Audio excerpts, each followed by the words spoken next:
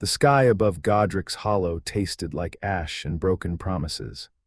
That was how she would remember it later, not the sight of the ruined house or the sound of the crying infant, but the taste of the air. Magic had a flavor to those old enough to know how to sense it. Clean magic tasted like rain or copper, or sometimes, if it was very old, like sun-warmed stone.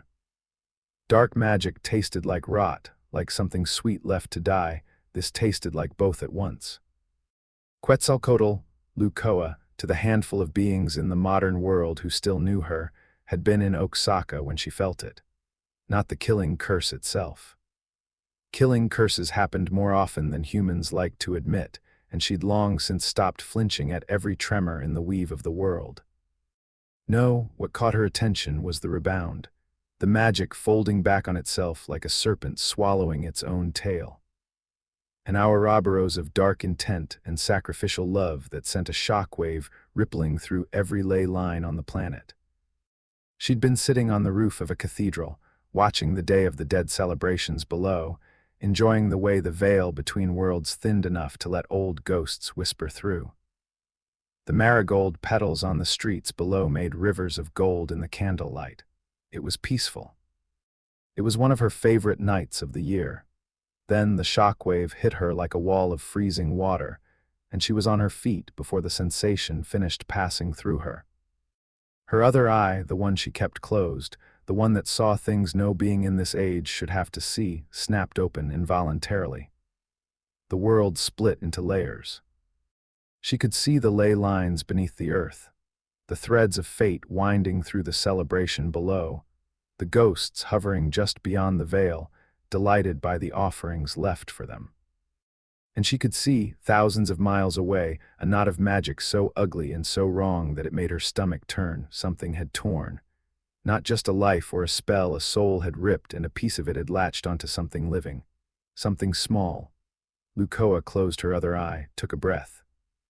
Let the cathedral roof grow warm beneath her bare feet. Then she stepped off the edge and was in England before the marigold petals finished settling. She materialized in the lane outside the village, downshifting her presence the way a human might lower their voice. Even suppressed, her aura made the hedgerows lean away and the autumn insects fall silent. She could feel the wards, human wards, wizard wards, clever and layered but ultimately built on principles she'd helped invent when these people's ancestors were still painting on cave walls. The Fidelius charm had already collapsed. Whatever secret it had protected was dead along with its keeper's trust. The house was at the end of the lane. Half of the upper floor was gone, blasted outward, roof beams jutting against the sky like broken ribs. A motorcycle engine growled somewhere nearby, a big man on a flying machine, his sobs loud enough to hear from the lane. She watched him from the shadows as he stumbled through the wreckage of the front door, and she heard the moment he found the woman's body because his crying changed. Became the low, wounded howling of someone confronting a loss too large to process. Luccoa pressed her hand to her chest. She knew that sound. She'd made it herself once, a very long time ago. She waited. She was very good at waiting. The big man emerged carrying a bundle. A baby, wrapped in a singed blanket. A vivid lightning bolt wound on its forehead that bled sluggishly and pulsed with wrongness. The child was crying, but softly, the way babies cried when they had already exhausted their screaming and had nothing left but the basic protest of discomfort and confusion. A man appeared at the other end of the lane. Thin, young, handsome in a reckless way, with dark hair and eyes that were currently wide with horror. He and the big man spoke. Luccoa caught fragments. James and Lily. He killed them. Give Harry to me, Hagrid. I'm his godfather. Dumbledore's orders. The young man surrendered his motorcycle. The big man flew away with the baby.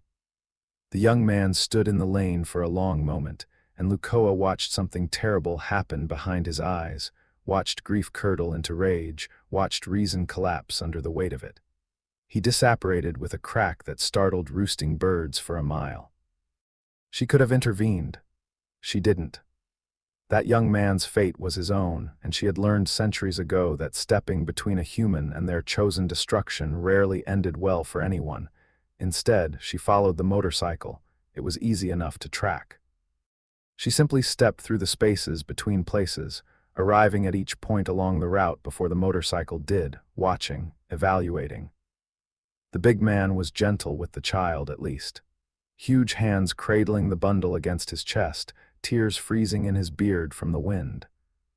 The baby had stopped crying and fallen into an exhausted sleep. The motorcycle's destination was a suburb in Surrey. Privet Drive. Luccoa arrived well ahead and stood on the pavement outside number 4, hands on her hips, studying the house with both eyes open. It was, by any measure, a profoundly ordinary house. Neat lawn, clean windows, a milk bottle on the step. The people inside were sleeping. She could feel the dull hum of their dreaming minds. 2 adults and 1 child. The adults dreamed of anxious, grasping things, promotions and appearances and the desperate maintenance of normalcy. The child, a toddler, perhaps a year old, dreamed of nothing at all, as very young children often did, their minds still too formless to conjure stories. This was where they meant to put him, the baby with the torn soul clinging to his scar. In this house that smelled like furniture polish and simmering resentment, Luccoa closed her other eye and frowned. She felt the old man before she saw him. His magic preceded him like perfume, powerful for a human, extraordinarily so, layered with decades of experience and a complexity that spoke of genuine brilliance. He appeared at the far end of the street with a soft crack, tall and thin and bearded, dressed in robes that would have looked absurd on anyone with less natural authority. Albus Dumbledore. She knew the name. She made it her business to know the names of the significant ones in every generation, the way a gardener keeps track of which plants might become trees. He didn't notice her. She was suppressing herself so thoroughly that she might as well have been a lamppost. He was focused, pulling out a device that clicked and whirred, extinguishing the street lamps one by one, plunging the lane into darkness. A cat on a nearby wall transformed into a stern-looking woman in a pointed hat, and the 2 of them argued in hushed voices about the baby, about the family inside, about the defeat of the dark wizard who had terrorized their world. Luccoa listened and learned. The baby was Harry Potter. His parents, James and Lily, were dead, murdered by a wizard called Voldemort, a name that made the stern woman flinch. But when Voldemort turned his wand on the baby, the killing curse had rebounded, apparently destroying him. Harry was famous. Harry was the boy who lived. And Dumbledore intended to leave him here on this doorstep, with a letter tucked into his blankets. "Albus, you can't," the stern woman hissed. "I've been watching them all day. These are the worst sort of muggles. That boy in there, Dudley, they were fighting over how many presents to bring him to the park. It is the safest place for him, Minerva. His mother's sacrifice created a protection tied to her blood. Her sister shares that blood. As long as Harry calls this place home, he will be shielded. But the way they'll treat him, he will be loved," Dumbledore said, and Luccoa heard the waver in it, the hope disguising itself as certainty. "In time, they will come to love him." The motorcycle descended from the sky with a sound like rolling thunder. The big man, Hagrid, touched down clumsily, climbed off, and presented the sleeping baby to Dumbledore with the tenderness of someone handling spun glass. More tears, more hushed conversation. Dumbledore laid the baby on the doorstep of number 4, tucked a letter into the blankets, and the 3 of them departed, Hagrid on the motorcycle, Minerva as a cat slipping into the shadows, and Dumbledore with a click of his lamp extinguisher that brought the street lights flickering back to life. The lane was quiet. November 1st, just past midnight, on the doorstep, Harry Potter slept. Luccoa stood over him and looked down. She opened her other eye. The baby was complicated. Layers upon layers, like a painting done over a painting done over a painting. The base was clean, a bright, strong magical core, remarkably developed for an infant, fed by 2 powerful magical bloodlines. Over that, the shimmering gold residue of the sacrificial protection, the mother's magic, the love shield, still warm, still actively wrapping the child like a second skin. Beautiful work, honestly. Luccoa had seen sacrificial magic before, had watched priests and priestesses offer themselves on her altars in the old days, but this was something purer. No ritual, no invocation, just a mother's refusal to let her child die. Raw and instinctive and ferocious. And then, over all of that, embedded in the wound on the child's forehead like a splinter driven into clean wood, the fragment. Luccoa's jaw tightened. She knew what it was. She'd seen this before too, in various forms across various civilizations. The Egyptians had a version. So did the practitioners in the Indus Valley and the sorcerers of the Shang dynasty. Splitting the soul to anchor yourself to life. It was an old idea and a universally terrible one. The magical world in this part of the world called them horcruxes. She called them abominations. The fragment in Harry's scar was small, a sliver, an accident, torn loose by the rebound of the curse and embedded in the nearest living thing. But it was alive in the worst sense of the word. She could see it pulsing, dark and oily, trying to burrow deeper, kept at bay by the golden light of the mother's protection but not destroyed by it. A parasite held in check but not removed. Dumbledore, brilliant as he was, probably couldn't see this layer. Human wizards didn't have the perceptual range. He might suspect something. The man was clever, but he couldn't see it the way she could. She could also see what he'd laid over the doorstep. Blood wards keyed to the sister inside, designed to activate when the baby crossed the threshold. Elegant work. It would protect Harry from outside magical threats as long as he lived with his mother's blood relative. It would do nothing about the threat already inside him. And it would do nothing about what this family, she glanced at the dark windows, feeling the petty, frightened dreams churning behind them, would do to his spirit. Luccoa knelt on the cold doorstep. The baby stirred. One tiny hand emerged from the blanket, fingers grasping at the night air, and she extended a finger for him to hold.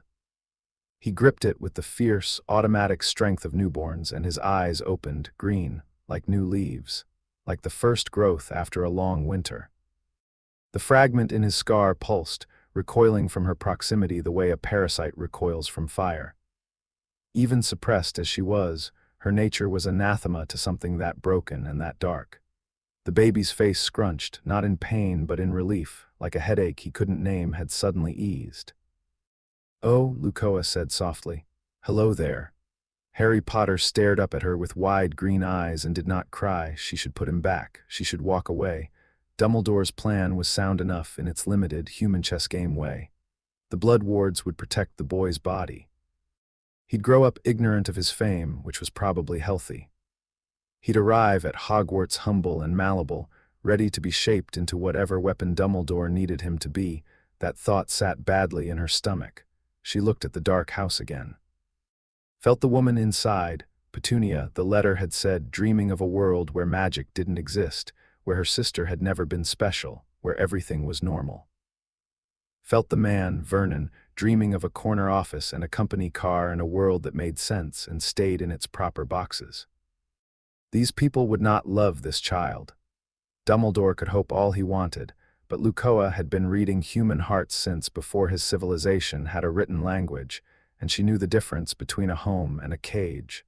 The baby squeezed her finger. His eyes were still open, still watching her face with the uncanny focus of a magical child. "Your mother loved you very much," Luccoa told him. "I can feel it all over you. She's still keeping you warm right now. Can you feel it?" Harry gurgled. "And there's something in you that shouldn't be there, and that old man with the beard was going to leave you here and hope for the best, and honestly, I think he means well. I think he genuinely believes this is the right thing." She paused, "But he's wrong." She picked up the baby. He was light, so light it was almost frightening.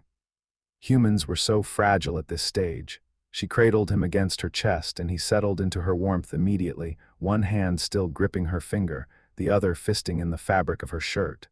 The letter from Dumbledore fell to the doorstep. Luccoa glanced at it, then reached down and picked it up. She read it quickly, a plea to Petunia, an explanation, a request to raise the boy as her own. She folded it and tucked it into her pocket. Then she reached out with her other hand and touched the doorstep where the blood ward matrix was anchored. She didn't break the wards, that would alert Dumbledore. Instead, she did something more elegant. She fed them a thread of her own power, so subtle and so carefully woven that it would take a master warder decades to notice. The wards would continue to report that Harry Potter lived at number 4, Privet Drive. They would ping reassuringly every time Dumbledore checked on them. They would, for all magical purposes, insist that the child was safely inside. He wouldn't be, but the wards wouldn't know that. "Let's go home," Luccoa said to Harry Potter. She stepped sideways through the world, and the doorstep of number 4 was empty. The place she'd been calling home for the past century or so was in southern Mexico, a sprawling hacienda built into the side of a jungle-covered hill, surrounded by ruins that tourists weren't allowed to visit because the magical protections made Muggles suddenly remember urgent appointments elsewhere. The wards here were not human wards. They were laid in the bones of the earth itself, woven into the root systems of ancient trees and the flight patterns of birds and the particular way the sunlight fell through the canopy at midday. Nothing entered this place without her permission. Nothing. She appeared in the central courtyard, where a fountain carved with feathered serpents burbled quietly in the pre-dawn darkness, and Harry Potter immediately began crying because the temperature change from an English November to a Mexican night, still warm, still humid, had startled him. "SHH, SHH, SHH," Luccoa murmured, bouncing him gently. "I know, big night, big changes, very rude of the universe to do all of this to you before you can even walk." She carried him inside, through rooms filled with the comfortable clutter of someone who had been alive for a very long time and liked to collect things. Bookshelves lined every wall, scrolls and codices and leather-bound volumes and tablets of stone and clay. Artifacts from civilizations that no human historian could name sat on shelves beside houseplints and empty teacups, and a truly alarming number of throw pillows. The nursery wasn't a nursery yet. It was a library. But Luccoa waved her hand, and the bookshelves obligingly shuffled themselves against the walls to make room for a crib that she materialized from memory. She'd seen human babies before, helped raise a few over the centuries. The crib was simple, wooden, warm. She lined it with blankets that she pulled from a pocket dimension where she kept useful things and laid Harry down in it. He cried harder. She picked him back up. He stopped. She put him down. He cried. She picked him up. He stopped. "Ah," she said, "one of those." She settled into a chair that hadn't been there a moment ago, cradled the baby against her shoulder, and hummed a melody that was old when the pyramids were young. Harry's breathing slowed. His tiny body relaxed into her. The fragment in his scar pulsed weakly, and she narrowed her eyes at it and pushed a tendril of warm, golden power toward it, not attacking, just insulating. Building a wall between the fragment and the boy's mind, the fragment recoiled. The scar stopped bleeding. "That's going to be a project." She muttered, "Can't just rip it out, it's tangled in your own magic now, like a vine growing through a wall. Pull the vine, you damage the wall, we'll have to be clever about it." Harry drooled on her shoulder. "I'm glad you agree." She sat there through the night, holding him, thinking. About the prophecy she could taste in the air around him. He reeked of it, the bitter ozone tang of fate. About the old man who had laid plans for this child before the boy could speak. About the dark wizard who had broken his own soul so many times that a piece had fallen off like a scab. About the green-eyed woman who had stepped between death and her son and said no. "I'll take care of him," Luccoa said to the ghost of Lily Potter, though the woman wasn't there to hear it. "I promise. I'll keep him safe, and I'll keep him happy, and I'll make sure he knows about you." The baby slept. The jungle breathed around them. Somewhere in the canopy, a Quetzal bird sang the first notes of dawn. Harry's first word was "Mama," and Luccoa cried for 3 hours. His second word was "No," which she found less moving but considerably more practical. His third word was "Bird," which he said while pointing at Luccoa's true form. Or rather, the small fraction of it she'd let slip while sunbathing on the courtyard stones in a shape that was part serpent, part Quetzal, part something that didn't have a name in any human language. She'd been about 15 feet long at the time, scales shimmering between green and gold, feathered wings spread to catch the afternoon sun. Harry had toddled over to her on unsteady legs, planted both hands on her snout, and said "bird" with absolute confidence. She'd laughed so hard she accidentally shifted back to human form, which made Harry shriek with delight and clap his hands, because as far as he was concerned, his mother turning from a giant feathered snake into a woman was the funniest thing that had ever happened. By the time he was 3, Harry could speak English and passable Spanish, had memorized the names of every plant in the garden, and had accidentally set a tree on fire with accidental magic after a tantrum about bedtime. Luccoa had watched the tree burn with an expression of genuine surprise, which was not an expression she wore often. "Well," she'd said, extinguishing the flames with a thought, "that's advanced." Harry, tear-streaked and already sorry about the tree, had looked up at her with those impossible green eyes and asked, "Did I do bad?" She'd knelt down and smoothed his wild hair. It stuck up in every direction, just like his father's, a fact she found both endearing and slightly annoying. "You didn't do bad, Mijo, you did big. There's a difference. Your magic came out because you were feeling something very strong, and that's normal. It means you're powerful, which is good. We just need to teach your magic some manners, that's all. Like table manners, exactly like table manners. Your magic needs to learn to use a napkin." He'd giggled at that, and she'd carried him to bed, and the next morning they'd started what she called feelings lessons, learning to notice his emotions before they spilled over into his magic. Breathing exercises, meditation. Not the rigid, suppressive kind that human wizards used to discipline young magicals, but the expansive kind. Feel everything, acknowledge it, let it move through you, don't bottle it up. Magic is like water. She told him, sitting cross-legged in the garden while 4-year-old Harry tried to copy her pose and mostly succeeded. If you try to trap it, it breaks whatever you put it in. If you let it flow, it goes where you guide it, like the fountain, exactly like the fountain. He learned fast. Frighteningly fast, actually. By 5, he could consciously direct his accidental magic, could reach out and make flowers bloom or coax butterflies onto his finger or warm a cup of cocoa that had gone cold.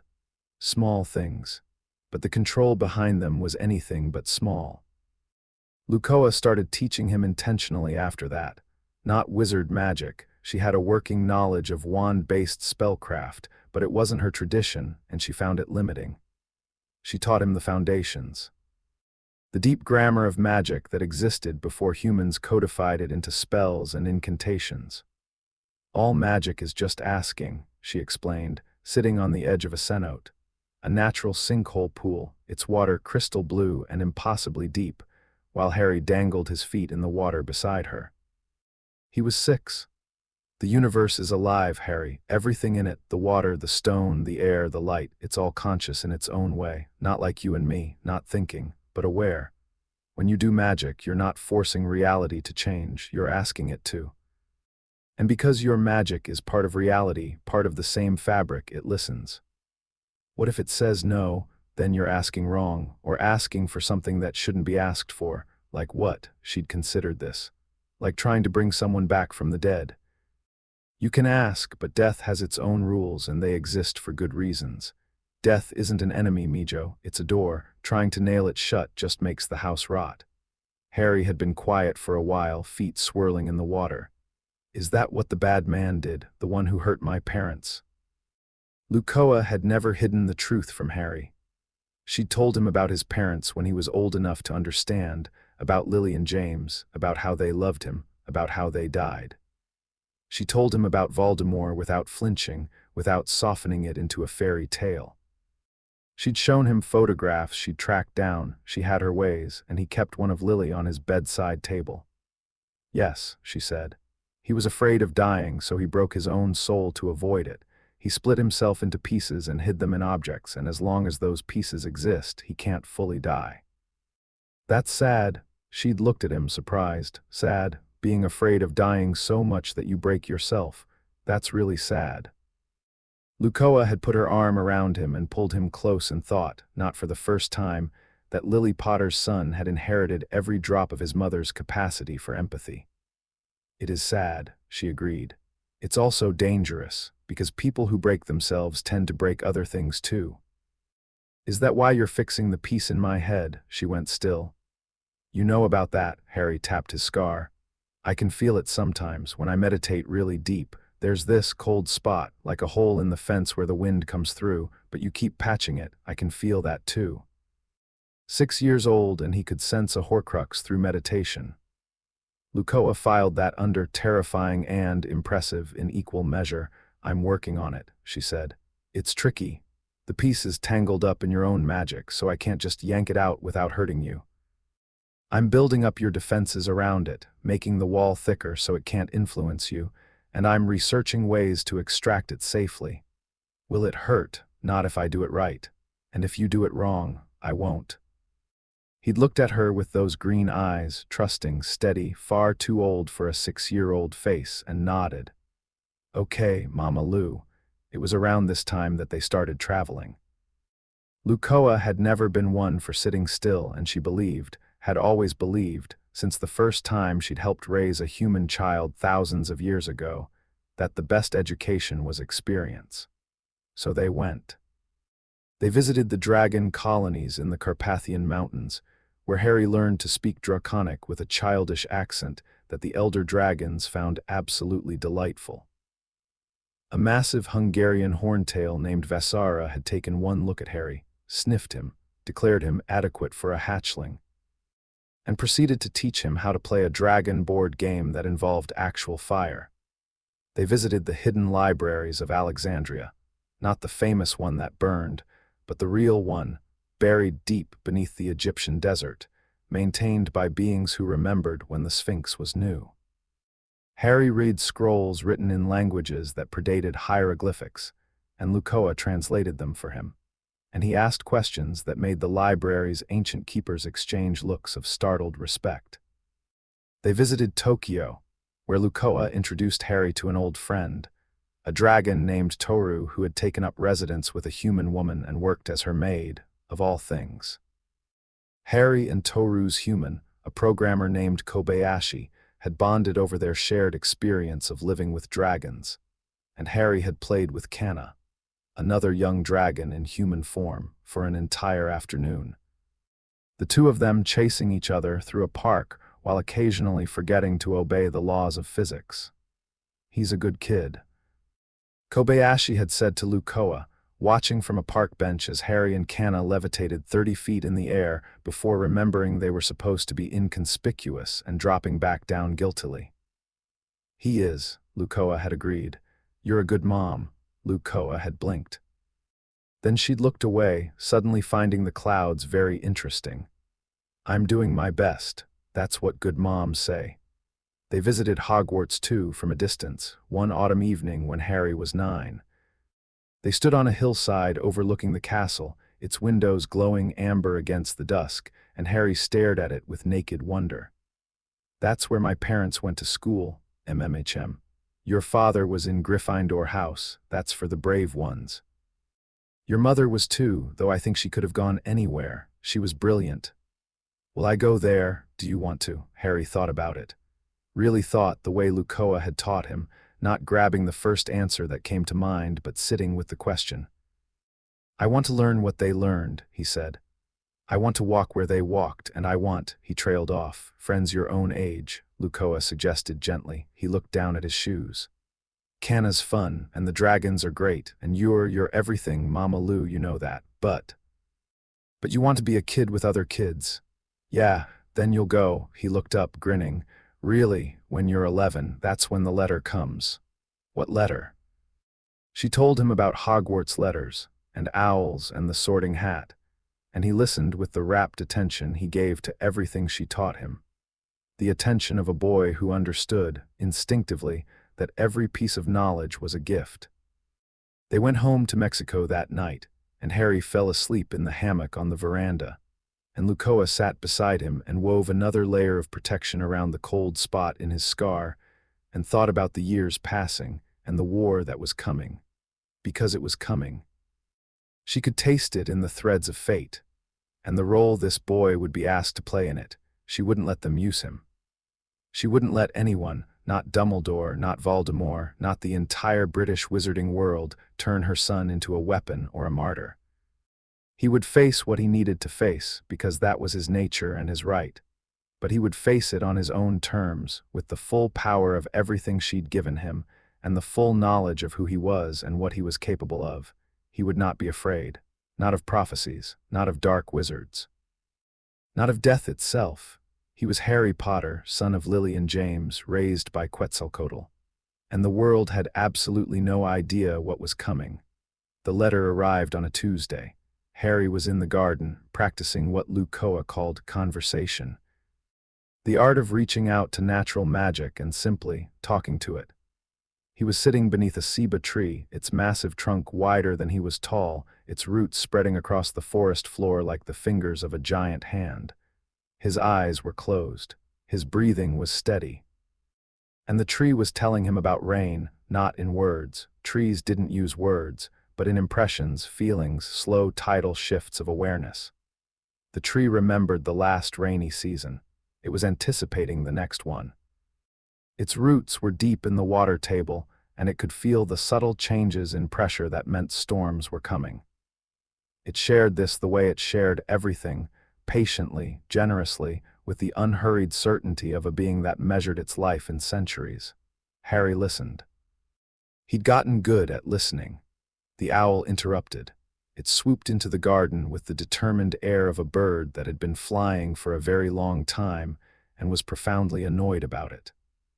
It was a tawny owl, its feathers ruffled by the journey from Britain to Mexico, and it landed on Harry's knee with a thump and stuck out its leg with an expression that clearly communicated, "Take this letter, or I will bite you." Harry opened his eyes. "Oh, hello," the owl hooted impatiently. He took the letter. Heavy parchment, emerald green ink, sealed with a wax crest showing a lion, a serpent, a badger, and an eagle surrounding a large letter H. His heart hammered. Mama Lou. She appeared in the garden doorway, coffee in hand, wearing an oversized t-shirt with a faded Aztec calendar print and shorts, her green blonde hair loose and slightly tangled from sleep. She looked like she'd been awake for about 4 minutes, which she had. Luccoa was many things: ancient, powerful, wise, terrifying when provoked, but she was not a morning person. Harry held up the letter, vibrating with excitement. It came, it came, it came, it came, she blinked. Then she smiled, wide and warm, and set her coffee down on the garden wall. Well. Open it. He tore it open. Read it aloud, stumbling over the formal language in his excitement. Dear Mr. Potter, we are pleased to inform you that you have been accepted at Hogwarts School of Witchcraft and Wizardry. Mama Lou, I got in. Of course you got in, Mijo. You were on their list the day you were born. Can I go? You said I could go when I turned 11, and I turned 11 last week. I said you could go, and I meant it. Harry threw himself at her, and she caught him, laughing, swinging him around. He was getting too big for this, gangly and coltish at 11, all elbows and knees, but she was a dragon and his weight was nothing to her. When can we get my supplies? The letter says, it says I need robes and books and a cauldron and wait, a wand. I've never used a wand. I know. It'll be an adventure. Can we go today? Luccoa looked at the owl, which had found the fountain and was drinking from it with aggressive determination. She looked at the letter. She looked at her son's face, Lily's eyes, James's hair, a smile that was entirely his own, and felt something complicated move through her. Joy and fear and pride and the deep, aching awareness that time was passing even for an immortal, and that the small creature she'd lifted from a doorstep was becoming a person, was stepping into a world that would try to claim him. We can go today, she said, but we need to talk first. They sat on the veranda in the hammock, the way they always did for important conversations. The jungle hummed around them, toucans called from the canopy. The ceiba tree's roots creaked in the morning warmth. The wizarding world knows your name, Luccoa said. You know that, the boy who lived. Yeah, Harry said it without any particular weight. It was a fact about himself, like having green eyes or a scar. When you show up at Hogwarts, people will have expectations. They'll have a story about you in their heads, a story they've been telling for 10 years. Some of them will expect a hero. Some will expect a victim, some will expect a weapon. What should I expect? Good teachers and bad ones. Good students and bad ones. A castle full of magic that's genuinely wonderful, even if it's limited compared to what you've learned. And a headmaster who's been planning for your arrival since the night I took you. Harry's expression sharpened. He knew about Dumbledore. Luccoa had told him everything, the doorstep, the letter, the blood wards, the plan. She'd been fair about it, presenting Dumbledore as someone who genuinely cared, but who had a troubling tendency to treat people like chess pieces. You think he'll try to control me. I think he'll try to guide you. Which isn't the same thing, but can end up in the same place if you're not paying attention. What should I do? Be yourself. Learn everything you can. Make friends, real ones, not political allies, not followers, friends, people who like Harry, not the boy who lived. She nudged him with her shoulder. And if anyone gives you trouble, remember what I taught you. Harry grinned. Ask the universe nicely and it'll sort them out. That's my boy, now. She stood up and stretched, and for just a moment, her shadow on the veranda wall was not the shadow of a woman but something much, much larger, with wings and coils and feathers that caught light that wasn't there. Let's go shopping. Diagon Alley was the most gloriously chaotic place Harry had ever seen. He'd been to dragon colonies and hidden libraries, and the lost temple complexes of civilizations that history forgot. He'd stood at the bottom of the Pacific Ocean in an air bubble while Luccoa showed him ruins that predated the last ice age. He'd meditated in the caldera of an active volcano because Luccoa said the fire elementals there were chatty. He had, by any measure, an extensive frame of reference for magical places.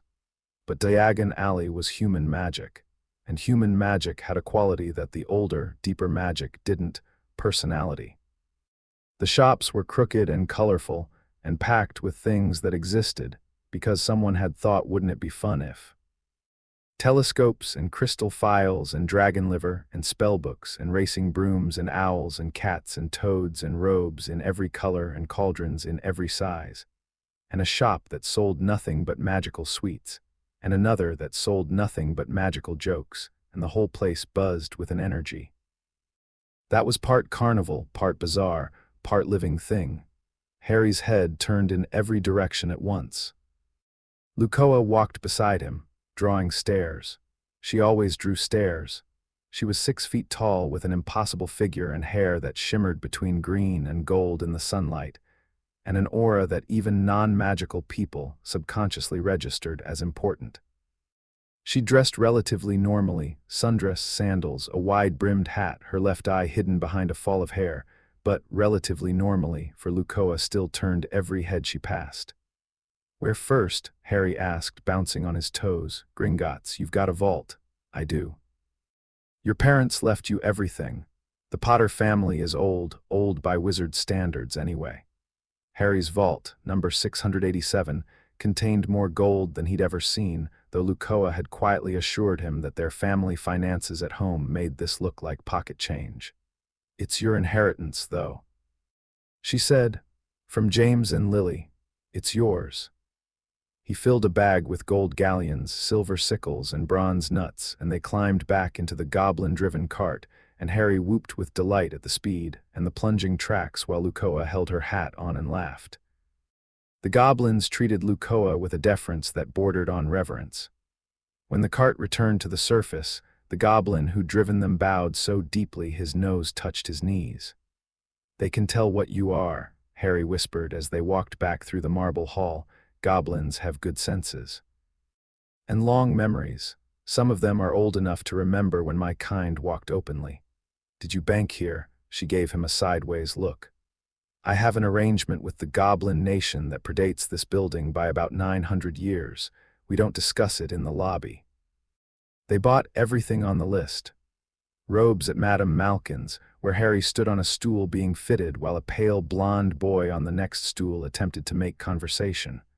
Hogwarts too? The boy asked. He had a pointed face and an accent that dripped with the kind of wealth that wanted you to notice it.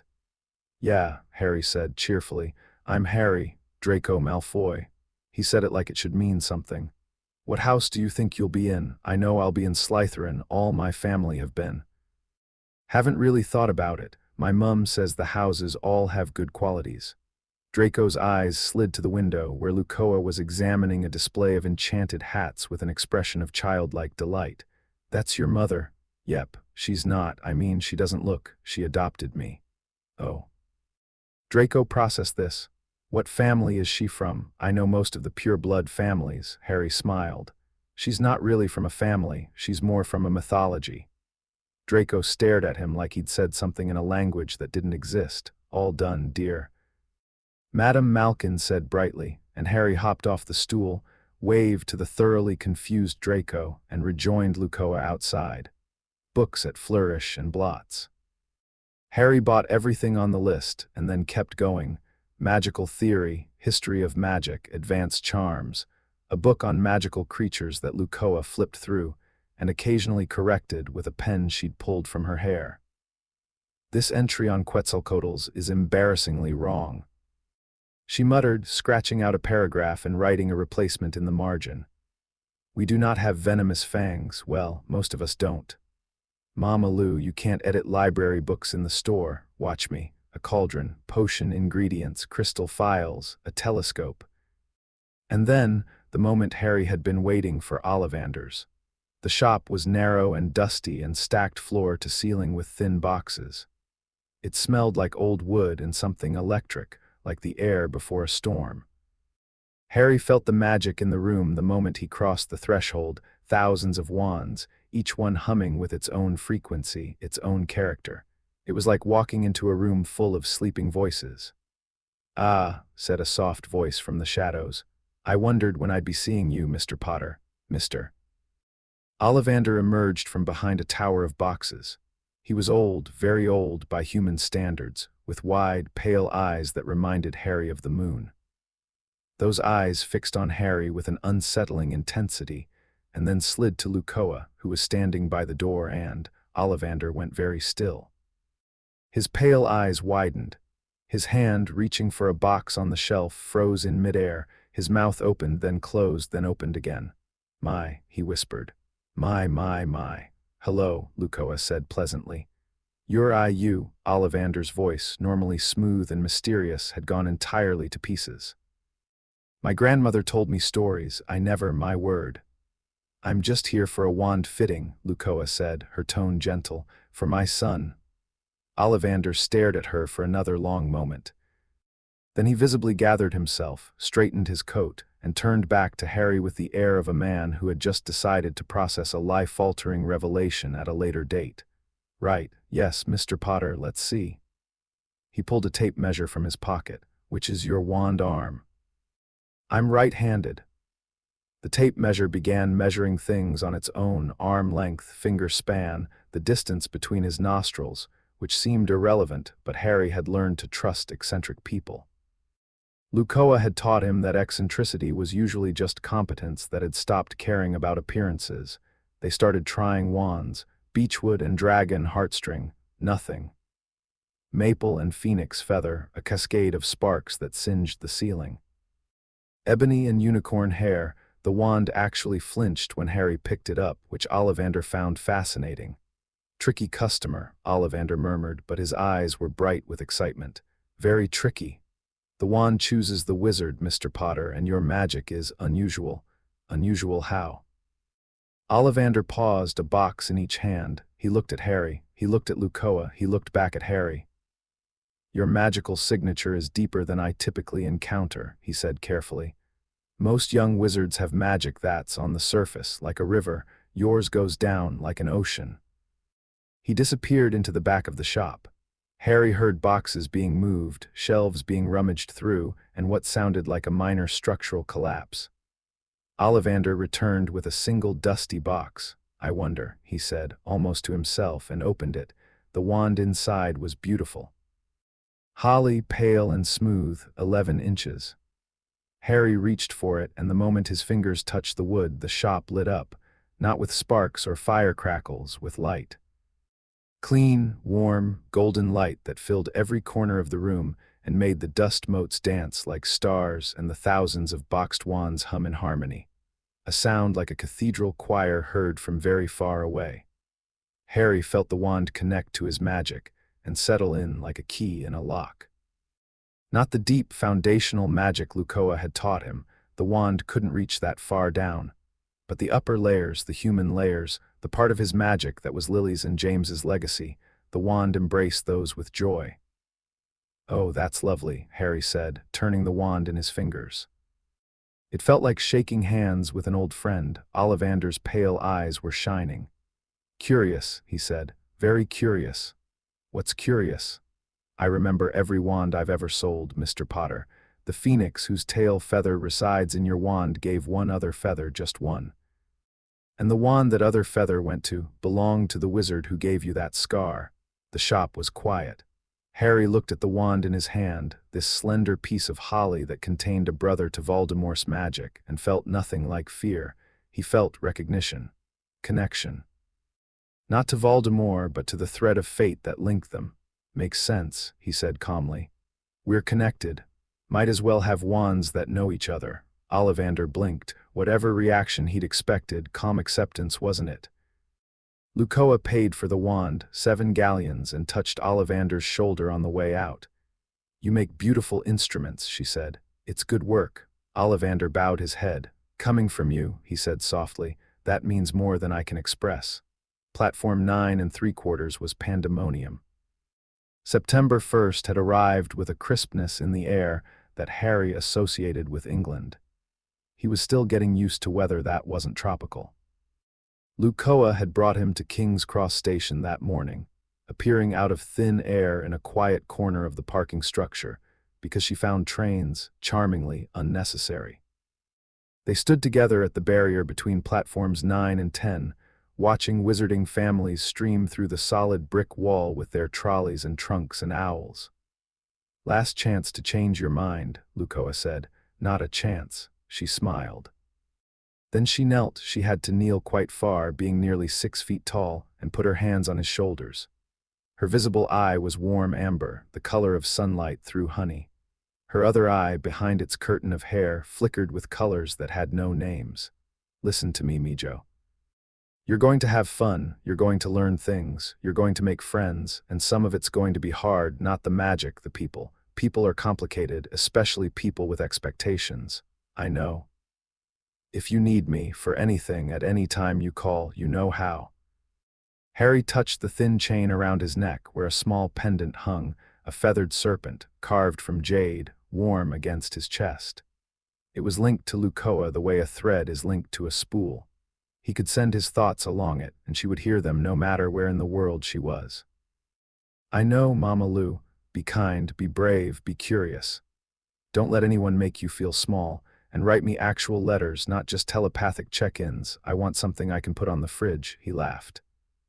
She pulled him into a hug, and he buried his face in her shoulder, and for a moment he was not the boy who lived or the heir of Potter or the dragon-raised prodigy. He was just a kid saying goodbye to his mum on the first day of school. "I love you," she whispered into his messy hair. "Love you too." She let him go. He straightened up, pushed his trolley toward the barrier, and looked back one last time. Luccoa waved, bright and beaming, and he grinned and ran through the wall. The Hogwarts Express was scarlet and magnificent, belching steam into the enclosed platform like a living thing. Students swarmed the platform, older ones greeting friends, younger ones clinging to parents, owls hooting, cats hissing, trunks thudding. Harry navigated the chaos with the ease of someone used to much more dangerous environments and found an empty compartment near the middle of the train. He was stowing his trunk when a voice came from the corridor. "Excuse me, is anyone sitting here? Everywhere else is full." Harry turned. A tall, thin boy with red hair, freckles, and a smudge of dirt on his nose stood in the doorway, looking hopeful and slightly anxious. "All yours," Harry said, gesturing to the opposite seat. The boy's face split into a relieved grin. He hauled his battered trunk in and collapsed onto the seat. "Thanks, I'm Ron Weasley." Harry Potter." Ron's eyes went wide. They did the predictable thing, flicked up to Harry's forehead. Harry pushed his fringe aside obligingly, showing the lightning bolt scar. "Blimey," Ron breathed. You're really, yep." Ron seemed to struggle between awe and the desire to act normal one, though it was a close fight. That's cool. Do you actually remember any of it? You know who and everything, just a green light. My adoptive mum told me the rest. You were adopted. The papers all said you were living with muggles. The papers got it wrong. Who adopted you? Harry thought about how to answer this. Someone really special. He said, and something in his tone gently closed that door, and Ron, who had the emotional intelligence of someone raised in a large, loving family, accepted it without pushing. They talked about everything else instead. Ron's family, 6 siblings, all Gryffindors, his twin brothers who were apparently agents of chaos. Quidditch, Ron was a fanatic, and Harry had played aerial games with actual dragons but decided not to mention that just yet. Hogwarts, what to expect, which teachers were good, which were awful. There's Snape, Ron said darkly, unwrapping a squashed sandwich. Potions master. Everyone says he's horrible, and he's head of Slytherin, so, my birth dad apparently tormented him in school, Harry said. Ron blinked. How do you know that? My mum researched my parents' history. She's very thorough. Your mum sounds, Ron searched for the word. Intense, Harry laughed. You have no idea. The compartment door opened again. A girl with bushy brown hair and already wearing her Hogwarts robe stood in the doorway, her expression a mix of urgency and authority that Harry found immediately endearing. Has anyone seen a toad? A boy named Neville's lost one. No toads here, Ron said. The girl noticed Harry and opened her mouth and then closed it. She frowned. Harry could almost see the gears turning. You have an unusual magical aura, she said. Harry raised an eyebrow. You can sense magical auras. Not exactly, there's something. She shook her head, frustrated. Never mind, I'm Hermione Granger. Who are you? Harry Potter. Oh, I've read all about you in modern magical history and great wizarding events of the 20th century. Half of it's probably wrong, Harry said cheerfully. But it's nice to meet you, Hermione. She stared at him. Then she smiled, a real smile, not the performative one she'd walked in with. It's nice to meet you too. She sat down without being invited, which Harry respected enormously. Now, tell me what they got wrong. The castle was everything Harry had imagined and more. They crossed the lake in boats, Hagrid's booming voice directing them, the giant squid's tentacles occasionally breaking the surface. And when Hogwarts appeared around the bend, its windows blazing with light against the star-filled sky, Harry felt his breath catch, not because of the magic. The magic was impressive but not unfamiliar. He could feel the castle's wards, the layered enchantments built up over 1,000 years, the semi-sentient awareness of the building itself. It was good work. Deep work. The kind of magic that accreted over centuries like coral building a reef. No, what caught his breath was the history. His parents had seen this same view, had sat in these same boats, had looked up at these same towers. He could almost feel them, not as ghosts, but as echoes.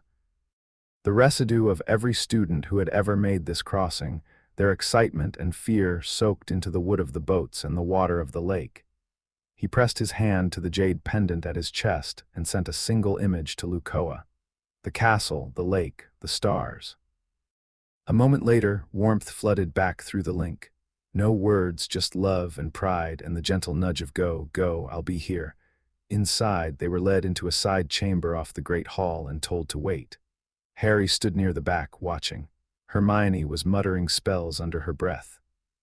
Ron looked like he might be sick. A round-faced boy, Neville, the toad loser who'd found his toad, was clutching his pet like a lifeline.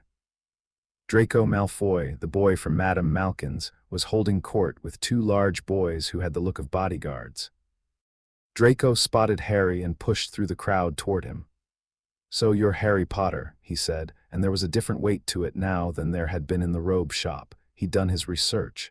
I'm Draco Malfoy. We met briefly in Diagon Alley. I remember. You'll find some wizarding families are better than others, Potter. You don't want to go making friends with the wrong sort. His eyes flicked to Ron, then back. I can help you there. He extended his hand. Harry looked at it. He looked at Draco, really looked the way Luccoa had taught him. Not just at the surface, but at what was underneath. And what he saw was a boy who was terrified, terrified of failure, of disappointing his father, of being less than the name he carried.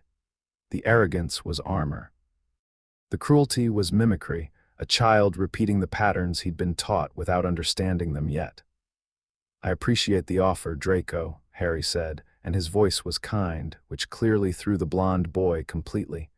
"But I think I'm okay choosing my own friends, nothing personal." Draco's hand hung in the air for a moment. His face went through several colors. He opened his mouth for what was clearly going to be something cutting, and then a stern voice cut through the chamber. "We're ready for you." Professor McGonagall led them into the Great Hall, and Harry forgot about Draco entirely because the Great Hall was magnificent. The enchanted ceiling showed the night sky, clouds and stars and a sliver of moon, and thousands of candles floated in midair, and 4 long tables filled with students stretched the length of the room, and at the head table sat the teachers, and in the center of the head table sat Albus Dumbledore. Harry felt the old man's attention land on him like a physical weight. Dumbledore's blue eyes found him across the crowded hall with the precision of a hawk spotting a mouse, and Harry met that gaze without flinching. "I know who you are," Harry thought. "I know what you planned. I'm here anyway." Something flickered in Dumbledore's eyes. Surprise, maybe, or recognition. The Sorting Hat sat on a 3-legged stool. It sang a song about the 4 houses that Harry found charming. Then McGonagall began calling names. Granger, Hermione. Hermione nearly sprinted to the stool. The hat sat on her head for about 40 seconds. Harry could feel it working, probing, evaluating, before shouting, "Gryffindor." Hermione beamed and hurried to the Gryffindor table, where the Weasley twins cheered loudly. "Malfoy, Draco." The hat barely touched his head. "Slytherin." Draco swaggered to the Slytherin table, his earlier embarrassment buried beneath fresh confidence. "Longbottom, Neville." Neville tripped on the way to the stool. The hat took a long time with him, almost 4 minutes, before finally calling Gryffindor. Neville looked stunned, as though the hat had made an obvious mistake, and hurried to the Gryffindor table still wearing it. He had to jog back to return it, ears burning. Then, "Potter, Harry." The hall went silent. Not the comfortable silence of people listening, but the sharp, breathless silence of an entire room simultaneously holding its breath. Whispers erupted. "Potter." The Harry Potter, did she say Potter? And every eye in the hall turned to him. Harry walked to the stool without hurrying. He sat down. McGonagall lowered the hat onto his head and, "Well," said a small voice in his ear. "This is unexpected." Harry felt the hat's consciousness touch his mind and immediately understood why it was surprised. His mental landscape was not what the hat was used to. Most 11-year-old minds were open fields, wide, untended, easy to read. Harry's mind was a layered thing, structured by years of meditation and magical training, with depths that went down further than the hat could reach. "You have very unusual defenses, Mr. Potter, not a clumsy, something older. And beneath them, my word. What are you, just a kid?" Harry thought. "Where do you want to put me? Where do I? The question is where you want to go. You do well in any house, you know. That mind, Ravenclaw, would worship you. That ambition, not for power, I see, but to protect what you love, Slytherin would sharpen you. That loyalty, that warmth, Hufflepuff would cherish you, and Gryffindor. You walked into this hall knowing that one of the most powerful wizards in the world is watching you, that the ghost of a Dark Lord wants you dead, and that every person in this room has expectations you never asked for. And you haven't broken a sweat. If that's not courage, Mr. Potter, I don't know what is. My parents were Gryffindors, they were, and you have your mother's heart." The hat's voice softened. "She sat where you're sitting. I remember everyone, Mr. Potter, I remember her. She was fierce." Harry smiled. "Go be fierce. Gryffindor." The Gryffindor table exploded. The Weasley twins started a chant, "We got Potter, we got Potter." And Ron, already sorted, was pounding the table with both fists. Hermione was clapping with slightly alarming intensity. Even the other tables were applauding, caught up in the moment. Harry took off the hat, set it on the stool, and walked to the Gryffindor table. He slid into a seat between Ron and Hermione, and the noise washed over him like warm water. "Welcome home," Hermione said. Harry looked up at the enchanted ceiling, where the stars of an English September hung in a sky he'd seen from the other side as a toddler, wrapped in a dragon's wings. "Yeah," he said, "it feels like it." At the head table, Dumbledore watched Harry Potter take his seat with an expression that was impossible to read. Beside him, a hook-nosed man in black robes, Severus Snape, stared at Harry with an intensity that bordered on pain, because the boy had looked up at the ceiling with an expression of wonder that was so purely Lily it had cut right through every wall Snape had built in 11 years. And somewhere far away in a hosianda built into a jungle hillside, Luccoa felt the pulse of warmth through the jade pendant and smiled. Her boy was home, both of them. Chapter 2, Old Magic.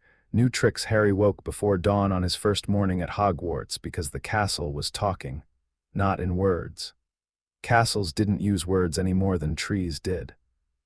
But Hogwarts was alive in a way that most magical structures weren't. 1,000 years of enchantment layered onto stone that had been quarried from mountains with their own deep magic. Built on a convergence of ley lines that hummed like struck tuning forks beneath the foundations. The castle dreamed, and its dreams were slow and vast and architectural, and Harry had been trained since childhood to listen to things that most people didn't know were speaking. He lay in his four-poster bed in Gryffindor Tower, curtains drawn, and let the castle's awareness wash over him. It knew he was here, it knew he was new.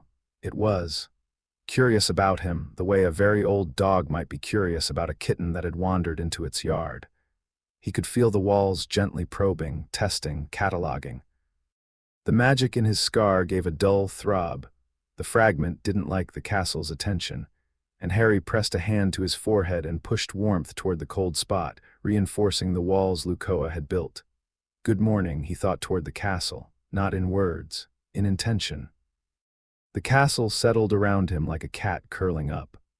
A draft from the window shifted, and the autumn air that crept through smelled suddenly of warm bread and wood smoke, the castle showing off, sharing its favorite sensations. Harry smiled into the darkness. Ron's snoring filled the dormitory, a steady, rumbling drone punctuated by occasional snorts that sounded like a congested walrus. Neville mumbled in his sleep. The other two boys in their year, Seamus Finnegan and Dean Thomas, were silent shapes behind their own curtains. Harry slipped out of bed, dressed quietly, and padded downstairs to the common room. It was empty at this hour. The fire had burned down to embers, casting long shadows across the worn armchairs and the carpet that generations of Gryffindor feet had softened to velvet. He crossed to the window and looked out. The Hogwarts grounds spread below him in the gray pre-dawn light. The lake was a sheet of pewter. The forbidden forest was a dark mass against the horizon. The mountains beyond were jagged silhouettes. And threading through all of it, visible to Harry's trained senses if not his physical eyes, were the ley lines, rivers of raw magic flowing through the earth like blood through veins, converging beneath the castle in a knot of power that made his teeth hum. He pressed his palm flat against the stone windowsill and reached down, not with his wand. The holly wand was upstairs on his bedside table, with himself. With the deep magic, the old magic, the magic that was less about spells and more about conversation, the ley lines pulsed in greeting. "Yeah." Harry murmured, "This is going to be a good year." The portrait of the fat lady was still snoring in her frame when Harry climbed through the portrait hole and out into the corridor. He wanted to explore before the castle filled up with students and schedules and expectations. He wanted to feel the place on its own terms. Hogwarts obliged. Corridors opened for him that he suspected didn't open for everyone, shortcuts and hidden passages, staircases that swung into alignment as he approached, doors that clicked unlocked at his touch. The castle was guiding him, showing him its secrets the way a proud homeowner might show a guest the garden. Harry followed its suggestions, and found himself in parts of the school that felt very old, sub-basements where the stone was rough cut, and the air tasted of deep earth.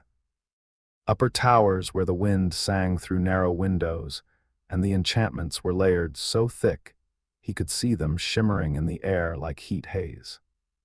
He found the room of hidden things entirely by accident, walked past a stretch of blank wall on the 7th floor and felt the space behind it, a pocket dimension folded into the architecture like a letter tucked into a book. He paused, interested, and the wall shivered but didn't open.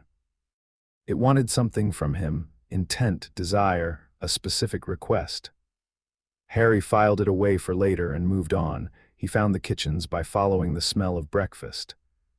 A painting of a bowl of fruit guarded the entrance, and when he tickled the pear, the castle suggested it, a gentle nudge in the right direction.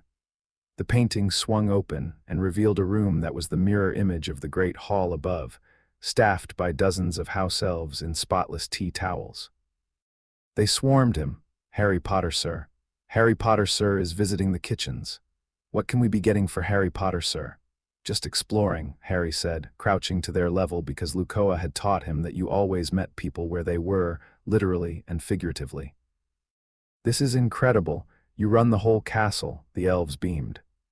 One of them, a tiny creature with ears like satellite dishes and eyes the size of tennis balls, pressed a plate of toast and eggs into his hands with an urgency that suggested refusing would cause genuine distress.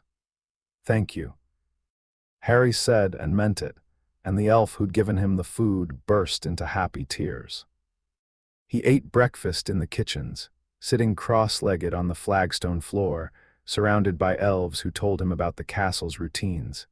The meals, the cleaning, the secret maintenance of a 1,000-year-old magical building. They spoke with pride and love and a bone-deep devotion to Hogwarts that Harry recognized as something real and complex and not entirely comfortable. He'd ask Luccoa about house elves later. There was something about their magic, the way it was bound, the way it served, that raised questions he wasn't sure he'd like the answers to.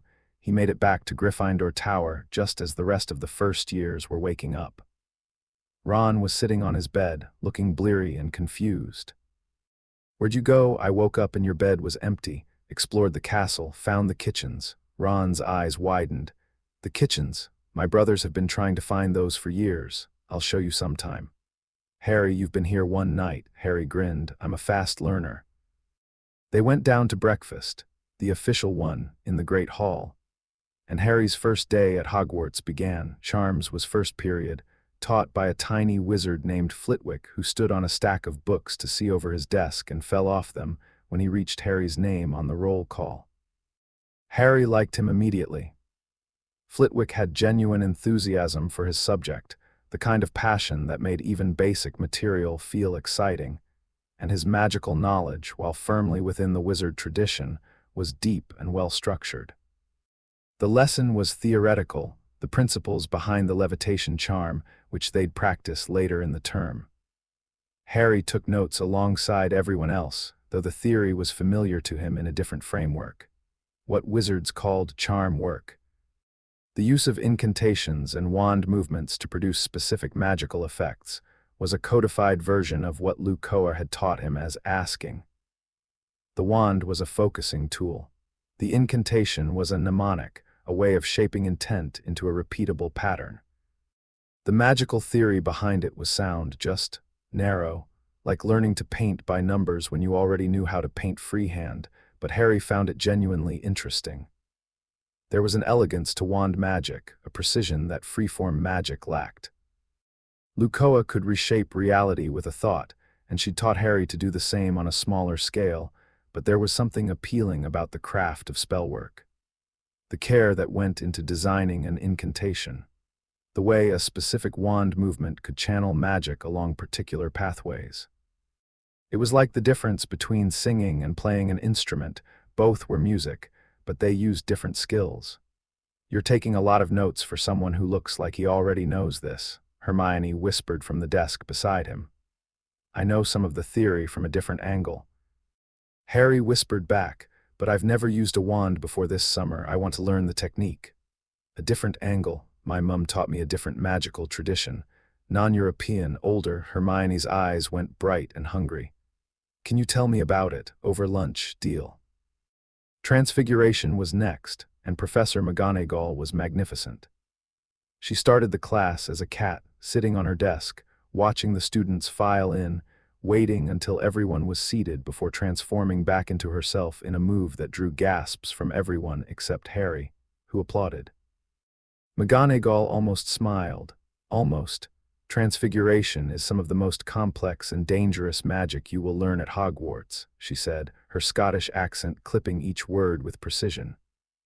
Anyone messing about in my class will leave and not come back. You have been warned. She had them taking notes on the fundamental principles of transformation, the Gamp exceptions, the relationship between the caster's will and the object's nature, the mathematical models underlying form shifting.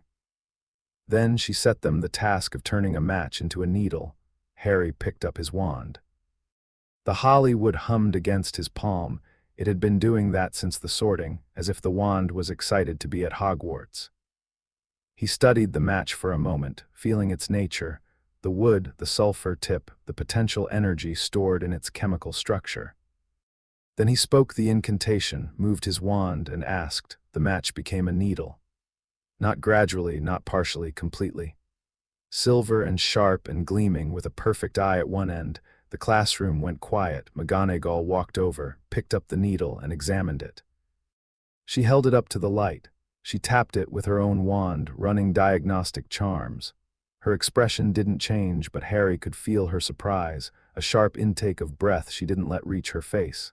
Perfect transfiguration, she said, on the first attempt. That hasn't happened in my classroom in 30 years. She set the needle down and looked at Harry with eyes that were evaluating him like a chess grandmaster evaluating a new player. 5 points to Gryffindor. Hermione, who had turned her match silver but not yet changed its shape, stared at Harry's needle with an expression that was equal parts impressed and competitive. Harry saw it and grinned at her. "I'll teach you the trick at lunch," he murmured. "What trick? You're thinking about the needle." "Visualizing it. That's good, but it's only half the equation. You also need to listen to the match. It has a nature, a preference for what it is. You have to acknowledge that before you ask it to change. Matches don't have preferences, they're objects. Everything has a nature. Even things that aren't alive." Hermione frowned at him, the frown of someone encountering an idea that didn't fit into her existing framework, but was too intellectually honest to dismiss it. She turned back to her match, stared at it for a long moment, and then did something different with her wand.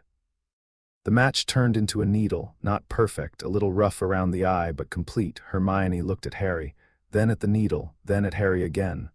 "Lunch," she said. "You're explaining everything." Lunch was a sprawling, joyous affair. Harry sat with Ron and Hermione at the Gryffindor table, loading his plate with shepherd's pie while Hermione peppered him with questions, and Ron contributed occasional commentary through mouthfuls of food. "So your mother taught you a different system of magic?" Hermione said, her own plate forgotten, a quill and parchment appearing from somewhere. "Non-European, older than the Hogwarts tradition. What's the theoretical basis?" "It's not really theoretical in the way wizard magic is," Harry said. "Wizard magic is codified, spells and incantations and rules. What my mum taught me is more relational. You're not commanding reality to change, you're communicating with it." "Communicating with reality," Hermione repeated, in the tone of someone writing it down while deciding whether to believe it. "Everything has awareness. Not consciousness, not like you and me, but awareness. Stone knows it's stone, water knows it's water. Magic is the language that connects all of it, and when you cast a spell, you're using that language. Wizard magic uses a very specific dialect, Latin-based incantations, wand movements, precise formulations. My mum's tradition uses a broader vocabulary." "That's," Hermione trailed off, quill hovering. "That's actually consistent with some of the fringe magical theory I've read. Hastings' unified magical theory posits that all spellwork is a form of communication with an underlying magical field, and that incantations are just formalized versions of a more intuitive process." "Your mum taught you all this?" Ron asked, looking impressed despite himself. "Who is she?" Harry took a bite of shepherd's pie. "She's old," he said, "really old and really powerful, and she'd be happy to tell you herself if you ever meet her." old and powerful. Ron squinted. She's not like a vampire or something. Definitely not a vampire, Avila, Harry laughed. No. But I appreciate the guessing game. Hermione was still writing. Can you show me some of this non-wand magic? Not here, somewhere private. Sure, tonight. The empty classroom on the 3rd floor, Hermione said immediately. I already mapped the castle's classroom schedule. 3rd floor east corridor, room 3B, is unused on Monday evenings. Ron stared at her. You mapped the classroom schedule. It's been one day. I like to be prepared. Harry decided right then that Hermione Granger was going to be one of his favorite people. Potions was in the dungeons, and Harry went into it knowing 2 things. Severus Snape had been in love with his mother, and Severus Snape had loathed his father. Luccoa had researched his parents' history thoroughly. She'd tracked down people who'd known them, read old school records through channels Harry didn't ask about, and pieced together a picture that was complicated and human and sometimes uncomfortable. James Potter had been a bully. Not a monster, he'd grown out of it, become a good man, died a hero.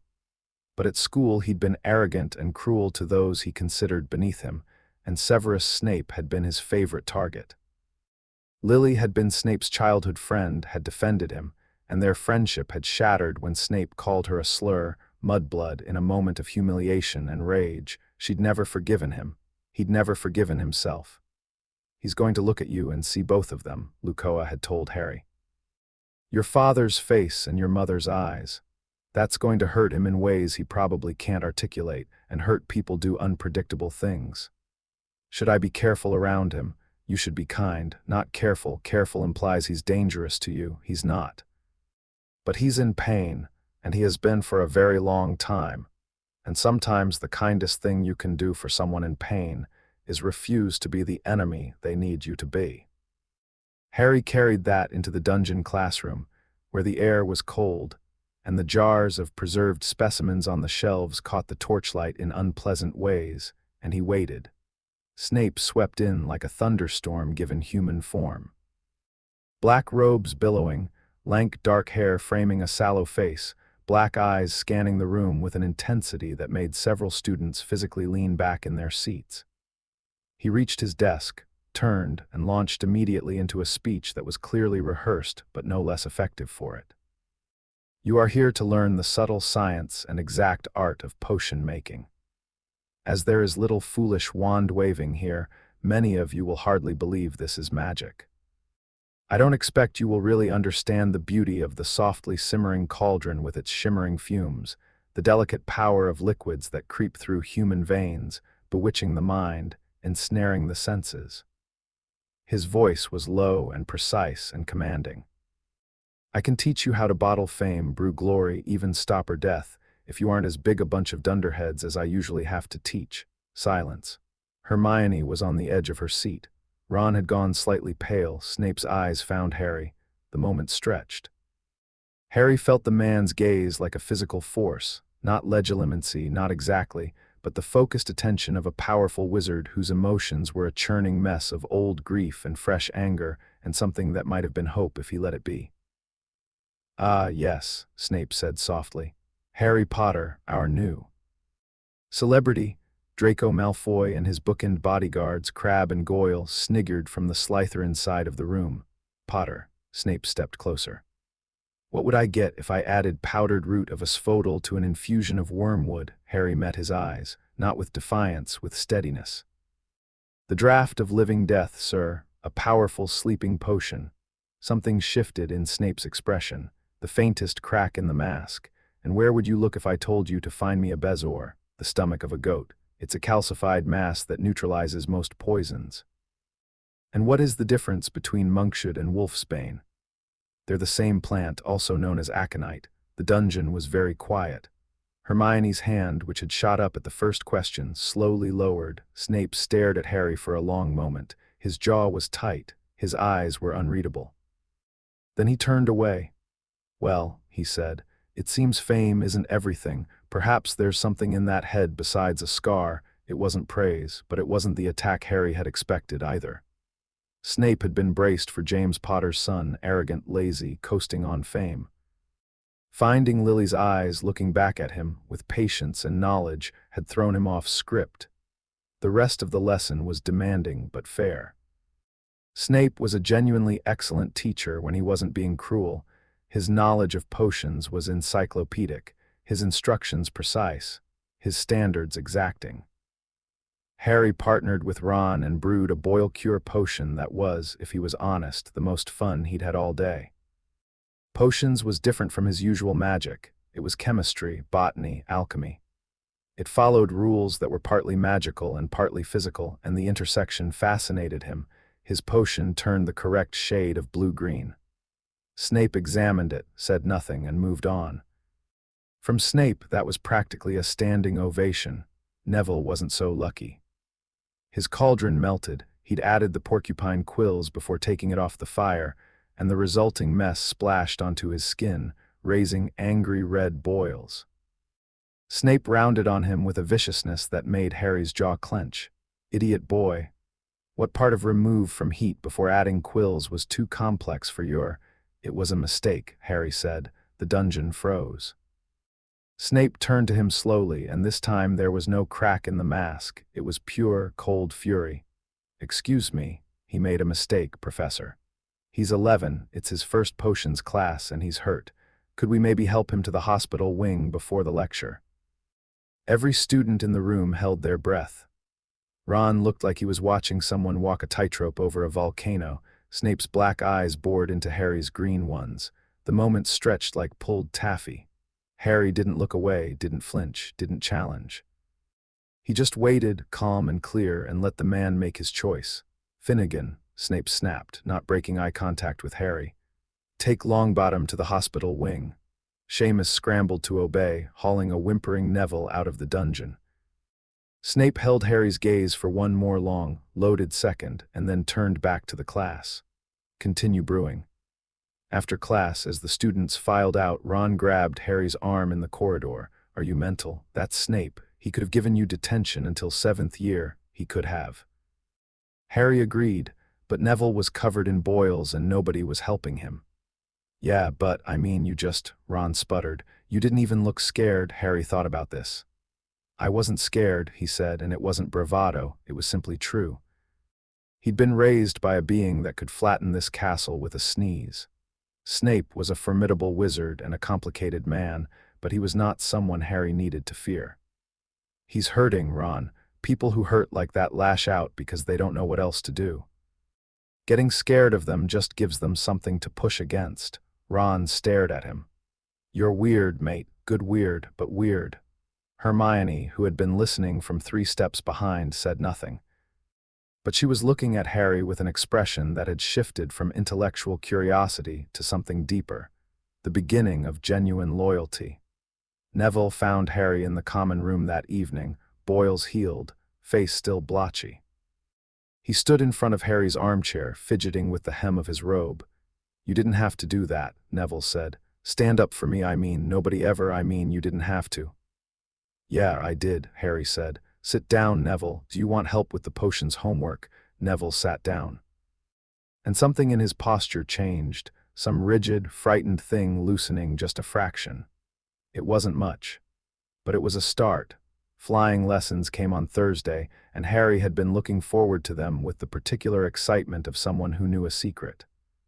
He'd learned to fly when he was 7, not on a broomstick, on Luccoa. She'd carried him on her back in her true form, or rather, a reduced version of it, only 30 feet from nose to tail, soaring over the cloud forests of Chiapas, banking through canyons, diving toward rivers and pulling up at the last second while Harry screamed with pure, unfiltered joy. She'd taught him to feel the air the way she did, not as an obstacle but as a partner, a medium to move through, responsive to intent and weight and the subtle language of flight. Later, she'd gotten him a broom. A good one, custom made by a Japanese enchanter who specialized in racing brooms for the Asian leagues. Harry had taken to it with the ease of someone who already understood flight in his bones and just needed to translate that understanding into a new format. So when Madame Hooch lined the first years up on the Quidditch pitch, each standing beside a school broom that looked like it had survived several wars and was bitter about all of them. Harry had to work not to vibrate out of his skin. Stick your right hand over your broom and say up. Madam Hooch commanded. Harry's broom leapt into his hand like a dog greeting its owner. It was the first broom to respond. Hermione's rolled over. Ron's didn't move. Neville's twitched reluctantly. They mounted. Madam Hooch walked the line, correcting grips and posture. Harry adjusted his hold. The school brooms handled differently than his broom at home, heavier and less responsive, but the fundamentals were the same. Now, on my whistle, kick off gently, hover for a moment, then lean forward and touch down. 3, 2, Neville's broom shot upward. It happened in an instant. The broom rocketed skyward like a cork from a bottle, Neville clinging on with both hands, his face white with terror. 20 feet, 40 feet, 60. The broom bucked and twisted, completely out of control, and Neville slipped sideways and Harry was already in the air. He'd kicked off the instant Neville's broom launched, acting on instinct so fast that his conscious mind caught up only after his body was already moving. The school broom was slow, clunky, fighting him at every turn, but Harry didn't need a responsive broom. He needed a broom that went where he pointed it, and his will was stronger than any enchantment on any school-issued broomstick. He climbed. Fast, the wind tore at his robes. Below, Madam Hooch was shouting something. Students were screaming. None of it mattered because Neville was 60 feet up and falling. The boy slipped off the broom. For one crystalline second, Neville Longbottom hung in the air, suspended between gravity and fear, and then he dropped. Harry Dove. He'd done this before, not with a person, but with rocks that Luccoa threw off cliffs for him to catch before they hit the ground. Trust your instincts, she'd always said. Your magic and your body know what to do. Get out of their way. He got out of their way. The school broom screamed, a high, thin whine of protest as Harry pushed it beyond every limit its manufacturer had imagined. He flattened himself against the handle, felt the air part around him, felt his magic pour into the broom and demand more speed. He caught Neville 20 feet from the ground. The impact was jarring. Neville was heavier than he looked, and the broom dipped dangerously under the sudden weight. But Harry had already shifted his center of gravity, angling upward, burning speed in a climbing turn that bled off their momentum without slamming them into the turf. Neville clung to him like a drowning man, sobbing, and Harry held him with one arm and steered with the other, and brought them down in a gentle, controlled descent that ended with both of them standing on solid ground. The silence lasted about 2 seconds. Then the pitch erupted. Students were cheering, screaming, jumping up and down. Ron was doing something that might have been a victory dance. Hermione had both hands over her mouth, eyes wide. Even the Slytherins looked stunned. Draco's mouth was hanging open in a way that would have been funny if Harry had been paying attention to it. Madam Hooch reached them at a run. Potter, that was, I've never in 30 years of teaching, is Neville okay? Harry asked because Neville was still clinging to him and shaking. Madam Hooch examined Neville, shaken, bruised but unbroken, and sent him to the hospital wing with a friend. Then she turned back to Harry, and her yellow hawk eyes were blazing. Where did you learn to fly like that? Harry thought about Luccoa in her true form, banking through cloud forests at 200 miles an hour. My mum taught me. Your mother must be one hell of a flyer. Madam Hooch shook her head. Stay here, all of you, stay here. She strode off toward the castle. The moment she was out of earshot, Ron grabbed Harry's shoulders with both hands. That was the most brilliant thing I've ever seen. You went into a dive, on a school broom. At that speed, Harry, that was professional level flying. That was better than professional. It wasn't that. It was that, mate, don't you dare downplay it. Charlie, my brother, he played Seeker for Gryffindor. He couldn't have done that dive, not on a school broom. Draco chose this moment to approach. He'd recovered from his shock and rearranged his features into a sneer, but it didn't sit right. There was something underneath it, something that looked uncomfortably like admiration trying to disguise itself. Enjoy the attention, Potter, breaking rules on the first week. I wonder what Dumbledore will think. I caught someone who was falling, Harry said mildly. I'd do the same for you. Draco's sneer faltered. He opened his mouth, closed it, and stalked away. Madame Hooch returned with Professor McGonagall, who took one look at Harry, said, "Follow me," and led him into the castle. Ron gave him a panicked thumbs up. Hermione mouthed, "You're not in trouble," with more confidence than she probably felt.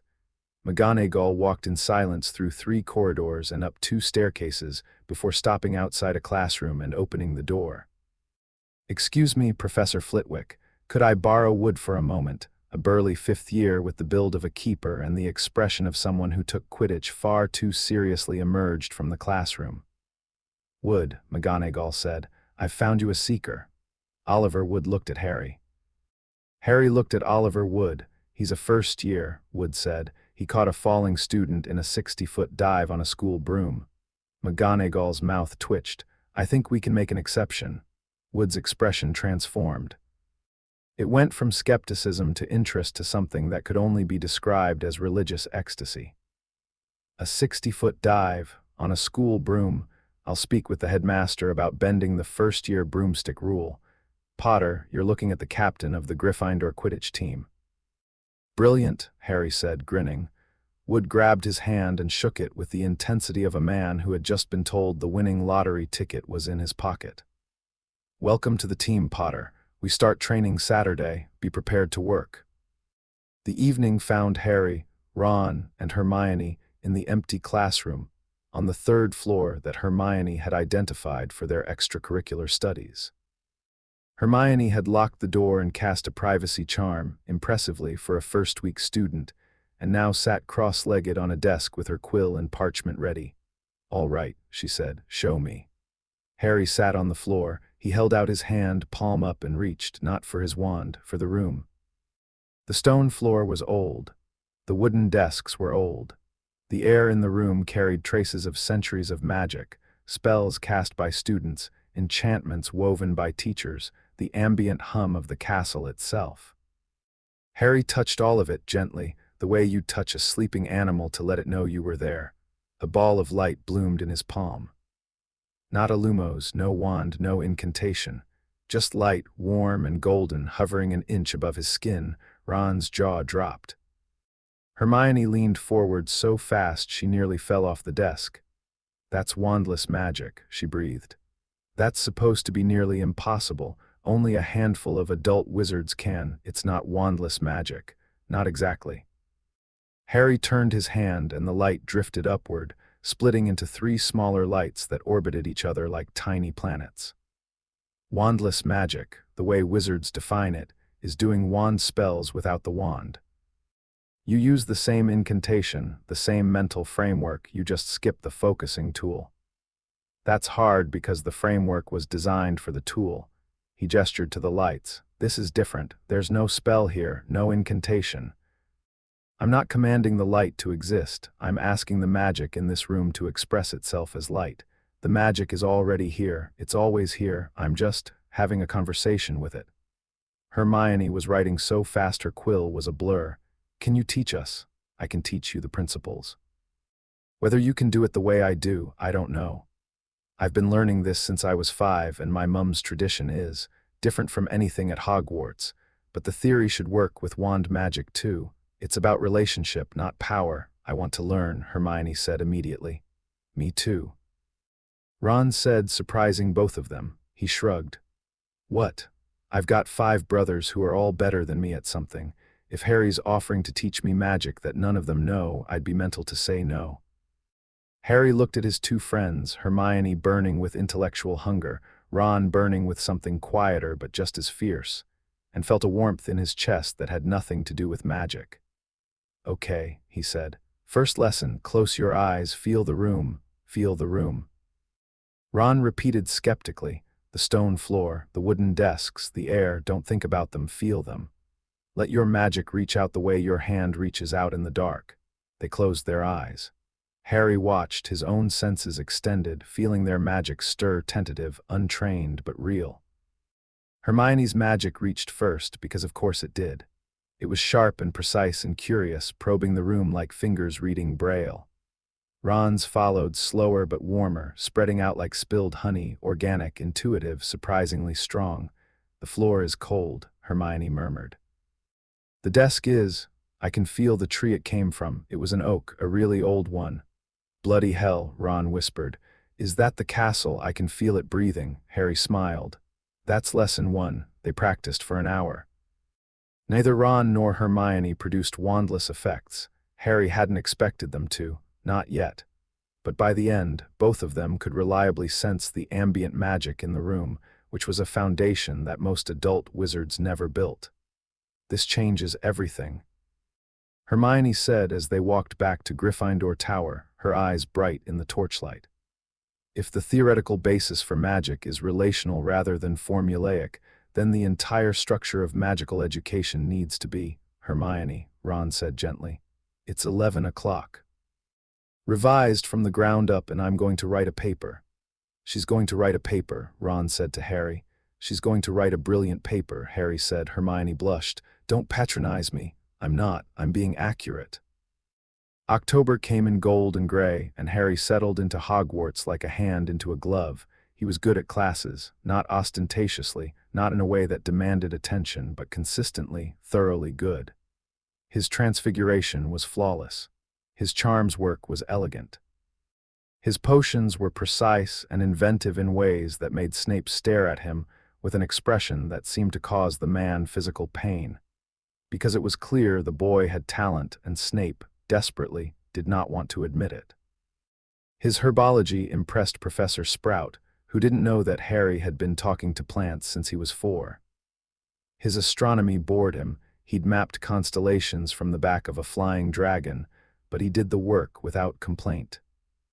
Defense against the dark arts was the only class that felt wrong. Professor Quirrell was a nervous, stuttering man in a purple turban who smelled like garlic, and taught his subject with the enthusiasm of someone reading a phone book. The other students found him pathetic. Harry found him terrifying. Not Quirrell himself, the thing attached to Quirrell. Harry felt it the first time he walked into the defense classroom, a dark, cold presence clinging to the professor like a shadow with weight. His scar throbbed.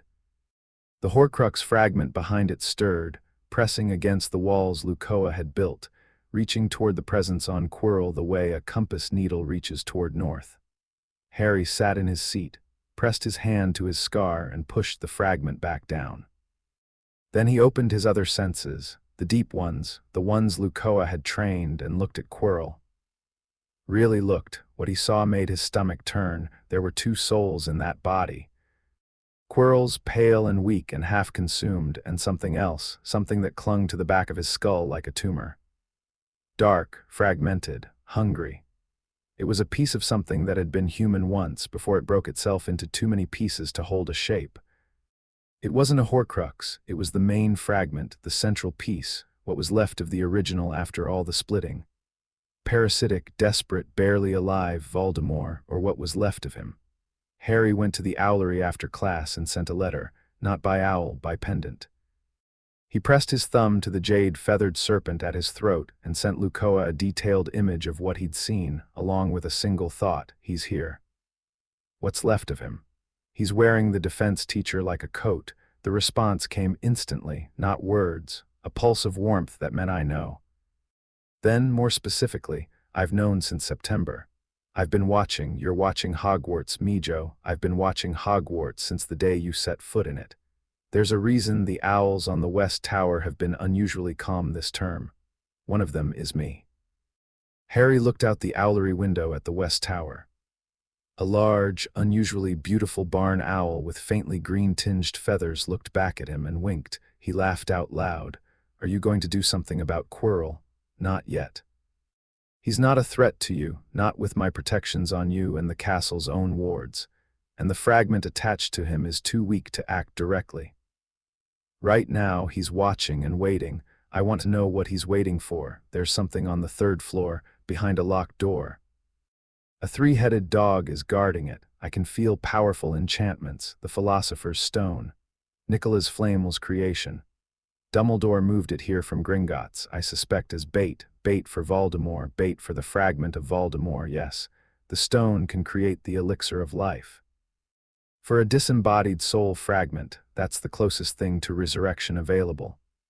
Dumbledore is using it to draw him out. Harry frowned at the owl that was his mother. Is Dumbledore using me as bait too? A pause.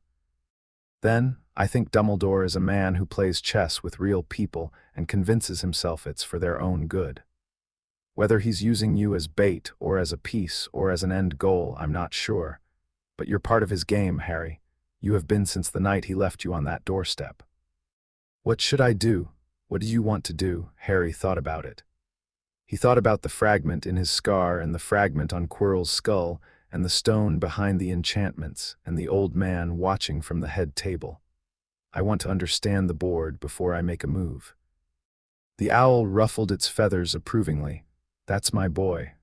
Halloween arrived and with it the troll. Harry was at the feast when it happened, sitting between Ron and Hermione, eating treacle tart and arguing cheerfully about whether the principles of transfiguration could be applied to music. Hermione said no. Harry said yes. Ron said he didn't care as long as someone passed the pudding. The great hall was magnificent, live bats, floating pumpkins, candles that smelled like cinnamon and wood smoke. Then Quirrell burst through the doors. Troll in the dungeons, troll in the dungeons. He staggered to the center of the hall, eyes rolling, turban askew, thought you ought to know. He said and fainted. The hall erupted into screaming chaos. Students leapt from benches, shouting, pushing toward the doors. Dumbledore rose and fired a cannon blast from his wand.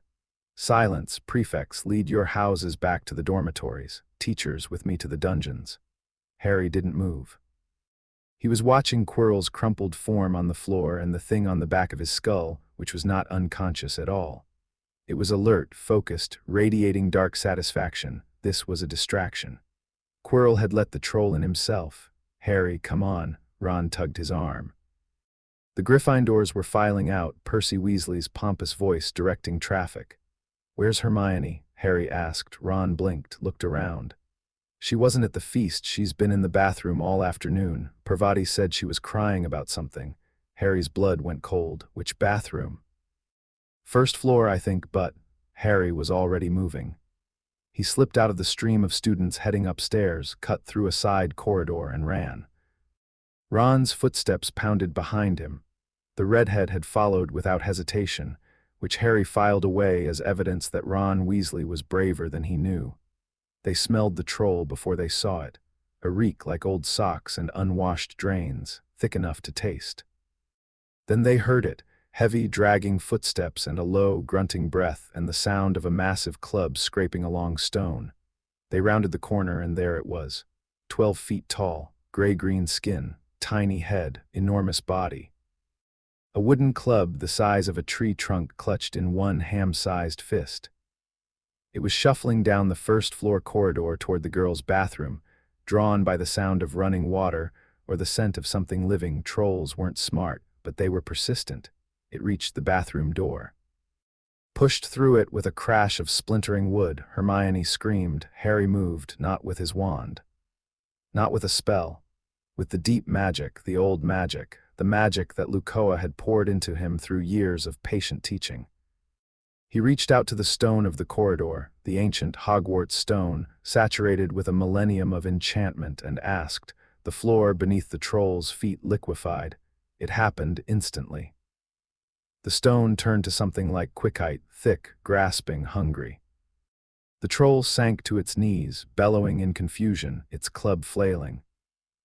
Harry walked toward it with his hand extended, and the stone flowed up the troll's legs like rising water, solidifying as it climbed, locking the creature in place. The troll roared. It swung its club. Harry sidestepped without looking. He could feel the air displacement, could sense the trajectory of the blow the way he could sense the path of a thrown stone, and pushed his will toward the club. The wood unraveled. Not broke, unraveled, returning to its component fibers, falling apart like a ball of yarn pulled from the center. The troll stared at its empty hand with bovine incomprehension. Harry looked up at the troll. It looked down at Harry. It was trapped to the waist in stone, disarmed, confused, and for the first time in its dim life outmatched. Stay, Harry said. The troll stayed. Ron appeared in the bathroom doorway, wand drawn, mouth open. Behind him, Hermione was pressed against the far wall of the bathroom, her face white, tears streaking her cheeks. "What did you?" Ron gestured at the troll, the stone, the pile of wood fibers that had been a club. "How did you what? Everyone okay?"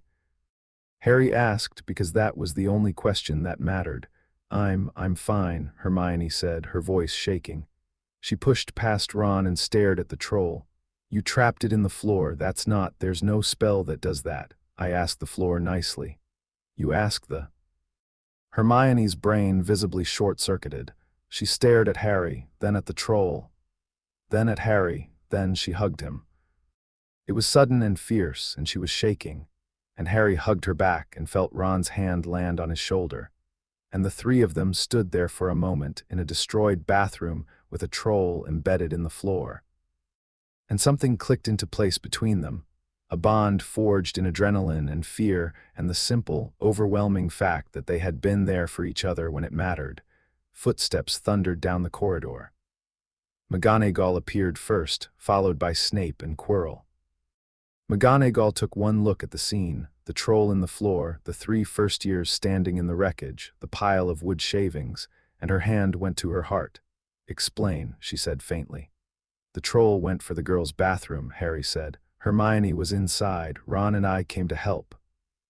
"And McGonagall gestured at the floor troll. "Mr. Potter, how did you do that?" improvised Professor. McGonagall looked at Snape. Snape was staring at the troll with an expression of naked shock, the first genuine, unguarded emotion Harry had seen on the man's face. Behind them, Quirrell was doing a very convincing impression of someone about to faint again, but Harry caught the flash of calculation in his eyes before the turban-wearing professor turned away. And beneath the turban, the dark presence seethed, 5 points each to Mr. Potter and Mr. Weasley. McGonagall said, her voice steady even if her hands weren't.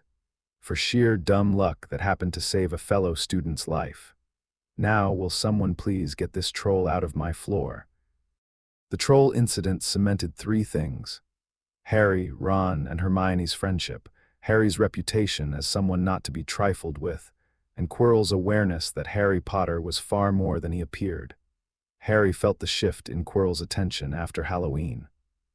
The dark presence on the back of his skull was no longer passive. It was actively studying Harry during defense classes, probing at the edges of his mental defenses, testing. The horcrux fragment in Harry's scar responded to this attention, pressing harder against its walls, reaching toward its other self. Harry reinforced his defenses and sent Luccoa detailed reports through the pendant. She responded with calm tactical advice and warm maternal reassurance, which was a very Luccoa combination. "He's getting impatient," Harry told her one evening in November, sitting in the owlery, watching the barn owl with green-tinged feathers preen itself on a rafter. "Something's pushing him toward the stone. He's dying," Luccoa replied through the link. "The host body, Quirrell, is failing, carrying a soul fragment like that burns through a human body. He needs the stone soon or he'll lose his anchor and go back to being a wraith. Should I stop him? Not yet. Let him make his move. When he does, you'll know what to do. You could stop him yourself," a pulse of amusement.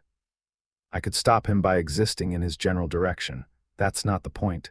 This is your world, Harry. These are your people, and you're ready. What if I mess up?"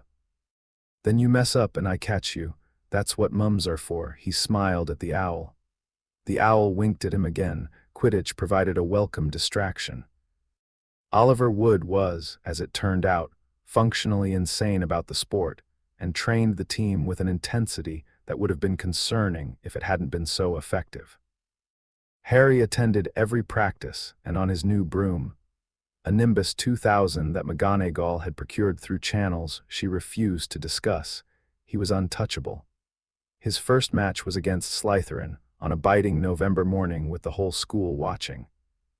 Harry rose into the air and felt the wind catch him and the broom respond to his will like an extension of his body, and he grinned so wide his face hurt. The game was chaos and joy. Bludgers screaming through the air, quaffles flying between chasers, the crowd roaring. Harry circled above it all, scanning for the snitch, riding the air currents with an ease that drew gasps from the commentator, Lee Jordan. a Weasley twin associate whose commentary was more entertainment than journalism. And Potter's flying like, well, I don't know what he's flying like because I've never seen anyone fly like that. Is he even holding on? He doesn't look like he's holding on. Professor, is he allowed to stand on the broom? He's standing on the broom. Harry was, in fact, standing on his broom. He'd spotted the snitch, a flash of gold near the base of the Slytherin goal posts, and had risen into a crouch for a better angle. It was a technique he'd developed while flying with Luccoa, where sitting down meant getting knocked off by a wing gust. He dove. The dive was vertical. Straight down. 90 degrees, the crowd screamed. The Slytherin seeker, a older boy named Higgs, tried to follow and pulled up after 10 feet, his nerve breaking. Harry didn't pull up. He plummeted like a stooping falcon, wind shrieking in his ears, the ground rushing up to meet him, his broom jerked. The handle bucked under him like a living thing, twisting, fighting his grip. Harry's feet slipped and he caught himself on the handle with both hands, hanging in midair, his legs swinging free. The broom was being jinxed. Someone was casting a hex on his broom, and it was strong, a focused, sustained countercharm that was trying to throw him off. He knew who it was, not Quirrell. The thing using Quirrell. The dark presence on the back of the professor's skull, focusing through Quirrell's eyes, channeling just enough power to make the broom bucking bronco while still maintaining its cover. Harry gripped the broom handle and closed his eyes.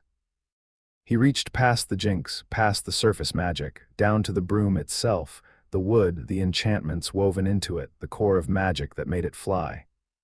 He asked the broom to trust him, not with words, with intent.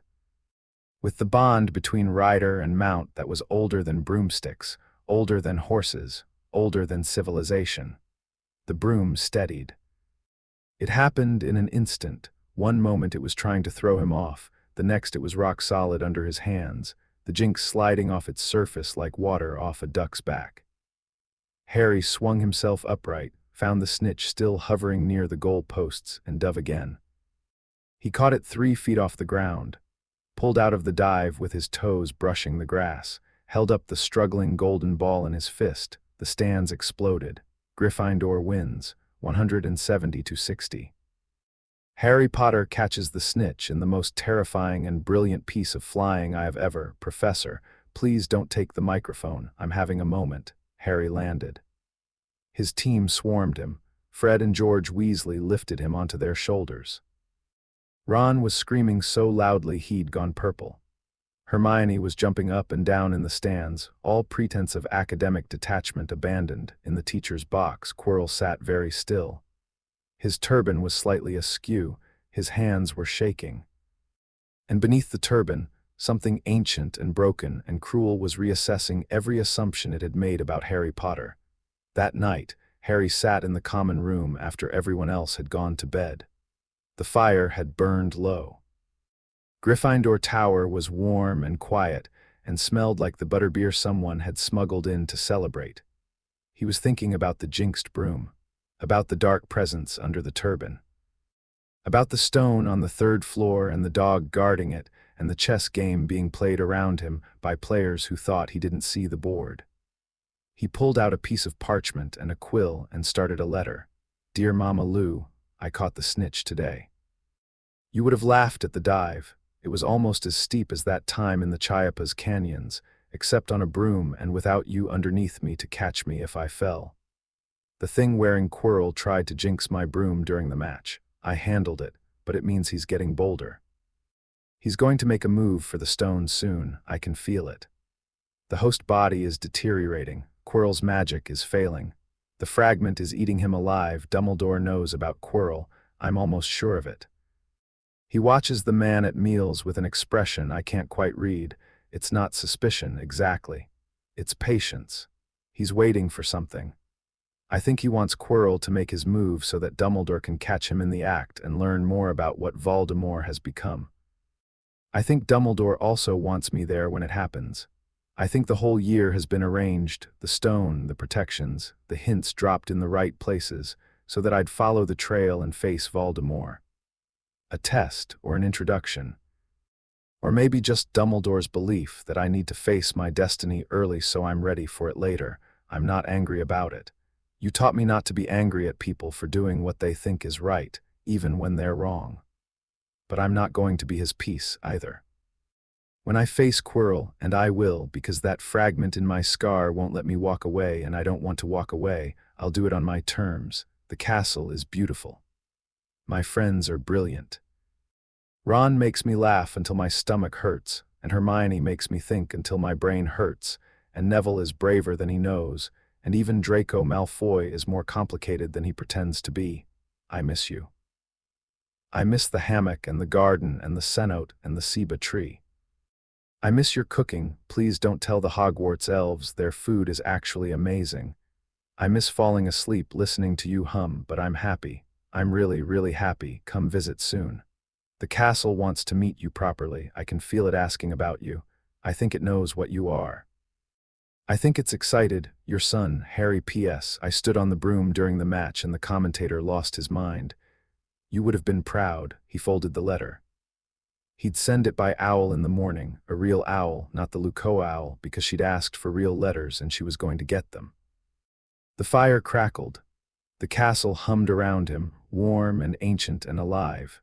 Harry touched the jade pendant at his throat, sent a pulse of love through it, and went to bed.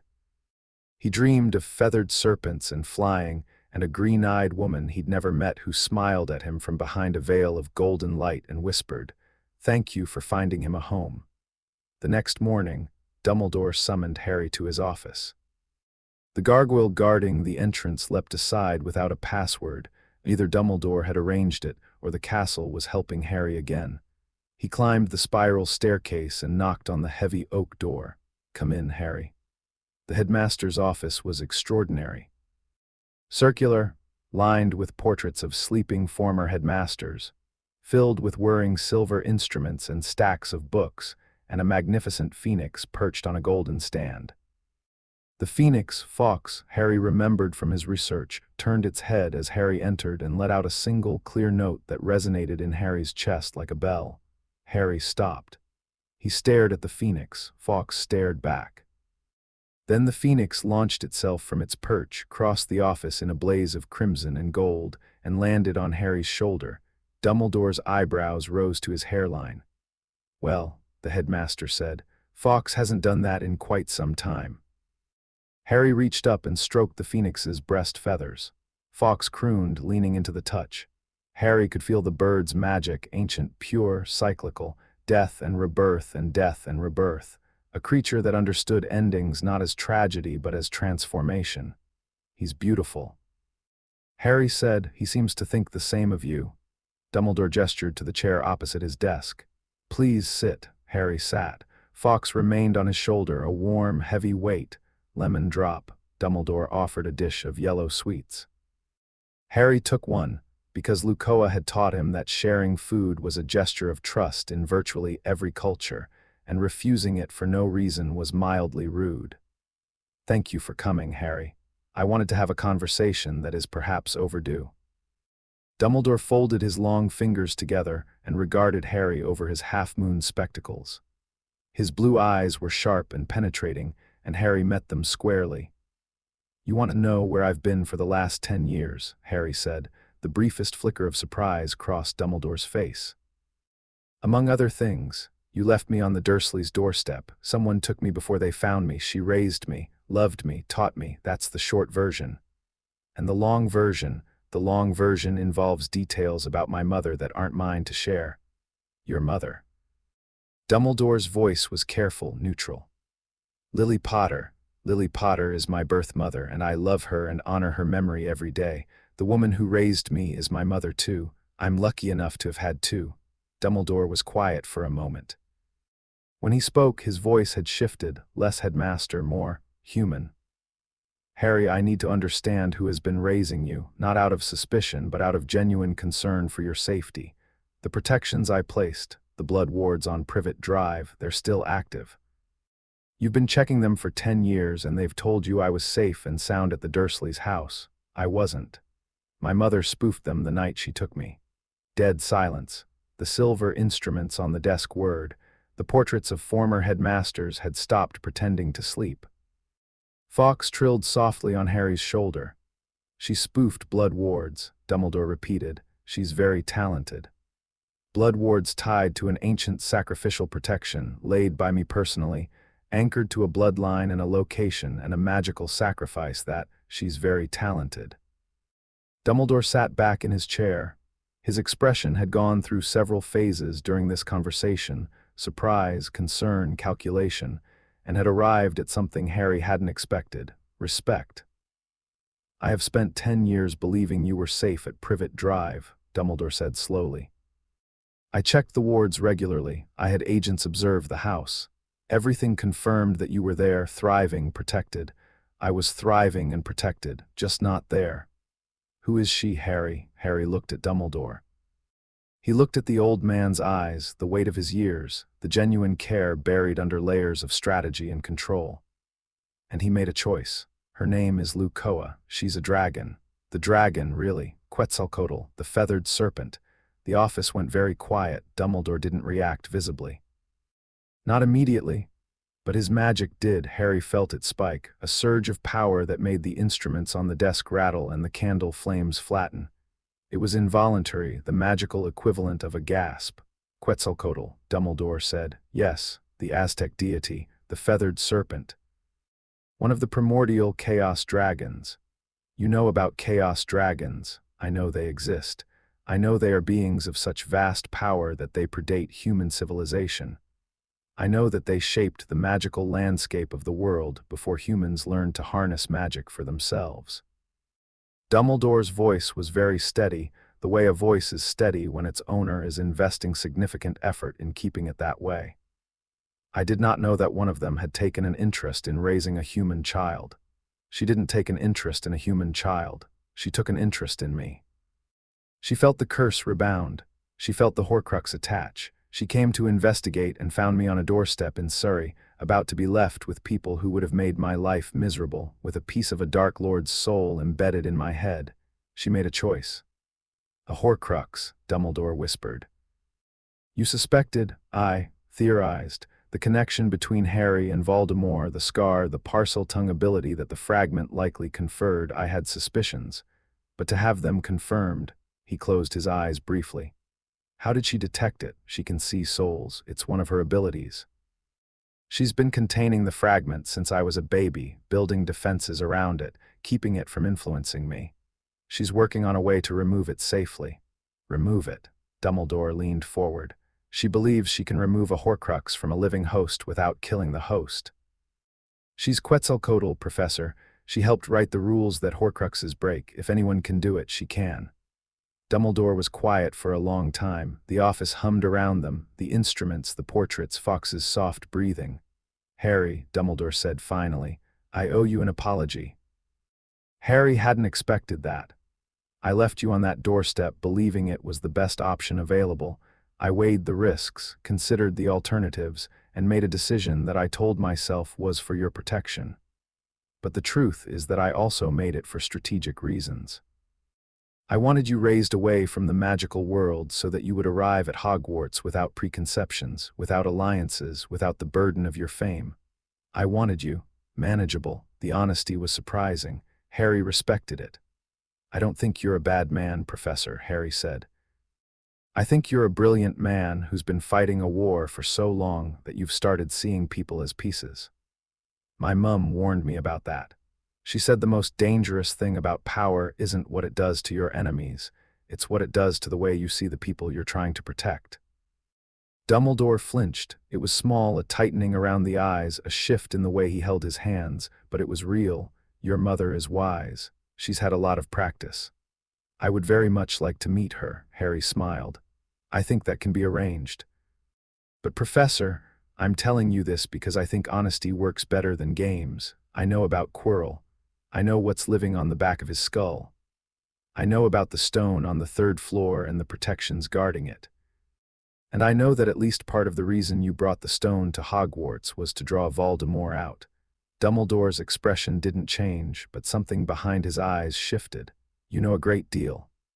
I was raised by someone who taught me to see clearly. I'm not angry and I'm not afraid. But I want you to know that I'm not walking into anything blind. When Quirrell makes his move, and he will, I'll be ready. Not because you arranged it, but because I choose to be. Harry stood. Fawkes flew from his shoulder back to the perch, and the phoenix's song lingered in the air like the aftertaste of something sweet. Thank you for the lemon drop, Professor. He turned and walked to the door. Harry, he stopped. For what it's worth, Dumbledore said quietly. I believe your mother made the right choice that night. You are not the boy I expected. You are considerably more. Harry looked back at the old man sitting behind his desk, surrounded by instruments and portraits and the weight of decades, and saw, for just a moment, not the chess master, not the strategist, but the man.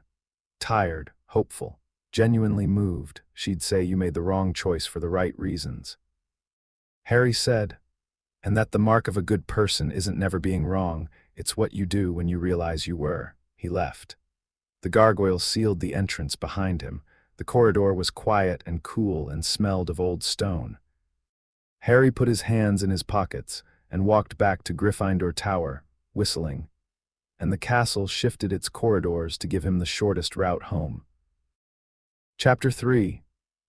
What lives in shadows December came to Hogwarts like a held breath.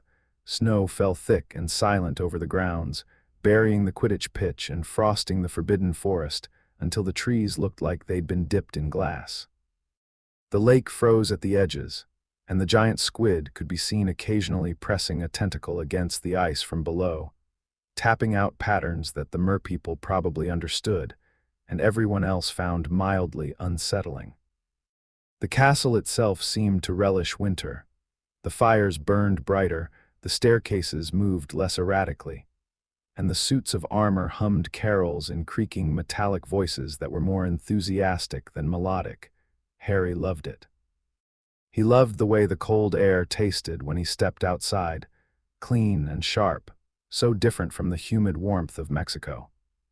He loved the way Hogwarts dressed itself up for Christmas, garlands and baubles appearing on banisters overnight, mistletoe sprouting in doorways with suspicious strategic precision. He loved the way the common room felt on dark evenings, packed with students, the fire roaring, the room smelling of hot chocolate and wet wool, and the particular warmth of people who were happy to be exactly where they were. He was happy. Genuinely, uncomplicatedly happy, in a way that he communicated to Luccoa through the pendant every night, and that she reflected back with her own fierce joy. But underneath the happiness, the chess game continued. Harry kept his senses tuned to Quirrell the way you keep one ear turned toward a storm you can hear approaching. The defense professor was deteriorating. His stutter had worsened. His hands shook during lessons. The garlic smell that clung to him, a ward against vampires that also, coincidentally, masked the smell of dark magic, was growing stronger, as if Quirrell was applying more of it to compensate for the increasing rot underneath. The thing under the turban was hungry. Harry could feel it during classes, a cold, reaching presence that pressed against his awareness like a face pressed against a window. It wanted the stone.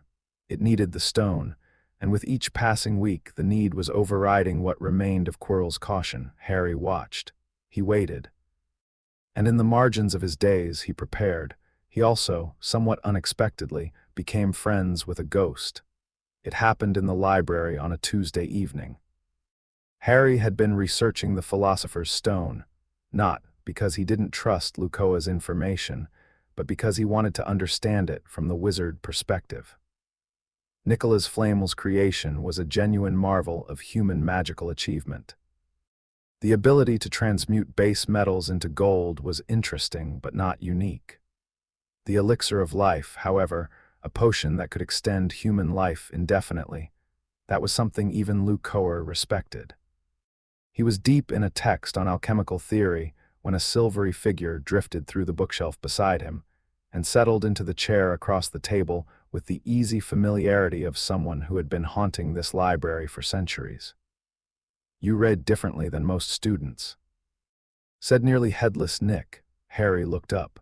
The Gryffindor ghost was studying him with an expression of mild curiosity, his nearly severed head tilting at an angle that would have been alarming on a living person. "How do most students read? With their eyes on the page." "You read with your eyes on the page and something else on the magic in the words. I can feel you pulling at the texts, drawing out layers that the ink alone doesn't contain. Nick folded his translucent hands. That's a very old skill, Mr. Potter. I haven't seen it since the Founder's time. Harry set his book down, genuinely interested. You were here during the Founder's time. I arrived shortly after, but some of the older ghosts were contemporaries. The Bloody Baron knew Slytherin personally, though he doesn't talk about it. The Grey Lady, Helena Ravenclaw, knew all four of them. Nick's expression grew wistful. Magic was different then, less structured, more conversational, I suppose you'd say. That's exactly the word I'd use. Nick studied him for a long moment. Who taught you, Mr. Potter? That kind of magic doesn't come from books. My mother. She must be remarkable. She is. Something in the way Harry said it made Nick go still, or stiller rather, since ghosts didn't move much to begin with. His pearly eyes sharpened. There are stories, Nick said carefully, among the oldest ghosts, stories about beings that were here before wizards. Before Hogwarts, before the very concept of magical education. Beings that didn't use magic so much as be magic. The Founders knew of them. Slytherin in particular was fascinated by them, though Ravenclaw warned him that fascination and understanding were not the same thing. What kind of beings? Dragons, but not the dragons in the Forbidden Forest or the reserves in Romania. Something older. Something that looked at a Hungarian horntail the way a horntail looks at a garden snake. Nick paused. Your mother wouldn't happen to be one of those, would she? Harry smiled but said nothing. Nick smiled back, a knowing, slightly sad smile. I'm dead, Mr. Potter. I have no one to tell and nothing to gain, but I will say this. Whatever you are, this castle has been waiting for something like you for a very long time. He drifted away through the bookshelf, leaving Harry alone with his texts and a warm feeling in his chest that had nothing to do with the library's heating charms. The Mirror of Air-Eyes found Harry on a night when he wasn't looking for it. He'd been walking the castle late, a habit he'd developed in the weeks since arriving, using the quiet hours to explore the deeper layers of Hogwarts enchantments. The castle guided him, as it always did, opening passages and tilting staircases to lead him where it wanted him to go. Usually that meant somewhere interesting, a hidden room, an old enchantment, a piece of the castle's thousand-year history exposed like a fossil in stone. Tonight it led him to an unused classroom on the 4th floor, and the thing inside stopped him in the doorway. The mirror was enormous. Gold-framed, claw-footed, reaching nearly to the ceiling. An inscription arced across the top in reverse lettering that Harry read without difficulty. Air-eyes stra eru oit ub kafru oit on wosi. I show not your face but your heart's desire.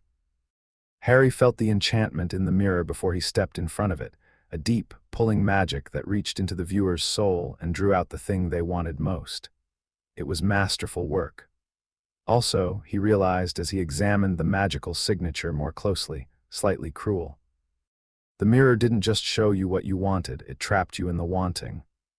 An addictive enchantment, subtle and elegant, designed to keep the viewer coming back. He stepped in front of it anyway because he was curious, and because fear of magic was something Luccoa had never taught him. The mirror showed him a room, not a grand room, not a throne room or a palace or a battlefield, just a room warm and bright with windows open to a garden and sunlight pouring in. Luccoa was there, sitting in a chair, reading something and laughing. And beside her, two figures Harry recognized from photographs but had never seen move. Lily Potter stood by the window, red hair catching the light, green eyes bright with life.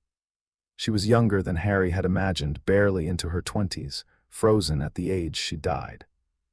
She was watching Harry with an expression of such fierce, overwhelming love that it hurt to look at.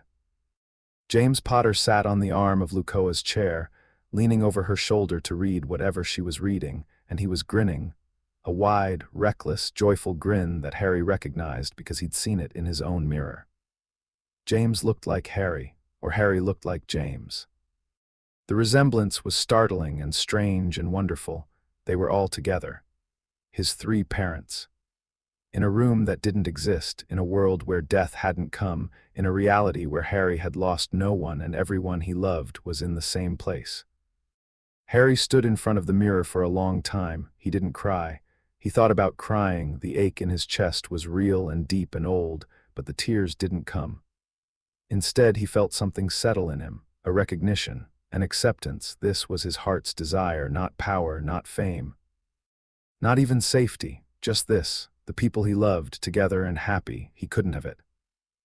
Lily and James were dead, and death was a door, not a wall, and Luccoa had taught him that grief was not a problem to be solved, but a weight to be carried with grace. But he could honor it. He could live a life that would make all three of them proud.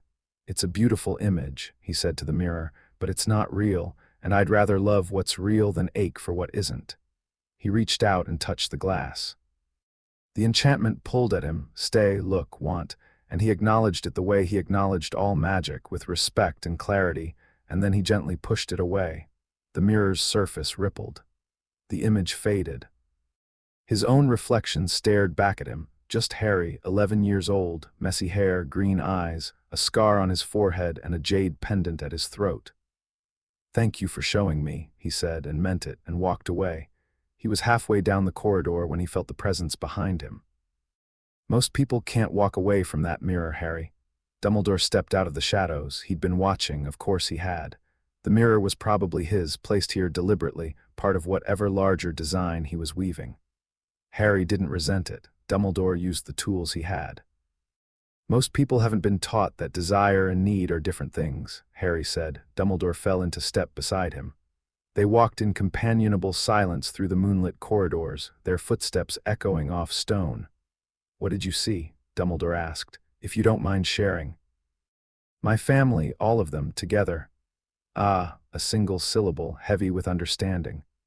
"The mirror shows us the deepest desire of our hearts. For the hungry it shows food, for the lonely companionship, for the ambitious glory." He paused. "Do you know what I see?" Harry looked at him. The old man's face was half in shadow, half in moonlight, and in that moment he looked very old and very tired and very human. "I think you see something you lost," Harry said quietly. "Something you can't get back." Dumbledore stopped walking. He stood in the corridor, hands clasped behind his back, and the moonlight caught the moisture in his eyes. "You are," he said after a moment, entirely too perceptive for an 11-year-old. "Blame my mum," a ghost of a smile. "I intend to thank her, actually, when I meet her." They parted at the staircase, Dumbledore heading to his tower, Harry heading to his. But something had shifted between them. Not trust, exactly. Understanding. The beginning of a relationship built on honesty rather than manipulation, which was new territory for both of them. Christmas morning exploded into Harry's awareness with all the subtlety of a cannon. "Harry, Harry, wake up." Presence, Ron's voice, pitched at a frequency that could shatter glass, accompanied by the sound of wrapping paper being torn with violent enthusiasm. Harry opened his eyes to find the foot of his bed piled with packages, more than he'd expected, a small mountain of wrapped gifts in various shapes and sizes. "You've got loads." Ron was already surrounded by debris from his own presence, wearing a hand-knitted maroon jumper with a large R on the front. "Come on, open them." Harry sat up, grinning, and reached for the nearest package from Ron, a box of chocolate frogs and a handwritten guide to Quidditch strategy titled "Everything You Need to Know" by Ron Weasley, Expert. Harry laughed out loud from Hermione. A book called Theories of Transubstantial Transfiguration, with a note that read, "This reminded me of what you said about matter having preferences." Chapter 4. Through the trapdoor, the end came faster than Harry expected. 3 weeks after Luccoa's visit, on a warm evening in late April when the grounds were finally shaking off winter, and the first brave wildflowers were pushing through the grass along the lake shore, Hagrid let slip the secret. Harry hadn't planned to extract information from Hagrid. He genuinely liked the man. Hagrid was kind and loyal and loved magical creatures with a passion that Harry, raised by one of the most magical creatures in existence, found deeply endearing. But Hagrid also had the discretion of a foghorn, and when Harry, Ron, and Hermione visited his hut for tea that Thursday evening, the conversation turned naturally to the 3-headed dog on the 3rd floor. "How'd you even get a 3-headed dog, Hagrid?" Ron asked, accepting a rock cake and discreetly slipping it into his pocket rather than risking his teeth. "Won him off a Greek feller in a pub," Hagrid said proudly. "Fluffy's a sweetheart, really, just needs to know you're a friend. How do you get past him?" Hermione asked, her voice pitched at the exact frequency of casual curiosity. Harry admired the technique. "Well, the trick with any beast is knowin' how to calm him. Take Fluffy, play him a bit o' music and he drops right off to—" Hagrid stopped. His beetle-black eyes went wide. "I shouldn't have said that. Forget I said that." The three of them exchanged a look. Hagrid saw the look and went pale beneath his wild beard. "Don't you three go gettin' ideas. That dog's guardin' something that's between Professor Dumbledore and Nicholas Flamel." His hand flew to his mouth. "I shouldn't have said that either." "We already know about the stone, Hagrid," Harry said gently. Hagrid deflated like a punctured balloon. He sank into his enormous chair and put his head in his hands. "Ye know about, how do ye? I'm going to get sacked." "You're not going to get sacked. And we're not going to do anything reckless." Harry leaned forward. "Hagrid, has anyone else been asking you about Fluffy? Anyone at all?" Hagrid's brow furrowed. "Now ye mention it. There was a stranger in the Hog's Head, months back, hooded feller, very interested in Fluffy. I told him the same thing, music, that's the trick, gave me a dragon egg, he did, I'd always wanted a—" Hagrid stopped again. The color drained from his face entirely. "You don't think that wasn't— Was he wearing a turban?" Ron asked. Hagrid made a sound like a steam engine venting pressure and buried his face in his hands again. They left the hut 10 minutes later, walking fast across the darkening grounds, and Harry's mind was already running the calculations. "He knows how to get past Fluffy," Hermione said, her voice tight. "Quirrell knows. He's had the information for months." "He's been waiting for Dumbledore to leave," Harry said. "That's the only piece he's missing. The protections after Fluffy were set by the teachers. He probably knows or can figure out most of them. But he can't risk Dumbledore being in the castle when he makes his attempt." "When's Dumbledore leaving?" Ron asked. Harry stopped walking. He turned and looked at the castle. The windows blazed with warm light against the darkening sky. Somewhere inside, Quirrell was waiting.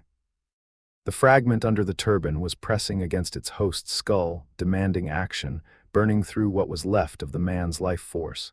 Time was running out. "Soon," Harry said. "I'd bet everything I have that Dumbledore receives an urgent message within the next few days. Something that requires him to leave the castle, something that can't wait." It happened the next evening. Harry was in the common room, playing chess with Ron, or rather, losing spectacularly to Ron, because the redhead was a genuine strategic prodigy and Harry's skills, vast as they were, did not extend to a game that was purely abstract.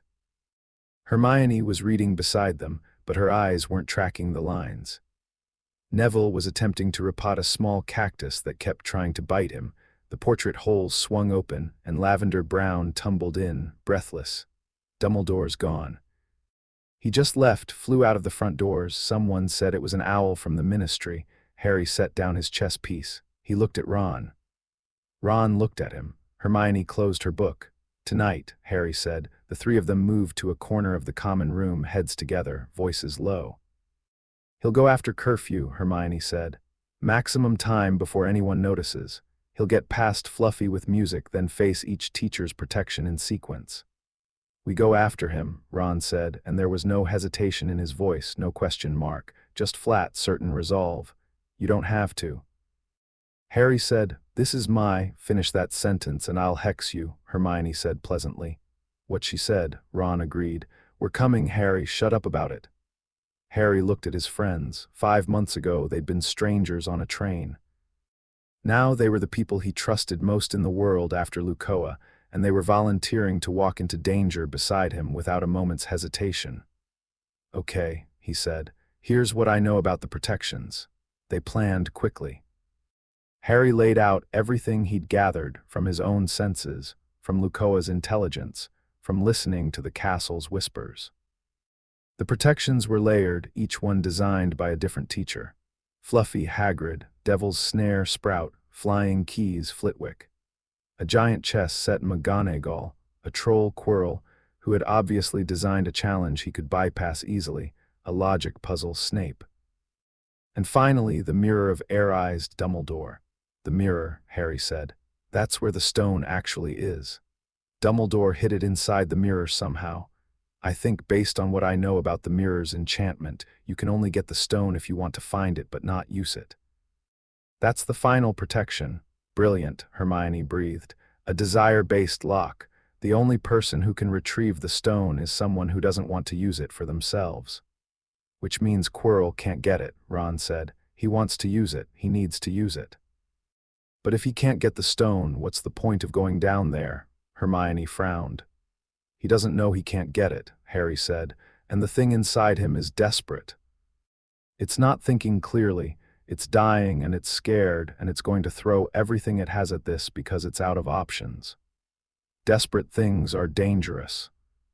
Ron said quietly, and Harry was reminded that Ron had grown up hearing his parents' stories about the First War, about the things desperate Death Eaters had done when cornered. Yeah, Harry said, they are. They waited until the common room emptied. One by one, the other Gryffindors drifted up to bed, the twins, Lee Jordan, Percy, who gave them a suspicious look that they deflected with innocent smiles. The first-year girls, Neville. He paused at the base of the dormitory stairs, looking at the three of them huddled by the dying fire. You're going out, he said, not a question. Neville, Hermione started. You're doing something dangerous, I can tell. You've all got that look, the one you get when you're about to do something that'll either save the world or get you expelled. This isn't your fight, Nev, Ron said gently. Everything's been my fight since Harry taught me that I'm not a squib. Neville's round face was set with a determination that looked strange on him only if you hadn't been paying attention. I'm not letting you go alone. Harry met Neville's eyes. He saw the fear there. Neville was terrified, his hands were shaking, his jaw was clenched against the trembling. But he was standing his ground because that's what Gryffindors did, and Neville Longbottom was more Gryffindor than anyone in the tower had ever given him credit for. Okay, Harry said. Come with us. Neville blinked, he'd been braced for an argument. Really, I'll catch you up on the way. They left the common room under the invisibility cloak, all four of them, which was a tight squeeze, requiring them to walk in a shuffling, tangled cluster that would have been comical under other circumstances. The castle was dark and quiet, the corridors lit by sparse torchlight, the suits of armor standing sentinel in their alcoves. Harry led them to the third floor. The forbidden corridor, the door at the end was already ajar. He's already inside, Harry whispered. Faint music drifted from beyond the door, a harp playing itself, its melody sweet and soporific. Quirrell's work. They slipped through the door and found Fluffy. The three-headed dog was enormous. It filled the room, its three massive heads resting on its paws, drool pooling on the floor in viscous puddles. The enchanted harp played in the corner, and Fluffy was deeply, sonorously asleep. Each head snored independently, creating a rumbling, overlapping drone that vibrated in Harry's chest. The trapdoor was in the floor, already open. A black square of nothing. Down we go, Harry said, and jumped. The fall was longer than expected, 20 feet, maybe 30, and he landed on something soft and springy. Plant matter. Thick, ropey tendrils that immediately began to wrap around his legs and waist, devil's snare. Harry recognized it the same way he recognized all plants, by feel, by the particular quality of its awareness, by the way it communicated with the ambient magic around it. This was a young specimen, aggressive but not malicious. It was doing what devil's snare did, grabbing things that landed on it and pulling them down. Ron landed beside him with a yelp, then Hermione. Then Neville, who immediately went rigid with terror as the tendrils wrapped around him. Don't struggle, Hermione shouted. It's devil's snare, it tightens if you resist, easy for you to say, Ron thrashed, which made the tendrils squeeze harder. Everyone relax, Harry said. He put his hands flat against the plant and reached out to it, not with force, with recognition. He felt the devil's snare's nature. It liked dark, damp, quiet spaces. It grabbed because it was afraid. Anything that landed on it was a potential threat, and squeezing was its only defense. "You're safe," Harry told it, not in words, in intention. "We're not going to hurt you. We're just passing through." The devil's snare hesitated. Its tendrils loosened, not releasing, but easing the way a nervous animal relaxes when you speak softly to it. "Harry, what are you?" Ron started. "Trust me." Harry pushed warmth through his hands and into the plant. Not fire. Devil's snare hated fire, and blasting it with flames would work but felt unnecessarily cruel. Instead, he gave it comfort, safety. The magical equivalent of a reassuring hand on a frightened animal's flank. The devil's snare opened like a flower. The tendrils unwound from all four of them, gently lowering them to the stone floor beneath, and the plant retracted its vines into a compact, docile mound. One tendril patted Harry's shoulder before withdrawing, which made Neville let out a strangled laugh. "Did you just calm it down?" Neville asked, staring at the now peaceful devil's snare with an expression of professional awe. "She was just scared," Harry said. "Plants are like people. Treat them well and they cooperate." Neville repeated. Then, to the devil's snare, "Sorry for struggling." The plant rustled agreeably. They moved on. The next chamber was a high-ceilinged room filled with the sound of wings, hundreds of tiny, glittering objects flying in circles near the ceiling. Keys, winged keys, and against the far wall, a heavy wooden door with an ornate iron lock. Broomsticks hovered at the ready in the center of the room. "We need to find the right key," Hermione said, squinting up at the swirling cloud of wings. "It'll match the lock, probably old, silver, large." Harry looked up at the keys. He could feel Flitwick's enchantment on them, elegant, layered, designed so that the keys would evade pursuit. The right key would be damaged, because Quirrell had already caught it and used it. He scanned the cloud and spotted it almost immediately. A large silver key with a bent wing, fluttering more slowly than the others, limping through the air. He could have mounted a broom and chased it. Flitwick had designed the challenge beautifully, a test of flying skill and observational ability. Under other circumstances, Harry would have relished the chase, but Quirrell was ahead of them, and time mattered. Harry raised his hand and asked. The key swooped down from the cloud and landed in his palm. Its bent wing fluttered against his fingers like a tired bird, and Harry stroked it gently before sliding it into the lock. The door clicked open. Ron stared at him. "You just called it." "Flitwick's charm is based on loyalty. The keys are enchanted to serve the lock. They want to be caught. They're just also enchanted to make it difficult. I asked the key directly and skipped the difficulty part. That feels like cheating. It feels like efficiency." The chess chamber was next, and Ron came alive. It was enormous, a full-sized wizard chess set, the pieces as tall as the students and carved from dark and light stone. They stood on a massive board that stretched across the chamber, blocking the door on the far side. As the four of them entered, the white pieces turned to face them, waiting. "We have to play our way across," Ron said, his voice dropping into a register Harry had never heard before, focused, analytical, hungry. Ron walked to the edge of the board and studied the position with the intensity of a general surveying a battlefield. "Harry, you take the bishop's square. Hermione, you're the castle. Neville, queen's side knight." Ron's eyes were moving across the board, computing, seeing lines and possibilities that the others couldn't. "I'm the knight." "Ron." Hermione started, and there was fear in her voice, because she'd played enough chess to know what knights did. "I know what I'm doing," Ron said. "Trust me." They took their positions. The game began. Ron played it like a symphony. He moved them across the board with a certainty that bordered on the otherworldly. Every position calculated, every sacrifice weighed, every possible counter anticipated. The white pieces played hard, brutally hard, smashing captured pieces with stone fists that sent fragments scattering across the board. Ron flinched at every destroyed piece but never lost focus. Harry could have ended the game at any time. He could have reached into the enchantment and asked the pieces to stand down, or overwhelmed the controlling magic with his own power, or simply blasted a path across the board. But this was Ron's moment. This was the thing Ron was better at than anyone, the skill that was his, and Harry wouldn't take it from him for anything. 12 moves in, Ron saw the end game. Right, he said, his voice tight. There's only one way to win this. I need to move to G5. The queen will take me. That opens Harry up for checkmate. No, Hermione shouted. It's chess, Hermione. Sometimes you have to sacrifice. I'll find another way. Give me a minute, I can. There isn't another way. I've looked. Trust me. Ron turned to Harry. His face was pale, but his jaw was set. After the queen takes me, move 3 spaces to the left. Checkmate. Ron, you could get hurt. Yeah, probably will. Ron managed a grin that was almost convincing. Try not to lose after I go through all this trouble. Yeah, he moved. The White Queen turned. She advanced across the board with the grinding inevitability of a glacier, and she struck Ron with her stone arm, and he went down hard, crumpling to the board, and Hermione screamed.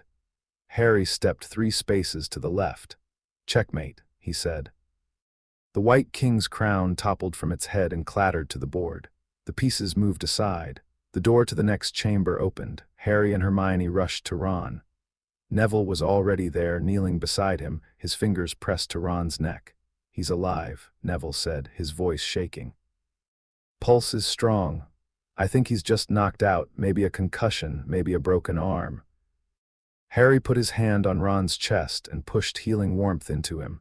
Not a spell, not a pisky or any wand-based healing charm, but the deep magic, the kind that communicated directly with the body's own desire to be whole.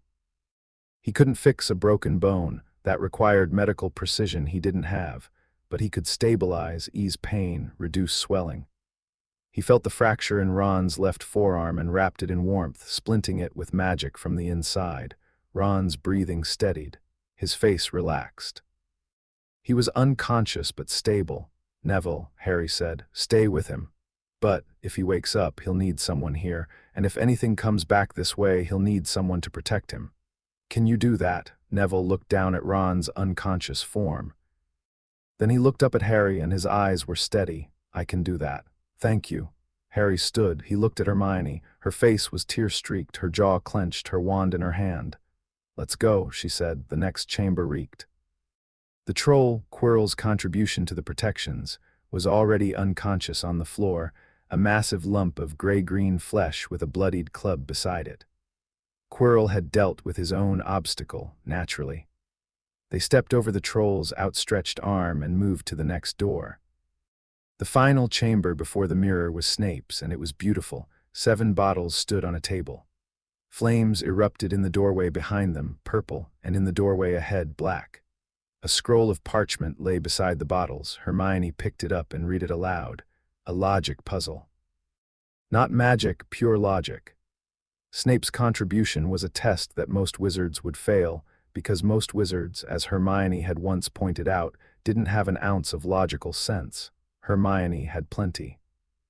She worked through the puzzle in under a minute, her eyes darting between the bottles and the clues, her lips moving silently. This one, she said, pointing to the smallest bottle. This gets you through the black flames, and this one, she indicated a round bottle at the end, gets you back through the purple.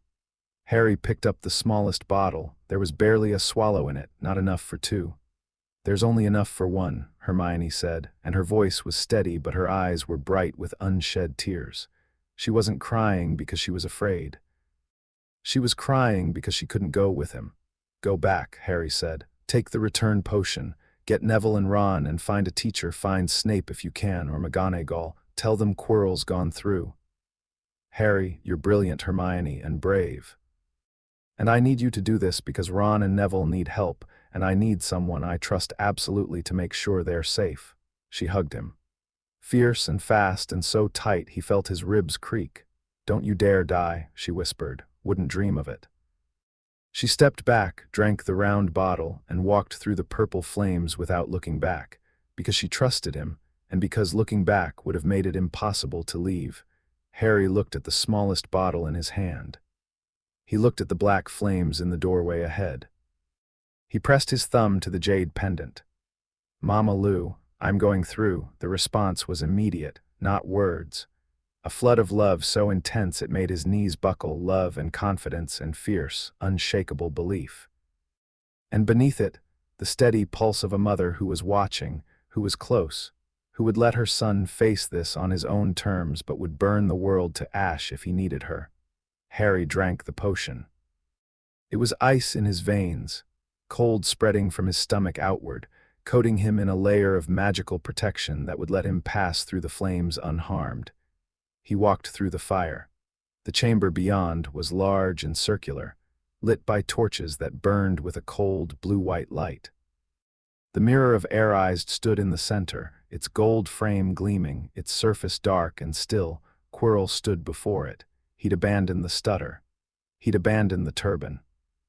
His head was bare, and Harry could see what was on the back of it, and even though he'd known, had sensed it for months, had been told by Luccoa, had felt it pressing against his awareness in every defense class, seeing it was different, a face. Pressed into the back of Quirrell's skull like a mask pushed into clay. Chalk-white, flat-nosed, red-eyed, the features of something that had been human once and had cut away too much of itself to pass for human anymore, Voldemort. The face was speaking when Harry entered, a high, cold whisper that seemed to come from everywhere and nowhere. "Use the boy, he's here, I can smell him." Quirrell spun around. His own face was gaunt, hollowed, the skin stretched tight over bones that looked too prominent. His eyes were wild.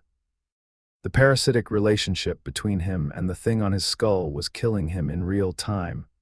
Harry could see the life force being drained, could feel it being siphoned into the fragment, keeping Voldemort's remnant alive at the cost of its host. "Potter," Quirrell breathed. His voice, without the stutter, was thin and reedy. "How, the protections, your troll was asleep, and your logic puzzle was solved by an 11-year-old girl," Harry said. "You might want to rethink your security contributions." Quirrell's hand twitched toward his wand. The face on the back of his skull hissed, "Don't be a fool, look at him, look at him." The red eyes fixed on Harry, and the horcrux fragment in Harry's scar blazed with pain, sharp, sudden, and immediately suppressed as Harry's defenses slammed down around it. "Let me speak to him, face to face." Quirrell turned slowly so that the face on the back of his skull was looking directly at Harry. Harry looked at Voldemort. Voldemort looked at Harry. The chamber was very quiet. The blue-white torches flickered. The mirror stood between them, dark and patient. "Harry Potter," Voldemort whispered. "We meet again." "You're smaller than I expected," Harry said. Something ugly flickered in those red eyes, rage, surprise, and beneath it, something that might have been uncertainty. "You dare?" "I dare a lot of things. My mum raised me that way." Harry didn't reach for his wand. He didn't take a defensive stance. He stood in the doorway with his hands at his sides and looked at the ruined face of the wizard who had murdered his parents with the calm, clear eyes of someone who had been taught to see. And what he saw was sad. The fragment on Quirrell's skull was barely viable. It was a shred of consciousness clinging to existence through sheer malice and terror, terror of death, which was the thing that had driven Tom Riddle to fracture himself in the first place. Beneath the cruelty and the ambition, and the violence at the absolute bedrock, was a child in an orphanage who was afraid to die. Harry didn't feel pity exactly.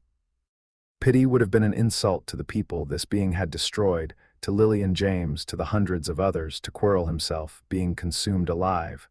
But he felt recognition. He understood what he was looking at.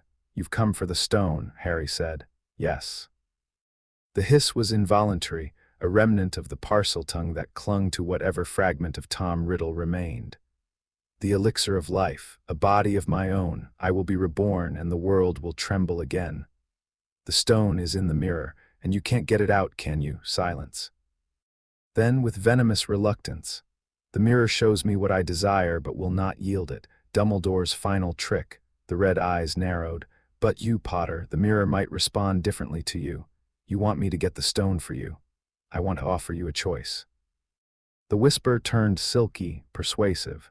It was a voice that had seduced followers and corrupted institutions and whispered poison into the ears of the powerful for decades. "I sense what you are, boy. The magic in you is vast, vaster than anything I encountered in my first life. You have been trained by something ancient and powerful. You could be extraordinary. You could stand beside me and together—" "No," the word was simple, flat, final. "You haven't heard my offer." I don't need to. You murdered my parents. You've broken your own soul so many times there's almost nothing left of you. You're possessing a dying man because you're too afraid to face what comes after death, and you want me to help you." Harry shook his head. "I'm 11 years old and I can see how this ends, Tom. I'm sorry, but no." The name hit like a slap. Voldemort's face contorted, fury and something worse, something that looked like recognition, as if being called by his birth name had yanked a thread connected to the boy he'd been before he decided to become a monster. "You dare speak that name, it's your name. The one your mother gave you. She died giving birth to you, did you know that? She loved you enough to die for you, and you—" Harry stopped, took a breath. "It doesn't matter, you made your choices, I'm making mine." "Seize him," Voldemort screamed, all pretense of persuasion abandoned. "Use the boy, get the stone," Quirrell lunged. He was fast, driven by desperation, and the dark magic animating what was left of his body. His wand came up and a curse flew, purple and vicious, aimed at Harry's chest. Harry caught it, not deflected, not shielded against, caught. He raised his hand, and the curse hit his palm, and he closed his fingers around it, and it died. The dark magic unraveled in his grip, falling apart like wet tissue paper, because it was human magic, codified, structured, following rules. And Harry's power operated on a level beneath those rules, in the substrate where rules were written. Quirrell stared at his empty wand. Stared at Harry's closed fist, stared at Harry. "What are you?" He croaked, and for a moment it was Quirrell speaking, not Voldemort, the real Quirrell, the man underneath the parasite, the professor who had once been talented and ambitious and human before something ancient and broken had hollowed him out. "I'm Harry Potter," Harry said. "And I'm asking you to stop." "He can't stop," Voldemort shrieked. "He is mine, attack him, kill him." Quirrell raised his wand again, his hand was shaking. Tears streamed down his face, actual tears from whatever remnant of the man still existed beneath Voldemort's control. His mouth moved, forming the first syllable of a killing curse. Harry stepped forward and grabbed Quirrell's wand hand. The effect was immediate and devastating. Where Harry's skin touched Quirrell's, the man's flesh burned, not with fire, with light. The same golden light of Lily's protection, amplified by 10 years of Luccoa's reinforcement, supercharged by Harry's own vast magical reserves. It poured through the point of contact like acid through tissue, and Quirrell screamed, a raw, animal sound of agony that echoed off the chamber walls. But Harry didn't let go, because beneath the burning, beneath the golden light, he could feel something happening. The soul fragment on Quirrell's skull was being pushed. The light was anathema to it, the love magic, the protection, the feathered serpent's power woven through it. The fragment couldn't survive contact with it. It was being forced out, peeled away from its host like a parasite being pulled from living flesh. Quirrell collapsed. Harry went down with him, both hands gripping the man's wrists, the golden light blazing so bright the chamber was washed white. Quirrell's screams became shapeless, formless, the sound of a body being purged of something that had no right to be there, and then a different scream. Higher, thinner, colder. A sound that wasn't made by a human throat, but by something that had once been human, and was now just hatred and fear compressed into a single point of dark energy. The fragment ripped free. It tore out of Quirrell's skull with a sound like tearing cloth, and it hung in the air for a moment, a dark, twisting shape, a face that was barely a face, red eyes burning with fury and terror in equal measure. It looked at Harry with an expression of total, overwhelming hatred. And Harry looked back with an expression of calm. "You'll come back," the wraith hissed. "I always come back." "I know," Harry said, "and I'll be here." The wraith screamed, one final, tearing shriek of impotent rage, and fled. It passed through the chamber wall like smoke through a screen, and Harry felt it go, felt it racing away from Hogwarts, away from the protections, away from him, a wounded, terrified thing fleeing into the darkness. Then Harry looked down at Quirrell. The man was dying. The separation had done what months of parasitic possession had nearly accomplished. His body was shutting down, his life force so depleted that the departure of the fragment had taken the last of what kept him alive. His skin was gray. His breathing was shallow. His eyes, unfocused and glazed, drifted toward Harry's face. "I'm sorry," Quirrell whispered. I was afraid, he promised me. Power, answers, I was so afraid of being ordinary." Harry's throat tightened. He held Quirrell's hand. The skin was no longer burning, the golden light fading now that the fragment was gone. Quirrell's hand was cool and thin and fragile. "You weren't ordinary," Harry said. "You were a teacher. You were talented enough to be chosen for a Hogwarts position. That's not ordinary." A ghost of a smile crossed Quirrell's face.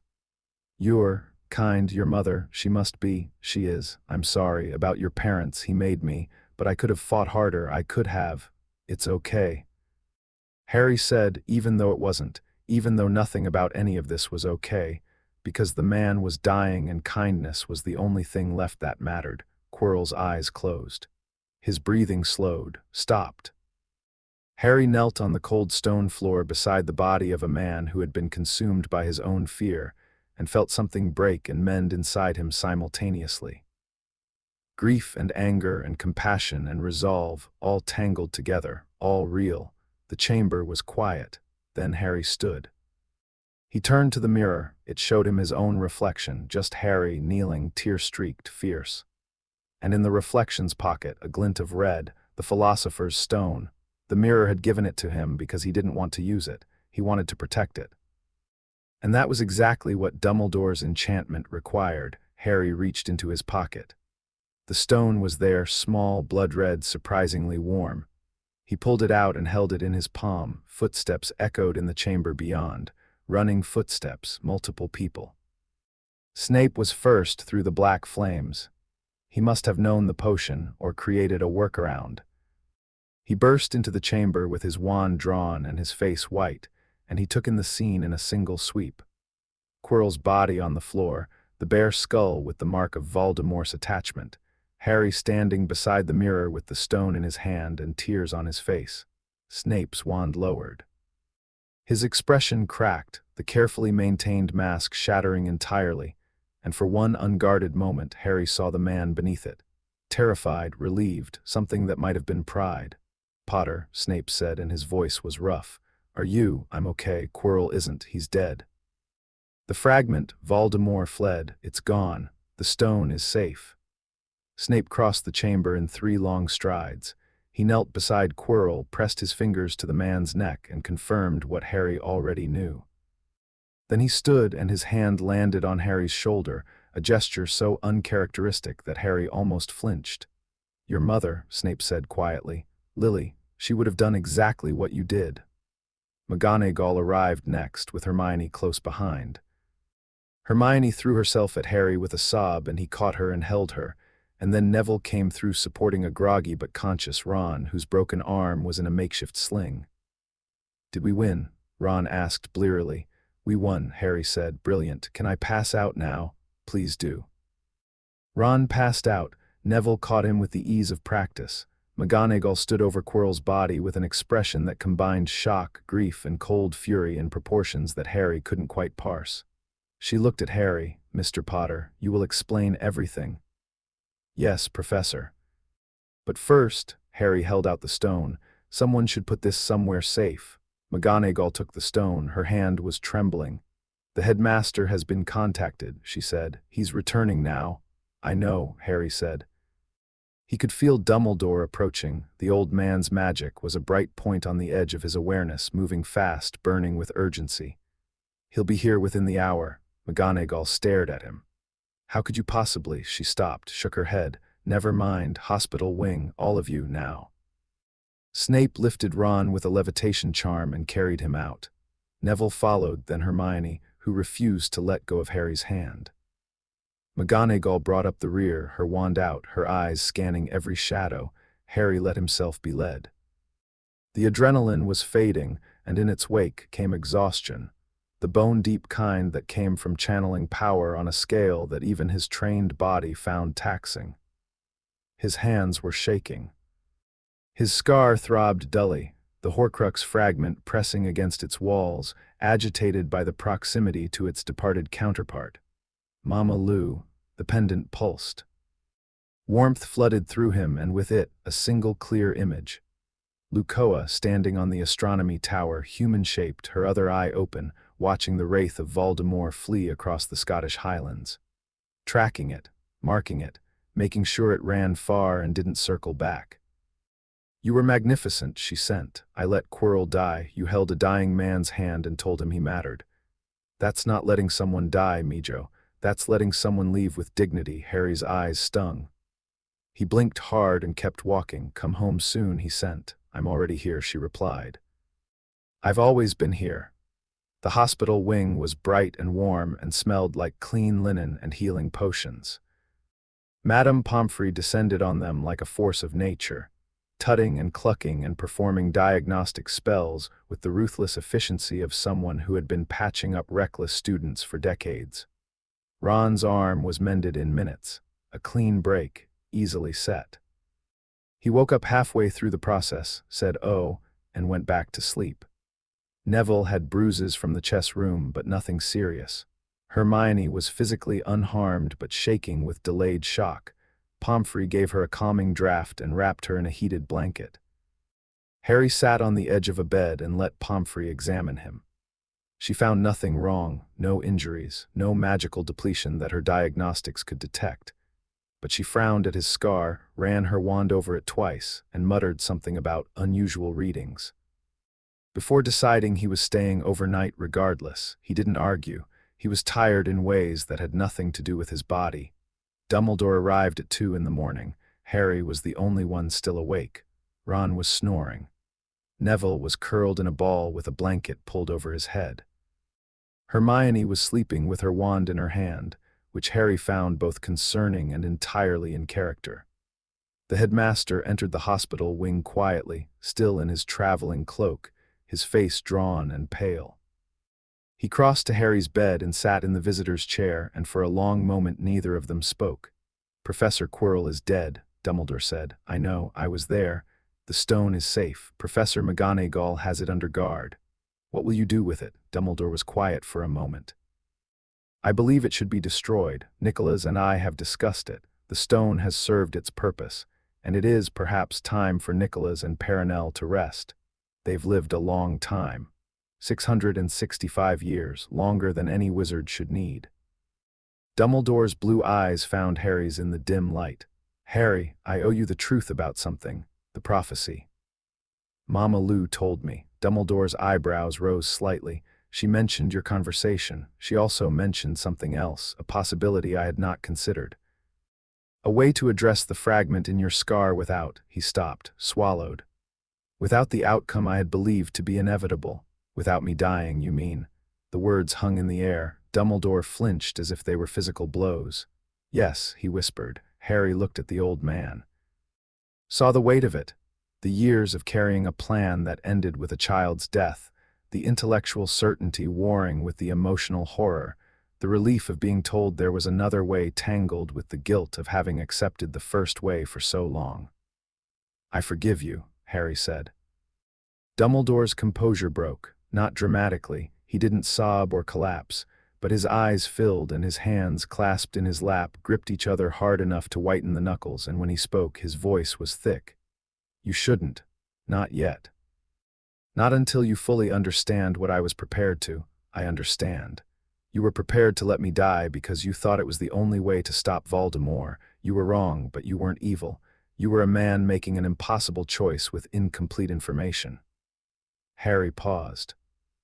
"My mum says the mark of a good person isn't never being wrong.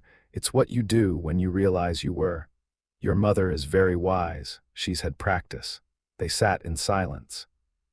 The hospital wing breathed around them, the quiet hum of healing magic, the soft snores of sleeping students, the distant heartbeat of the castle. "He'll come back," Harry said.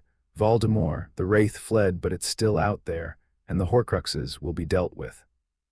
Your mother and I have reached an agreement on that front. She has knowledge and capabilities that a rueful smile, that I can only begin to comprehend. Together, I believe we can find and destroy them. And the one in me, she says she's close. Months, not years. She asked me to trust her." Dumbledore's smile turned wondering. "I find that I do. She is not what I expected." What did you expect? Something colder, more alien. She is ancient beyond my comprehension, a being that watched the rise and fall of civilizations I've only read about. I expected detachment. Instead, I found a woman who showed me pictures of your childhood on what I believe was a cellular telephone, and who cried when she talked about the night she found you. Harry's heart clenched. She cried. She told me about carrying you home. About the first night when you wouldn't sleep unless she held you. About your first word and your first act of accidental magic, and the day she told you about Lily and James. Dumbledore's eyes were bright. She loves you, Harry, not as a project or a weapon or a chess piece. As a mother loves a child, and I spent 10 years believing you were unloved and alone in a house in Surrey, and I was so completely, profoundly wrong that I'm not sure I'll ever fully absorb it. You did what you thought was right. I did what was convenient and told myself it was right. There's a difference, and it's a difference I need to sit with for a long time. Dumbledore stood. Sleep, Harry, you've earned it. We'll talk more when you're rested. He turned to go. Professor. Dumbledore stopped. Thank you for being honest with me. I know it's not easy for you, the honesty thing. You're used to knowing more than everyone else and using it to steer them.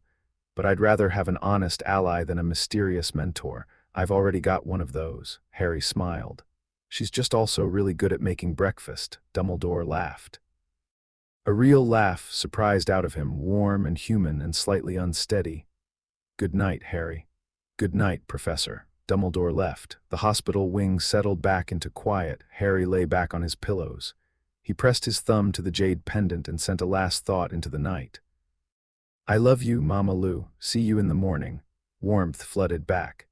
And with it, an image, a barn owl with green-tinged feathers perched on the hospital wing windowsill, watching over him through the glass. Harry smiled, closed his eyes, and slept. Chapter 5. The boy who was loved. Harry woke to sunlight and the smell of chocolate.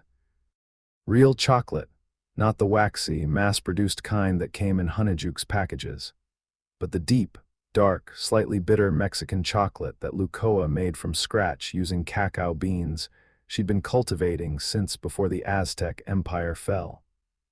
The scent hit him before consciousness fully arrived, pulling him up from dreamless sleep with the gentle insistence of a hand on his shoulder.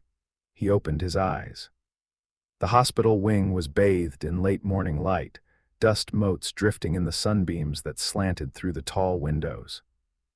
Ron was sitting up in the bed beside his, arm newly healed, shoveling toast into his mouth with the single-minded intensity of someone making up for lost meals. Hermione was perched on the edge of Neville's bed, both of them talking in low, animated voices that stopped when they saw Harry stir. And at Harry's bedside, in the visitor's chair, Luccoa sat with a steaming clay cup in each hand. She wasn't hiding. She wasn't suppressing. She was simply there, cross-legged in the chair, her green-gold hair loose over her shoulders. Wearing a cotton dress the color of marigolds and sandals that had no business being in Scotland in April, but that she wore anyway, because weather was a suggestion she had stopped taking seriously several millennia ago. Her visible eye was warm amber. Her other eye was hidden behind its curtain of hair. She looked, to anyone who didn't know better, like a remarkably beautiful woman visiting her son in hospital. To anyone who did know better, and there were several people in the room who now fell into that category, she looked like the calm before a hurricane. Contained, deliberate, choosing to be gentle. Morning, Mijo. She extended one of the cups. I brought chocolate. Harry took the cup. The clay was warm in his hands, the chocolate thick and fragrant, spiced with cinnamon and chilly in the way she'd been making it since he was old enough to hold a mug. He took a sip, and the taste of home spread through him like sunlight through a dark room. How long have you been here? Since about 3 in the morning. You looked so peaceful I didn't want to wake you. She reached out and brushed his hair back from his forehead, her fingers light against the scar.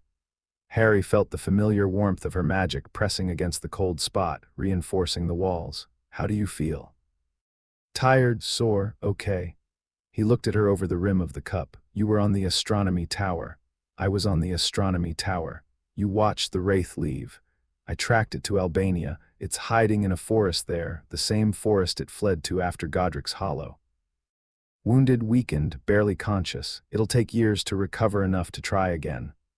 Her voice was matter-of-fact, the way it always was when she discussed threats, not dismissive but proportionate. I've placed markers on it. If it moves, I'll know. You could have destroyed it. I could have. She took a sip of her own chocolate. But destroying a soul fragment, even one as degraded as that wraith, has consequences. It would alert the other fragments, the horcruxes. They'd go dormant, burrow deeper into their hiding places, become harder to find. Right now, they don't know I'm hunting them. That's an advantage I'd rather keep.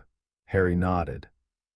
This was strategy he understood, Luccoa's strategy, which operated on timescales and levels of complexity that made Dumbledore's chess games look like tic-tac-toe.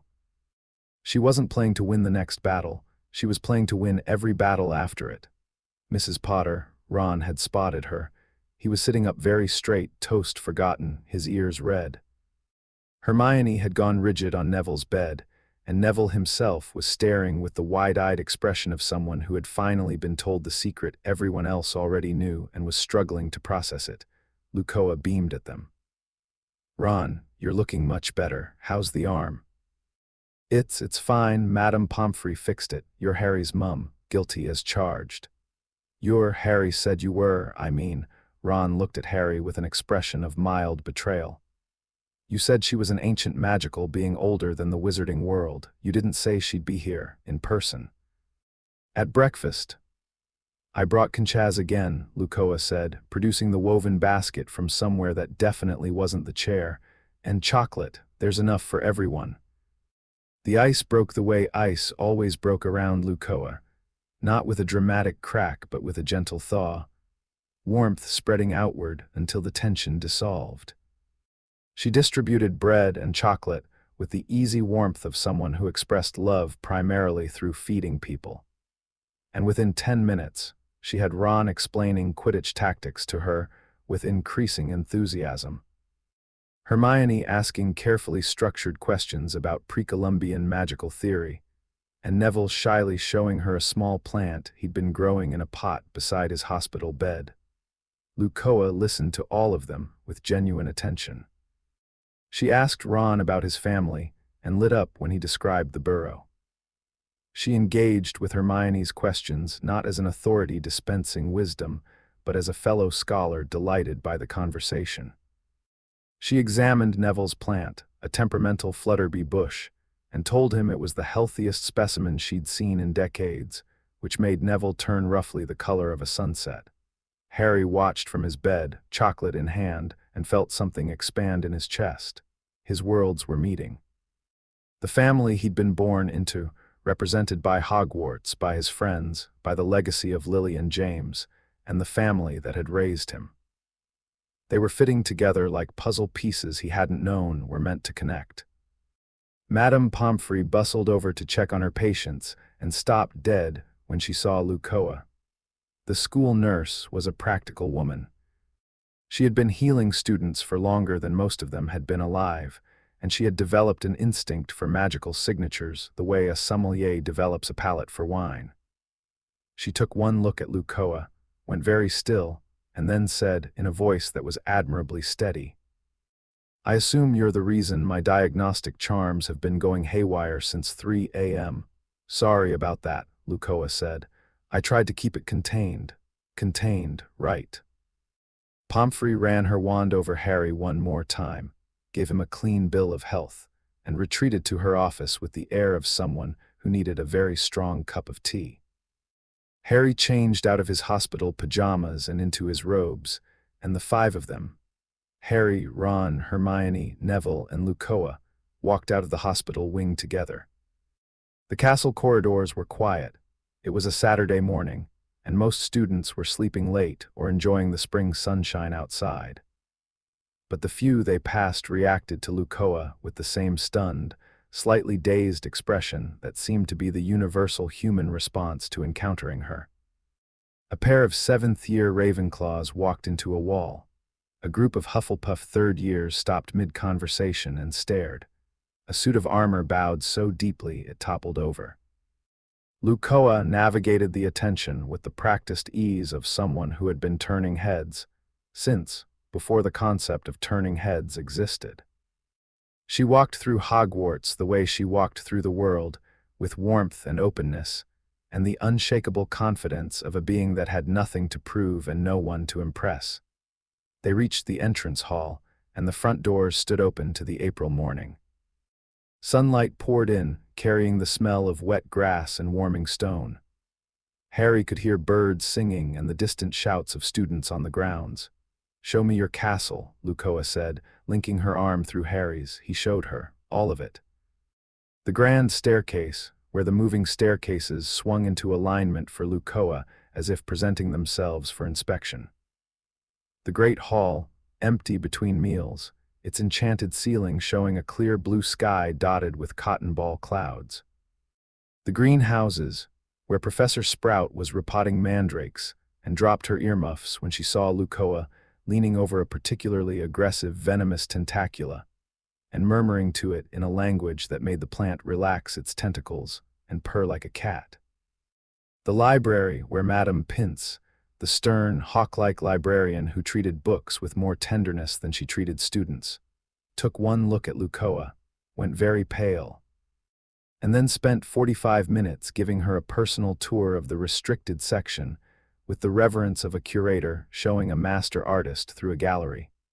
The Quidditch pitch, where Harry mounted his nimbus and flew for Luccoa while she stood on the grass and watched.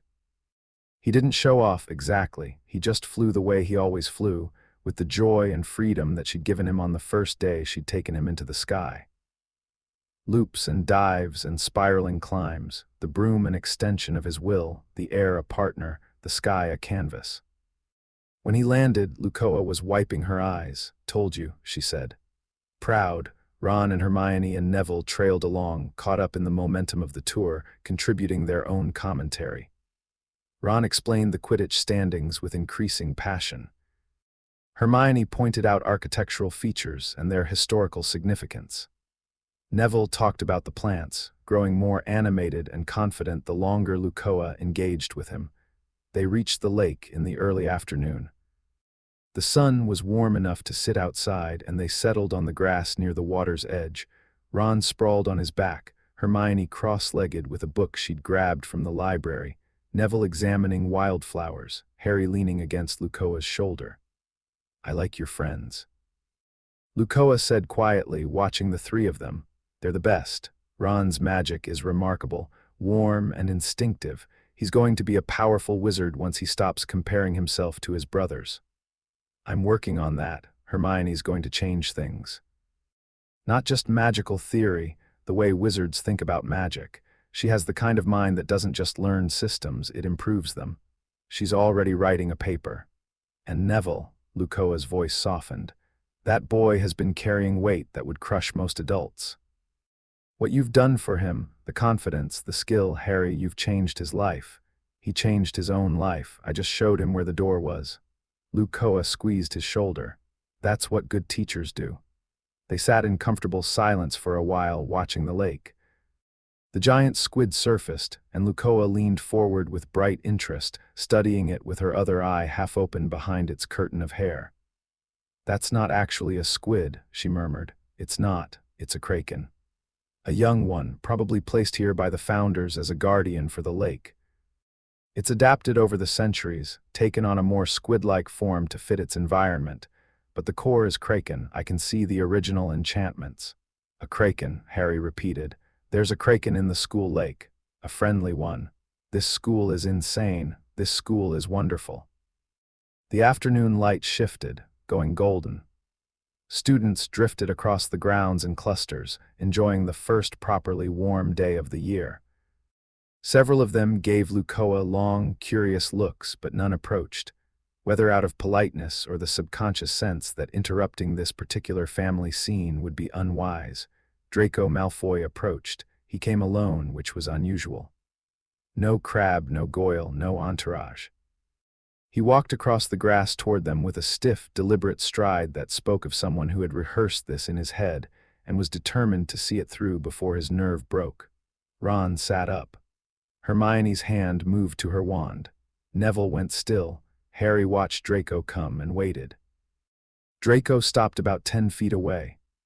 His pale face was carefully composed, but his eyes were uncertain, flicking between Harry and Luccoa and the ground, calculating and recalculating. "Potter," he said, "Malfoy, I heard about what happened, with Quirrell. Everyone's heard, it's all over the school. News travels fast. You faced the Dark Lord." Draco's voice was odd, tight and thin, as if the words were being squeezed through a narrow space. "You faced him and you won. It wasn't really a fight, he was barely there." "That's not," Draco stopped, swallowed, started again. "My father served him." "You know that." "I know. He says the Dark Lord will return, that his followers need to be ready, that the old families need to remember where their loyalties lie." Draco's jaw tightened. "He says a lot of things." The group was silent. Ron's face had hardened, but Harry caught his eye and gave a tiny shake of his head. "Not now." "What do you say, Draco?" Harry asked. Draco looked at him. Really looked, not the sideways, assessing glances he'd been giving Harry all year, but a direct, searching look, as if he was trying to see past the surface to whatever lay beneath. "I don't know," Draco said. It sounded like the most honest thing he'd ever spoken. "I don't know what I say. I thought I did. I came here knowing exactly who I was and what I believed and where I stood, and then you," he gestured vaguely at Harry, at Luccoa, at everything. "You don't make sense. You're supposed to be the enemy, or the rival, or the cautionary tale about blood traitors and muggle lovers. But you're just kind to everyone, even to me when I've given you no reason to be." "Kindness doesn't need a reason," Harry said. "That's a very Gryffindor thing to say, guilty." A silence stretched between them, not hostile. Just uncertain, the silence of two people standing on opposite sides of a line that was starting to blur. "I'm not going to suddenly become your friend," Draco said. "My father would. I can't. Nobody's asking you to." "But Draco, you came over here alone without your bodyguards to say something honest to someone your father told you to hate. That took guts." "Don't call it guts. I'm a Slytherin. Call it cunning, then. The cunning to recognize when the script you've been handed doesn't match the reality in front of you." Draco stared at him. Something moved behind his gray eyes, something struggling, something growing. "I'm going to go now," Draco said. "This conversation never happened. Of course not." Draco turned and walked away across the grass. His stride was different on the way back, less stiff, less rehearsed, almost natural.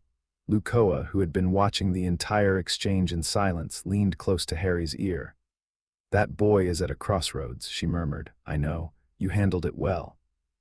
"I learned from the best." Ron waited until Draco was out of earshot and then exploded. "Are you kidding me? He's a Malfoy, his dad is a Death Eater. He's spent all year being a complete prat and you're just going to. People aren't their parents, Ron," Harry said quietly. "You of all people should know that."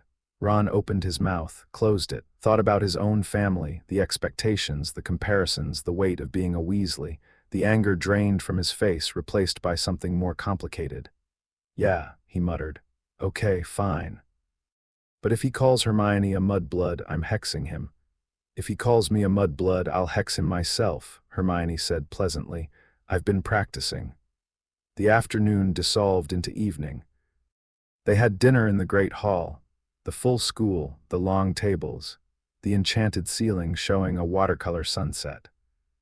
Luccoa sat at the Gryffindor table beside Harry, drawing stares from the entire school and fielding questions from curious students with the warm, slightly scattered charm that was her particular social superpower. A first-year Hufflepuff asked if she was a professor. "Oh no. I'm just visiting my son." "What do you do?" "I'm retired." "From what?" "Being a god." The Hufflepuff laughed, assuming it was a joke. Luccoa smiled and didn't correct her. At the head table, the teachers watched, McGonagall with guarded respect, Flitwick with undisguised academic fascination. Sprout with the warm approval of someone who had seen Luccoa calm a venomous tentacula with a whisper. Snape with an expression so carefully blank that it was itself a form of communication, the blankness of someone working very hard not to feel something. Dumbledore caught Harry's eye across the hall and raised his goblet in a small, private toast. Harry raised his in return. After dinner, as the students dispersed to their common rooms and the teachers to their quarters, Harry walked Luccoa to the front doors. The grounds were silver in the moonlight, the lake glinted. The forbidden forest was a dark mass against the star-filled sky. Somewhere in the castle, a ghost was singing, a high, clear voice drifting through the corridors, one of the old songs, the ones that had been old when the castle was young. "I need to go home tonight," Luccoa said.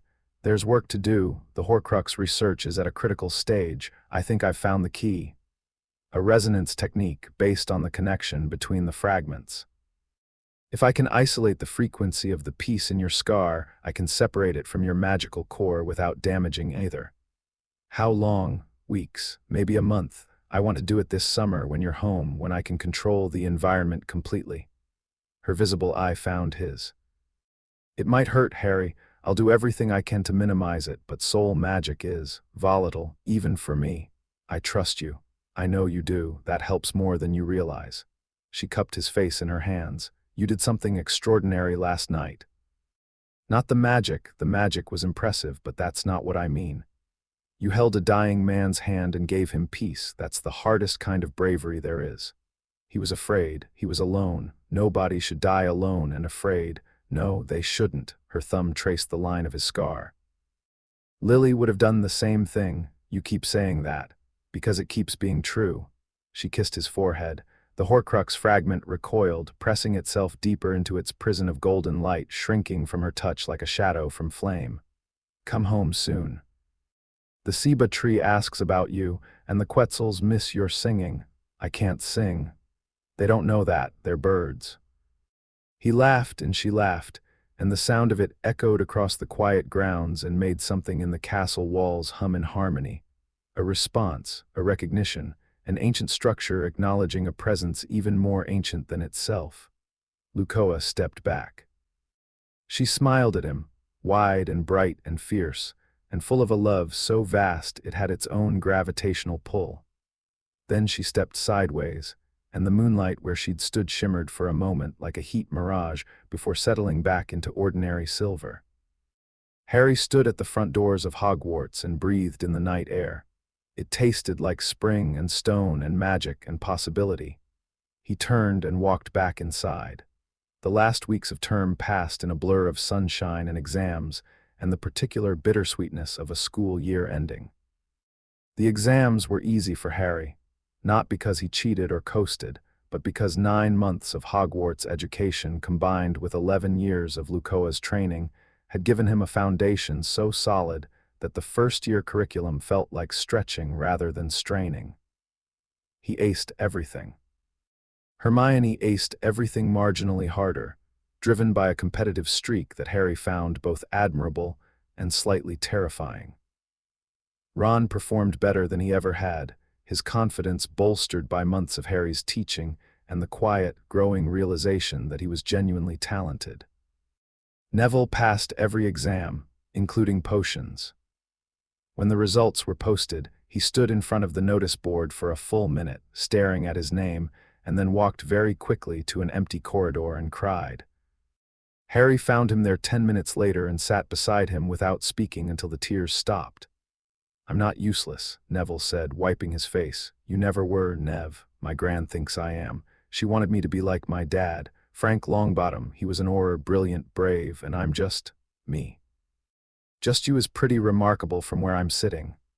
Neville was quiet for a moment. Then, "Harry, what you did for me this year, the meditation, the magical perception, believing in me when nobody else did, I'm never going to forget it." "Good. Because I'm going to need you next year and the year after and every year after that. The stuff that's coming, Voldemort, the horcruxes, all of it, I can't face it alone. I need people I trust, people who are brave and kind and stubborn enough to keep going when things get hard." "You're describing a Gryffindor. I'm describing you." Neville looked at him. Something shifted behind his eyes, a final piece of some internal puzzle clicking into place. He sat up straighter, not dramatically, just enough. "Okay," Neville said, "I'm in." The end-of-year feast was that evening, and it was spectacular.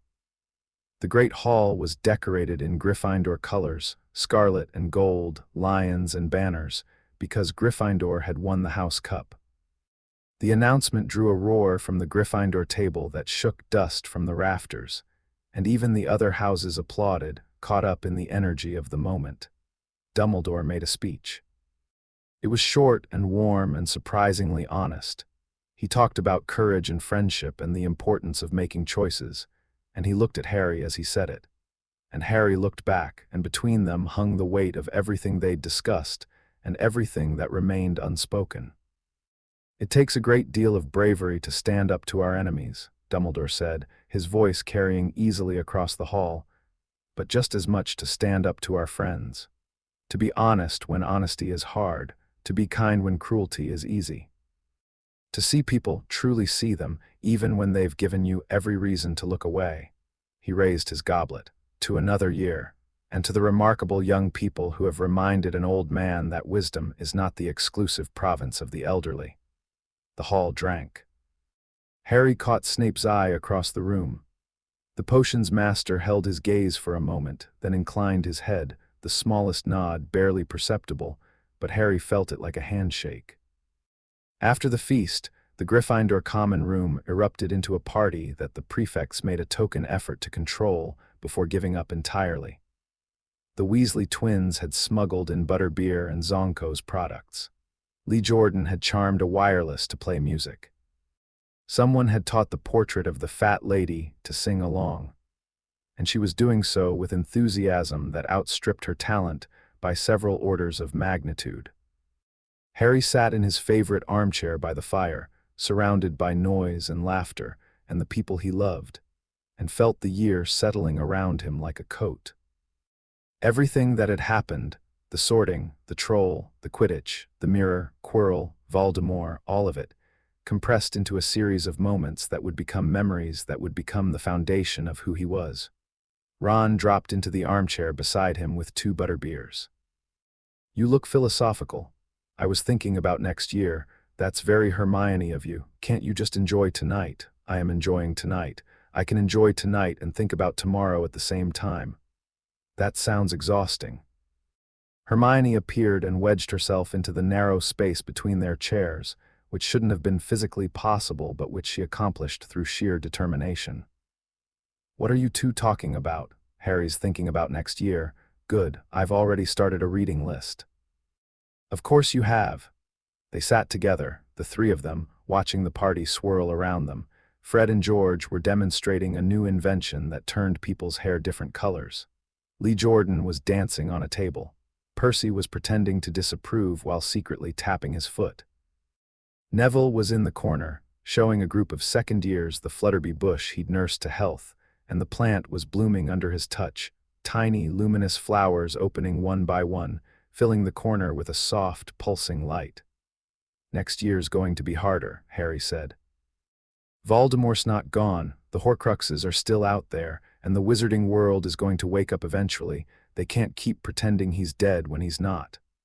"We'll be ready," Hermione said. "We'll be together," Ron said. "That's what matters." Harry looked at his friends. Ron, who had walked into a chamber with a giant chess set and sacrificed himself without hesitation.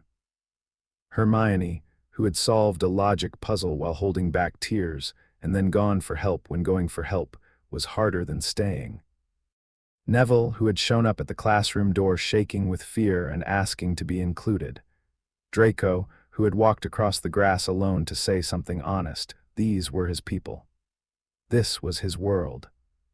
Not the world of prophecy and politics and ancient power, but the small, fierce, human world of friendship and loyalty and the messy, beautiful business of growing up together. He wouldn't trade it for anything.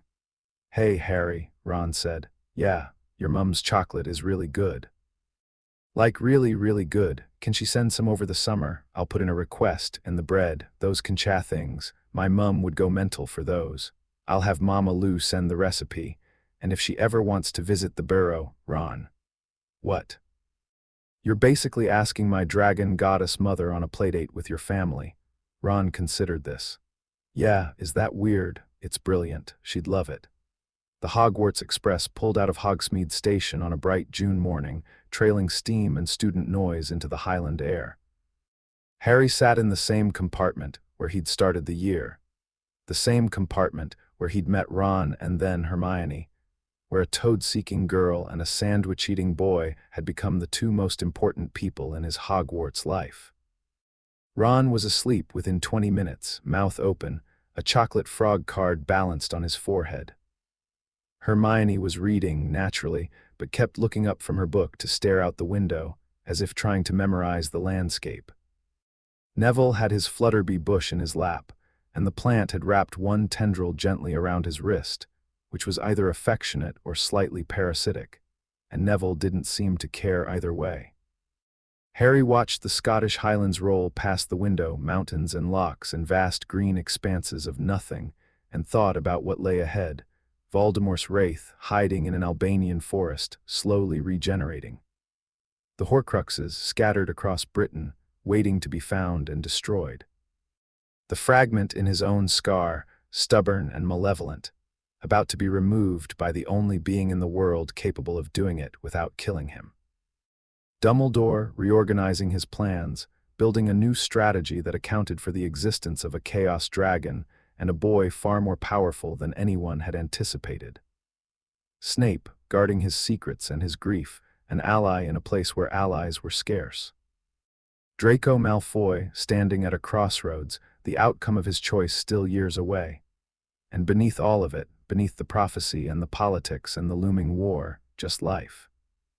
Homework and Quidditch and arguments about nothing and laughter in the common room and letters from home and chocolate on cold mornings, and the small, sacred ordinariness of being young and alive and loved. The train rocked gently. The countryside blurred past. Hermione set her book down. Harry. What's it like, living with a dragon? Harry thought about it. He thought about the hosianda in the jungle, the fountain with its carved serpents, the ceiba tree that told him about rain. He thought about Luccoa humming him to sleep with melodies older than civilization. He thought about flying on her back through cloud forests, about meditating in volcanic calderas, about sitting in hidden libraries reading scrolls that predated written history while his mother corrected the margins. He thought about the night she'd lifted him from a doorstep in Surrey and carried him home. "It's warm," he said.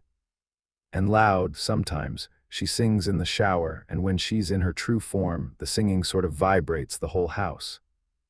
She forgets to buy groceries, because she doesn't technically need to eat. So we end up having these elaborate magical dinners at midnight, because she suddenly remembers I'm a growing human who requires food. She collects things, books mostly, but also weird artifacts and houseplants and throw pillows. There are so many throw pillows, Hermione. The living room is basically a throw pillow nest. Hermione was smiling. She talks to everything. Plants, rocks, rivers, the weather. She has conversations with the wind. She gets into arguments with thunderstorms. Once she yelled at an earthquake for interrupting her nap, and the earthquake stopped. The earthquake stopped. She's very persuasive. Hermione laughed.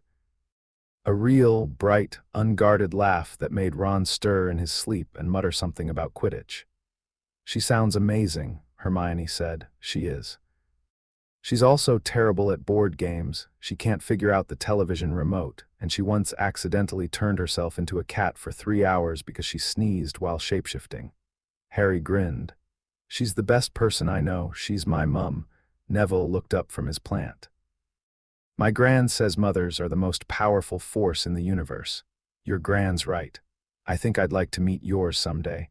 Come visit this summer, both of you, all of you. The hacienda has room. Mama Lou would be thrilled."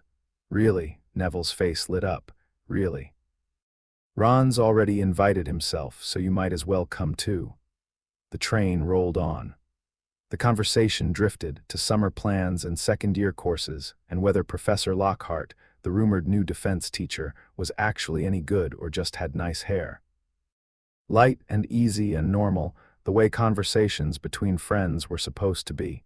King's Cross Station appeared in the distance, the spires and smokestacks of London rising through the afternoon haze. The train slowed. Students began gathering their things, filling the corridors with noise and luggage and the controlled chaos of departure. Harry stood on platform 9 3/4 with his trunk and his owl cage and his friends around him, and scanned the crowd. She was there. Standing near the barrier, in a sundress and sandals and a wide-brimmed hat, her green-gold hair catching the station light, her visible eyes scanning the crowd until it found him. She smiled, wide and warm and so full of love that Harry could feel it from 50 feet away, a physical force, a gravitational pull. He turned to his friends. Ron's family had arrived, a flood of redheads pouring through the barrier, Mrs. Weasley already calling names and counting children. Ron was swept up in the tide, but he turned back long enough to clasp Harry's hand. "Best year ever," Ron said. "Write me, every week." Hermione's parents were waiting on the Muggle side of the barrier. She'd pointed them out through the brick, both dentists, both looking slightly bewildered by the magical platform they couldn't see. She hugged Harry tightly. "Thank you," she whispered, "for everything. For the magic and the friendship, and for seeing me as more than just a brain with bushy hair. You were always more than that, I know, but you were the first person here who noticed." Neville's grandmother was a formidable woman, in a vulture-topped hat, who swept onto the platform like a galleon under full sail. She took one look at Neville, standing straighter, smiling broader, carrying a blooming Flutterby bush and an air of quiet confidence, and something in her stern face softened. "You look well, Neville," she said. "I am well, Gran." He caught Harry's eye over her shoulder. "I really am." They dispersed, the platform thinned, and Harry crossed the remaining distance to Luccoa, dropped his trunk at her feet, and let her fold him into a hug that smelled like home. "Ready?" she asked. "Ready." She took his hand. He took one last look at platform 9 3/4. The scarlet train, the thinning crowd, the magic and the noise and the beautiful, chaotic, human mess of it all. Then Luccoa stepped sideways, and the world shifted, and they were standing in the courtyard of the hosianda in southern Mexico. The fountain burbled, the ceiba tree creaked in greeting. The jungle breathed around them, warm and green and alive. Quetzal birds sang in the canopy, their songs threading through the afternoon light like ribbons of sound. Harry was home. He stood in the courtyard and breathed in the humid air, the smell of flowers and old stone and magic so deep it was indistinguishable from the earth itself, and felt every muscle in his body relax for the first time in months. Luccoa watched him with soft eyes. "Hungry, starving, I made mole." "You remembered." "I always remember." She ruffled his hair. "Go wash up, dinner's on the veranda," and after, her expression shifted, becoming serious but not heavy. Focused. "After we talk about the horcrux, I'm ready, Harry. The technique is complete. I can do it this week if you're willing." Harry touched his scar.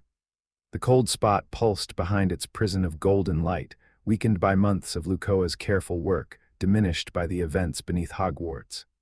It was still there, still wrong, still dark, still a piece of someone else's broken soul embedded in his own, but it was fragile now. "Ready to be removed. I'm willing," he said. "Let's get rid of it." Luccoa smiled. And in that smile was everything. The 10 years of patient work, the nights spent weaving protections, the research and the worry and the fierce maternal determination that had driven her to solve a problem that no being on Earth had solved before. She had taken a baby from a doorstep and given him a home, a family, a foundation so solid that prophecies and dark lords and the weight of the entire wizarding world's expectations couldn't shake it. She had raised him with love. And love, as it turned out, was exactly the power the Dark Lord knew not. "Go wash your hands," Luccoa said, "and don't forget to write your friends. You promised Ron something about chocolate." Harry laughed. He picked up his trunk and carried it inside, through rooms he knew better than any castle, past bookshelves and artifacts and throw pillows, and the comfortable clutter of a life shared between a boy and a dragon. He paused at the door to his room. On his bedside table, where it had always been, stood the photograph of Lily Potter, red-haired, green-eyed, smiling at the camera with the fierce, bright joy of someone who had everything to live for. Harry touched the photograph. "I'm home, Mum, both homes." The photograph smiled. He went to wash his hands. Dinner was waiting, and his mother had made mole, and tomorrow there would be work to do, horcruxes to plan for, and a soul fragment to remove, and a war to prepare for, and a life to live. But tonight there was food and family, and the sound of the fountain in the courtyard, and the stars coming out over the jungle, and that was enough. That was everything. Outside, the sun set over the Mexican highlands, painting the sky in colors that had no names in any human language. The ceiba tree spread its branches toward the light. The quetzal birds sang their evening songs. And in the hosianda built into the hillside, a boy and a dragon sat down to dinner, and the world, vast and complicated and dangerous and beautiful, turned on. Chapter 7 is especially relevant. Happy Christmas, Harry H. From Neville. A packet of rare plant seeds with a shy note explaining that they were from his grandmother's greenhouse and would grow into something beautiful if Harry talked to them, which Neville had apparently noticed Harry doing in herbology. From Hagrid. A roughly carved wooden flute that played a haunting, slightly off-key melody when blown from Luccoa. A package that was warm to the touch, wrapped in paper that shimmered with colors that shifted when Harry tilted it. Inside was a cloak. Not cloth exactly, but something that felt like woven starlight, soft and fluid and impossibly light. It was deep green, the color of jungle canopy, and when Harry swung it around his shoulders, the fabric settled against him and hummed with a magic that was vast and ancient and unmistakably Luccoa's. A note fell out. "Mijo, this is woven from my feathers." Not a metaphor, actual feathers from my true form, processed and woven by a technique that's older than weaving itself. While you wear it, you carry a piece of me with you. It won't make you invisible or invincible, but it will keep you warm in any cold, calm in any storm, and remind you that you are never alone. Also, it's machine washable. I know how you are with laundry. Merry Christmas. I love you more than the sun loves the sky. Mama Lou P.S. There's a second package. It's not from me. Harry pressed the cloak to his face and breathed in. It smelled like home, like the garden, like the ceiba tree, like Luccoa's particular warmth. He wrapped it around his shoulders and felt her love settle over him like armor. The second package was smaller. Wrapped in plain brown paper. No name on the tag, just a note in handwriting Harry didn't recognize. Your father left this in my possession before he died. It is time it was returned to you. Use it well. Inside was another cloak. This one was different, silvery, fluid, with a strange quality that made Harry's eyes slide off it. He held it up and his hand disappeared. Blimey, Ron dropped his chocolate frog. That's an invisibility cloak, Harry. Those are really rare, really, really rare. Harry ran the fabric through his fingers. It was old, centuries old at least, and the magic in it was strange, not human. Not exactly dragon either, something else. Something that smelled like death, but not in a dark way, in a clean way, the way autumn smelled like death, natural and necessary. His father's cloak, left with someone for safekeeping. The handwriting on the note was elegant and precise, and Harry had a very good guess who it belonged to. Dumbledore, he murmured. What? Nothing. Ron, want to go have a snowball fight. The snowball fight lasted 3 hours and involved every student who'd stayed for the holidays, which was a small but dedicated group. The Weasley twins turned it into a war, complete with snow forts and tactical flanking maneuvers. Harry used the deep magic to shape his snowballs in flight, curving them around obstacles and homing in on targets with cheerful precision. Fred and George declared him a war criminal. Hermione watched from the courtyard with a book, occasionally calling out trajectory corrections. Christmas dinner was a feast that the Hogwarts elves had clearly poured their collective hearts into. Turkey and ham and roast potatoes, and Christmas pudding and crackers that exploded into party hats and live mice and small magical toys. Harry sat between Ron and the twins, wearing a crown from a cracker and Luccoa's green cloak over his shoulders, and he ate until he couldn't move and laughed until his ribs ached. After dinner, while the common room buzzed with sugar-fueled energy, Harry slipped away. He climbed the stairs to the dormitory, sat on his bed and pressed his thumb to the jade pendant. Merry Christmas, Mama Lou. The response came immediately, not words but an avalanche of warmth and love and images. Luccoa in the hosianda, sitting by the fountain in the courtyard, the Mexican night warm around her. She was wearing a Santa hat, which looked absurd on someone who had been worshipped as a deity. And she was holding a mug of something steaming and looking up at stars that were different from the ones over Hogwarts. "Merry Christmas, Mijo. Did you like the cloak? I love it. I haven't taken it off."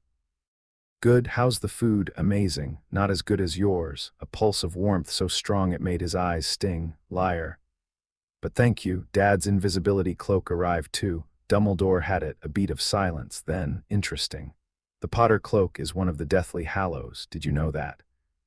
Harry blinked. "The what?" "A story for another time, but the short version.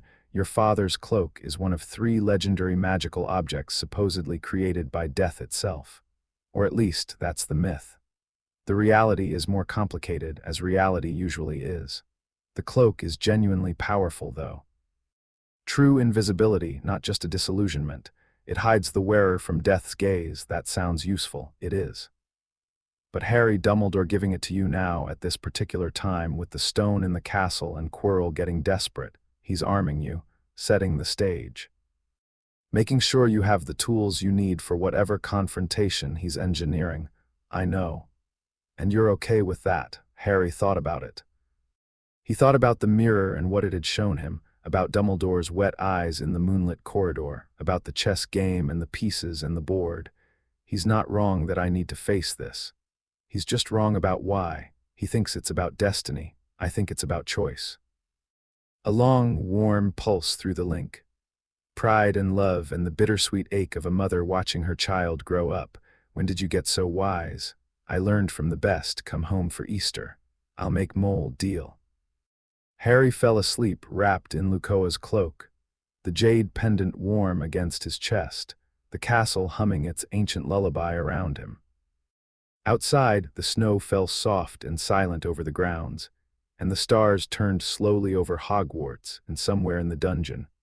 A man in a turban pressed his hands to his skull and tried not to scream as the thing inside him demanded more, more, more. January was cold and dark and long, and the castle turned inward. Students huddled in common rooms and haunted the library and counted the days until spring.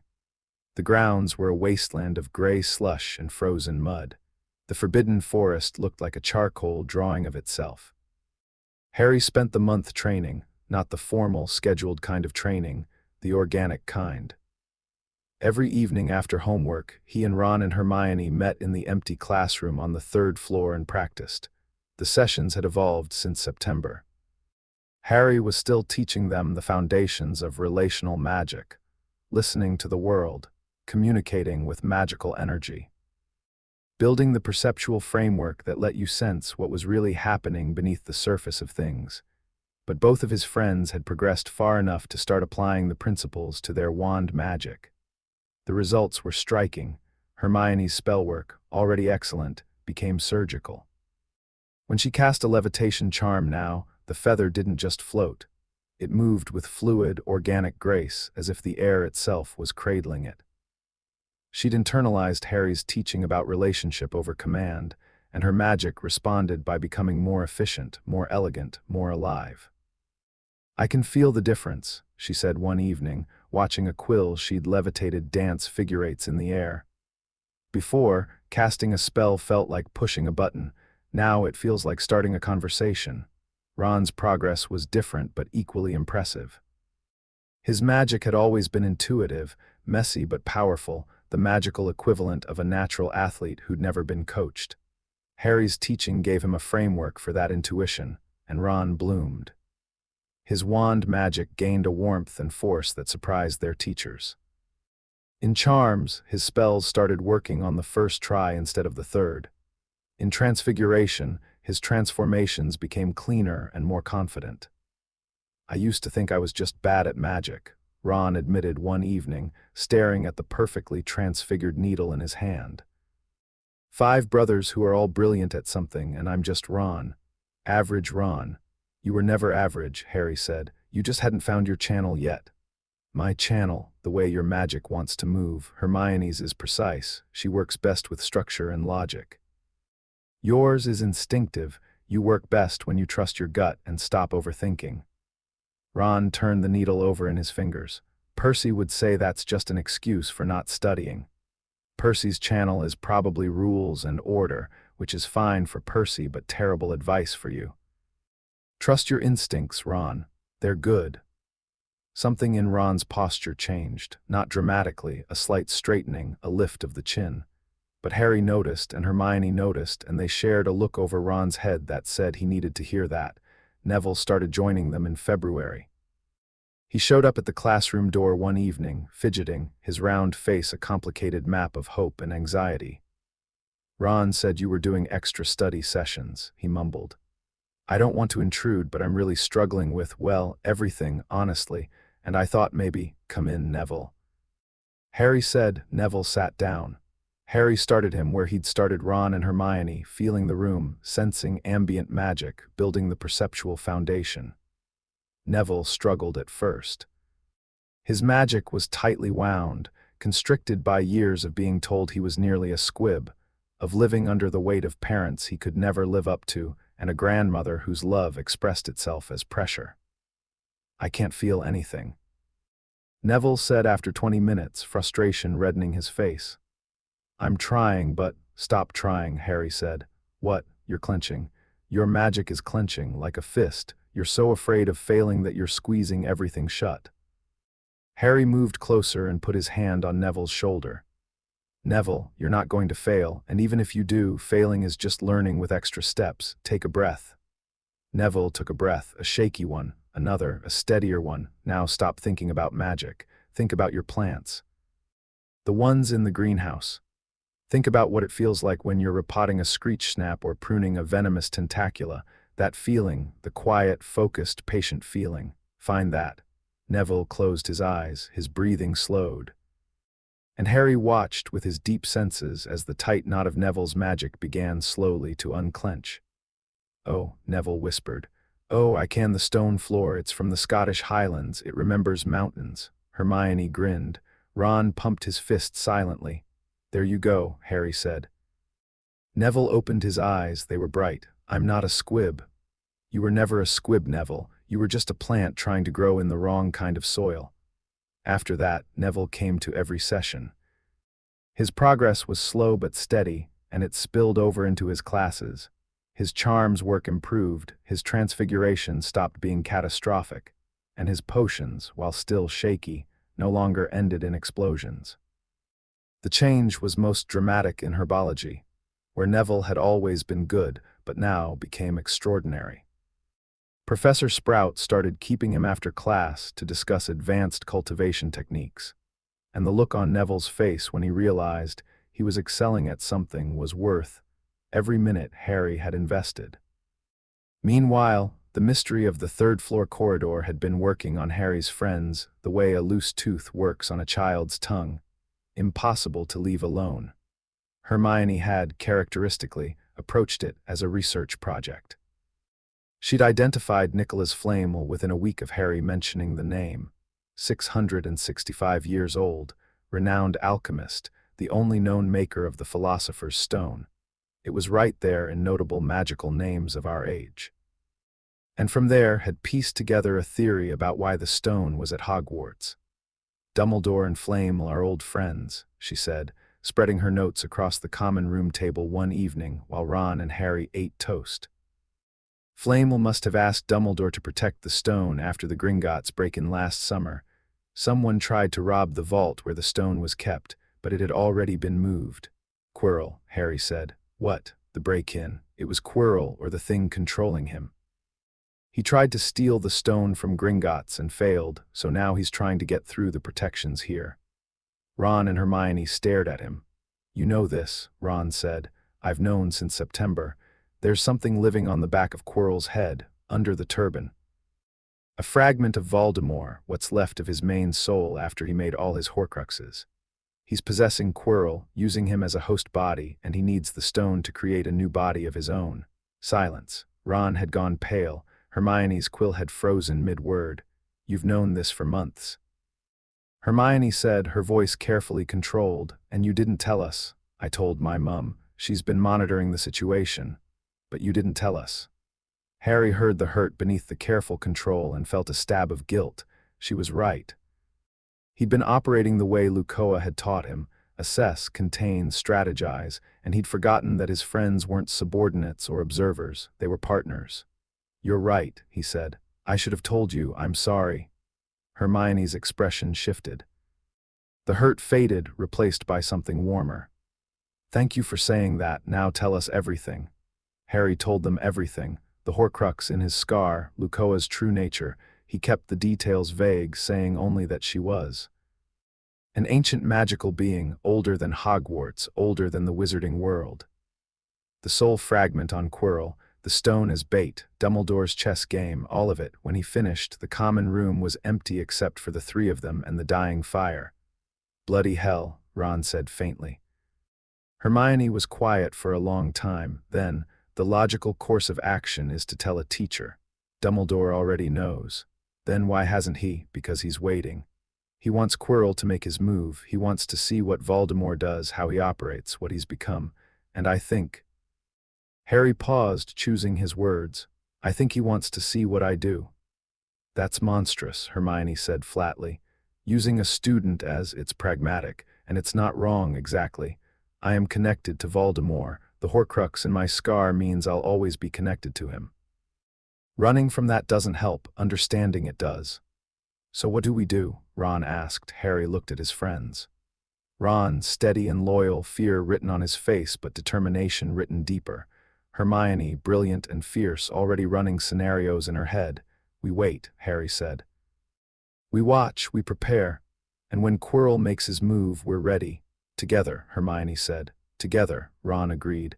Harry reached out and took their hands, Ron's on his right, Hermione's on his left, and felt their magic pulse against his. 3 different signatures, 3 different channels, but in that moment, aligned. United. "Together," Harry said. The confrontation with Snape happened on a Thursday in late February, and it was entirely unplanned.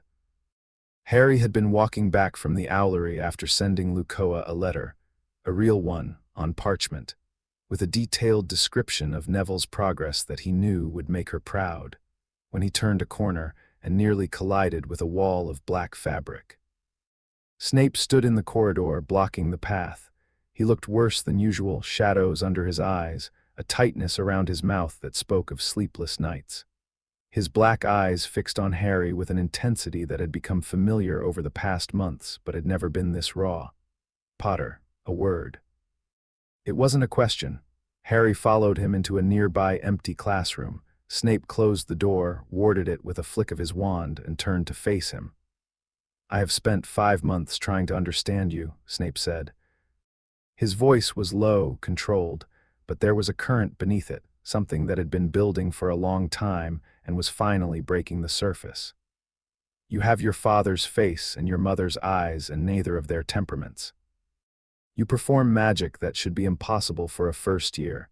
You treat me with a respect that I have done nothing to earn. You defend students I attack. He stopped, swallowed. You look at me with compassion and I find that I cannot bear it. The classroom was very quiet. She told you." Snape said, "Whoever raised you, she told you about me." "Yes." "What did she say? That you loved my mother, that my father made your life miserable. That the friendship between you and my mum broke because of a word you said in a moment of pain, and that you've never forgiven yourself for it." Snape's jaw clenched so hard Harry could hear his teeth grinding. His hands, hanging at his sides, were shaking. She had no right. She had every right. "She's my mother, and she wanted me to understand the people in my parents' world, not as heroes and villains, but as people." Harry took a breath.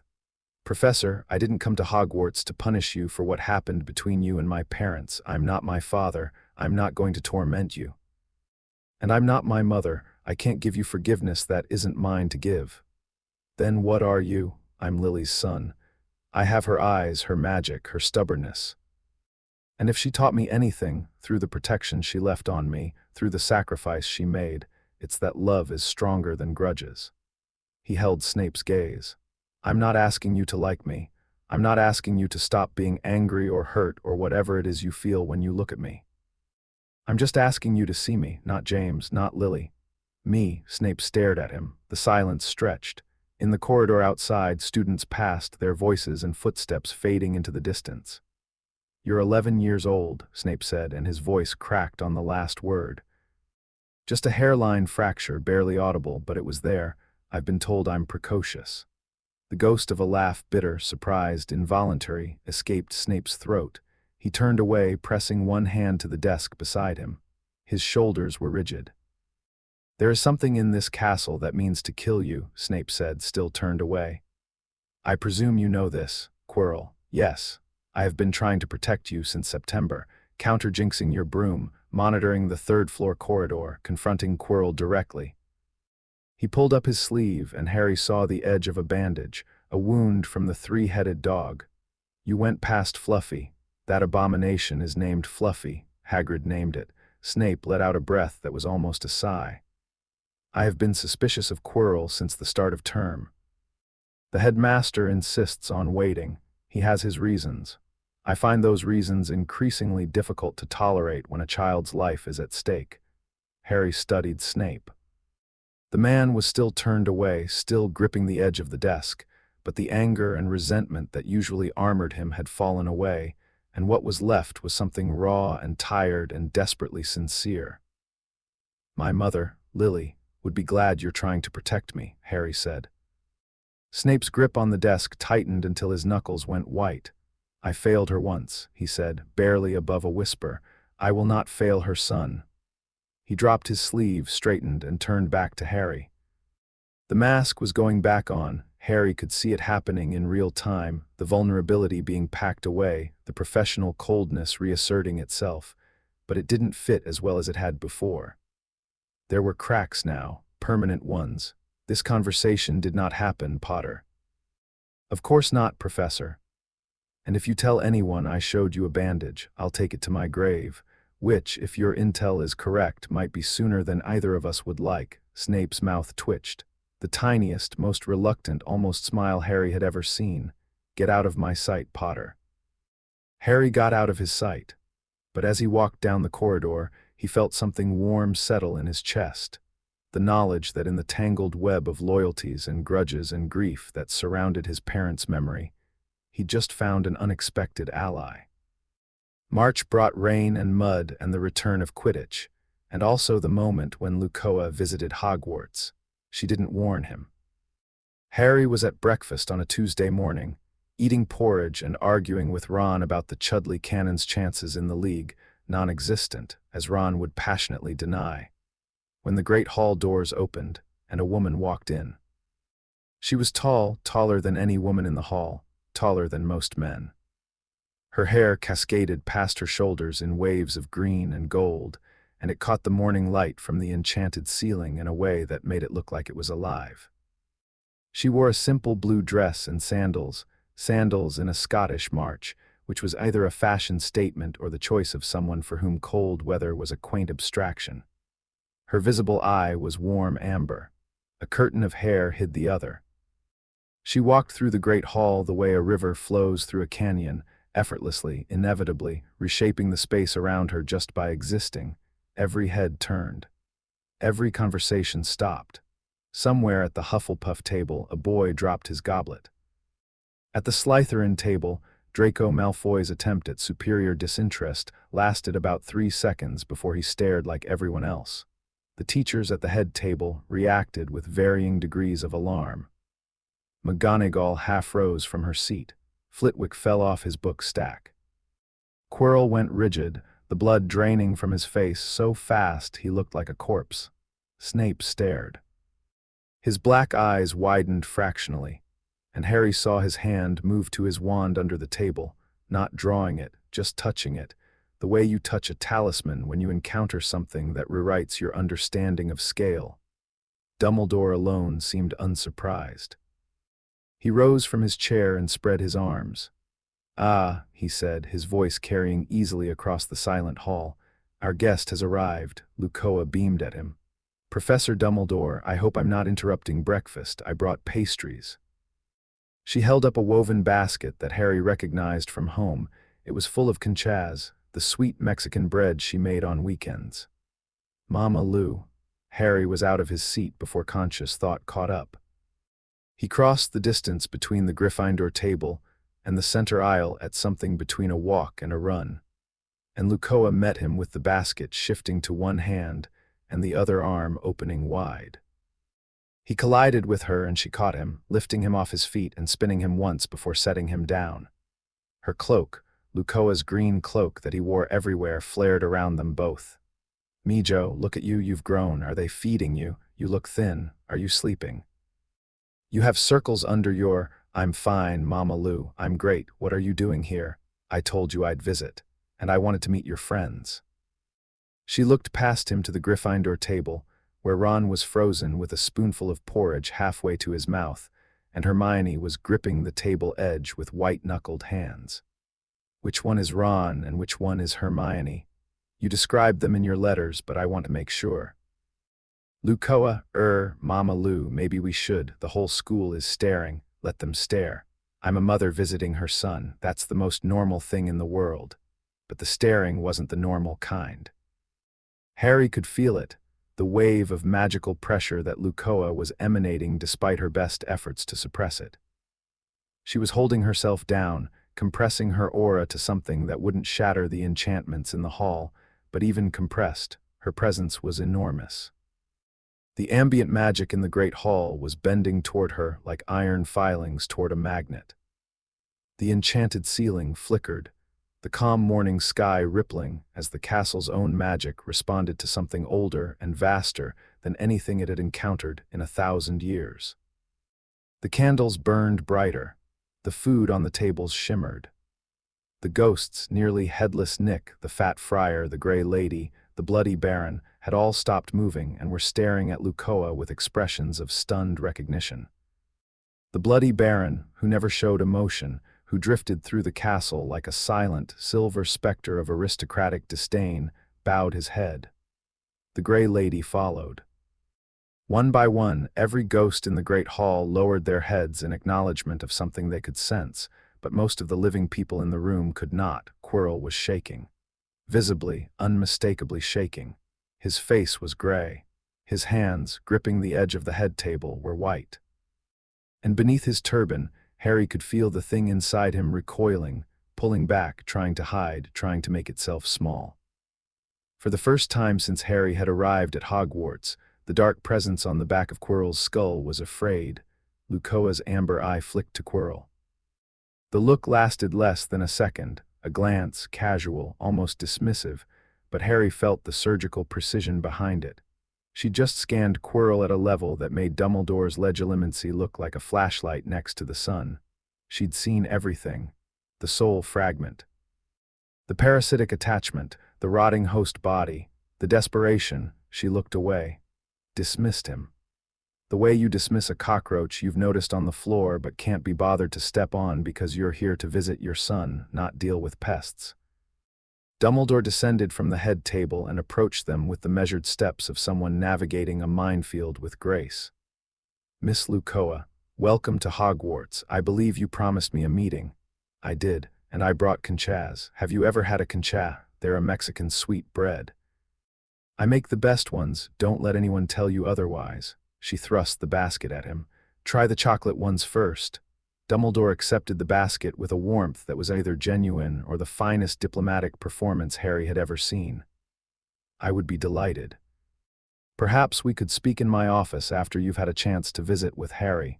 "Perfect. Harry, introduce me to your friends." Harry led her to the Gryffindor table. The students parted like the Red Sea. Luccoa settled onto the bench beside Harry, her impossible presence compressed into a space meant for teenagers, and smiled at Ron and Hermione with the genuine, uncomplicated warmth that Harry loved most about her. "Ron, I've heard so much about you. Harry says you're the bravest person he knows." Ron turned roughly the color of a tomato. What? I'm not," and Hermione. "Harry tells me you're going to revolutionize magical theory. I believe him. I've lived long enough to know what genius looks like, and you have the spark." Hermione opened her mouth, closed it, opened it again, and said, in a very small voice, "Thank you." Luccoa distributed conchas. Students up and down the table reached for them with the dazed compliance of people whose brains had temporarily stopped working. The bread was, as always, exceptional. Your mum, Ron said to Harry in a whisper that was not even slightly quiet, is a lot. Yeah, Harry said, grinning, she really is. Luccoa's meeting with Dumbledore lasted 4 hours. Harry wasn't present for it. Luccoa had gently told him this was a conversation between adults, and Harry had accepted that with the grace of an 11-year-old who had been raised to understand boundaries. He spent the time in the library with Ron and Hermione, pretending to study while actually running through every possible scenario for what his mother and the headmaster might be discussing. When Luccoa emerged from Dumbledore's office in the late afternoon, she found Harry waiting at the base of the spiral staircase. "Walk with me," she asked. They walked the grounds. The March air was raw and damp, but Luccoa's cloak kept Harry warm, and her presence kept everything else at bay. Students gave them a wide berth, not out of fear but out of the instinctive sense that this was a private moment. "Tell me," Harry said. "We talked about you, about Voldemort. About the horcruxes, about the prophecy." Harry's step faltered. "You know about the prophecy. I've known about it since before you were born, Mijo. Prophecies leave traces in the magical field. I felt this one being spoken. I didn't know the details until tonight, though. Dumbledore shared them." "What does it say?" Luccoa was quiet for several steps. They'd reached the edge of the lake. The water was dark and still, reflecting the gray sky. In the distance, the forbidden forest crouched on the horizon like a sleeping animal. "The one with the power to vanquish the Dark Lord approaches." Luccoa recited, "Born to those who have thrice defied him, born as the 7th month dies, and the Dark Lord will mark him as his equal, but he will have power the Dark Lord knows not, and either must die at the hand of the other, for neither can live while the other survives." The words hung in the air. Harry turned them over in his mind, feeling their weight, their edges. "Neither can live while the other survives," he repeated. "It's a prophecy, Harry, not a death sentence. I've watched 1,000 prophecies unfold across 100 civilizations, and here's what I know. Prophecies describe patterns, not certainties. They're weather forecasts, not laws of physics. The pattern says you and Voldemort are linked, that one of you will ultimately end the other. It doesn't say when or how or what the cost will be. The power the Dark Lord knows not." Luccoa looked at him. Her amber eye was soft. "What do you think it is?"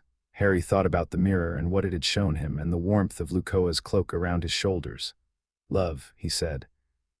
"Not just the feeling, the magic of it. The kind my birth mum wove into the protection on me, the kind you've wrapped around me since I was a baby, the kind I feel when I'm with Ron and Hermione and Neville. It's not a weapon, it's a foundation." Luccoa's face did something complicated, a crumple and a bloom at the same time, grief and pride and love tangled together. Dumbledore said the same thing, less eloquently. "What else did you talk about, the horcruxes?" "He's been researching them. He suspects there are multiple, but he doesn't know how many or where they are. I shared what I know, which is more than he expected. The diary, the ring, the locket, the cup, the diadem, the snake, and you. 7 pieces, Harry said. He split his soul 7 times. 6 deliberate splits, plus the accidental fragment in your scar. 7 pieces total, with the main fragment currently riding Quirrell." Luccoa's voice had hardened. "It's obscene, Harry. Even by the standards of the darkest magic I've witnessed, it's obscene. The soul isn't meant to be divided. Every time he cut, he lost something: empathy, reason, humanity. What's left is barely a person. It's a wound wearing a mask, and the fragment in me. That's the other thing we discussed. Dumbledore believed, before tonight, that you might have to die to destroy it." Harry's stomach dropped. Not from fear, from the cold, clinical brutality of the calculation. Dumbledore had been raising a lamb for slaughter. "He believed that," Luccoa said, emphasis on the past tense. "I corrected him. I've been working on extracting the fragment for 10 years, and I'm close, Harry, very close. The walls I've built around it have weakened its connection to your magical core. With a few more months of work on my end, not yours, I can separate it and destroy it without touching you. Dumbledore believed he'd have to let me die. He hated the idea. I want you to know that. When he told me, his hands were shaking. He's not a monster, Harry. He's a man who saw no other option and made peace with a terrible choice. I gave him a better option. And he accepted it, he cried. Luccoa said it simply, without judgment. I think it was the first time in a very long time that someone told Albus Dumbledore he didn't have to sacrifice the child he was trying to protect. They stood by the lake in silence. The giant squid surfaced briefly, one tentacle rising like a question mark before sliding back beneath the water. There's one more thing, Luccoa said. Quirrell is going to make his move soon. Dumbledore and I agree on that. His host body is failing. He has weeks, maybe less. He'll go for the stone. And Dumbledore wants me there when he does. Dumbledore wants to be there himself, but he's going to be called away. A false message, a ministry summons, something to draw him out of the castle at the critical moment. Quirrell's been planning it, and when Dumbledore leaves, Quirrell will go through the trapdoor. And you want me to. Luccoa turned to face him. She put her hands on his shoulders, her hands, which could reshape mountains and had once held the sun still over Tenochtitlan, and looked at him with an expression of absolute confidence. I want you to be exactly who you are. You're not a weapon, Harry. You're not a chess piece or a sacrifice or a chosen one. You're my son and Lily's son, and you have more power in your little finger than Voldemort has in his entire fractured soul. When you face him, and you will, because it's the right thing to do and because you've never in your life walked away from someone who needed help, you face him as yourself. Not as the boy who lived, as Harry. Will you be there? I'll be watching. I'm always watching. But this is your moment, Mijo. Your choice. Your world. She pulled him into a hug and he pressed his face into her shoulder, and for a moment he was just a kid being held by his mum at the edge of a lake, and the prophecy and the horcruxes and the chess game meant nothing at all. I'm going to go home tonight. Luccoa said into his hair, but I'll be close, owl distance. Owl distance, Harry repeated and laughed because he knew at least one of the owls on the west tower was closer than that. She held him at arm's length, studied his face, and nodded. Your mother would be so proud of you, Harry. Which one? Luccoa smiled, wide and bright and fierce. Both. She kissed his forehead right on the scar, and the horcrux fragment recoiled from her touch like a slug from salt, and then she stepped backward and was gone. Not gradually, not with a pop of apparition. Just gone, the way a thought is gone when you stop thinking it. The air where she'd stood smelled like the garden at home. Harry stood by the lake for a long time, watching the gray water and the gray sky and feeling the castle's ancient heartbeat around him. Then he squared his shoulders, turned, and walked back to the castle. He had homework to do, friends to see, and a confrontation to prepare for. The game was almost over. And Harry was ready.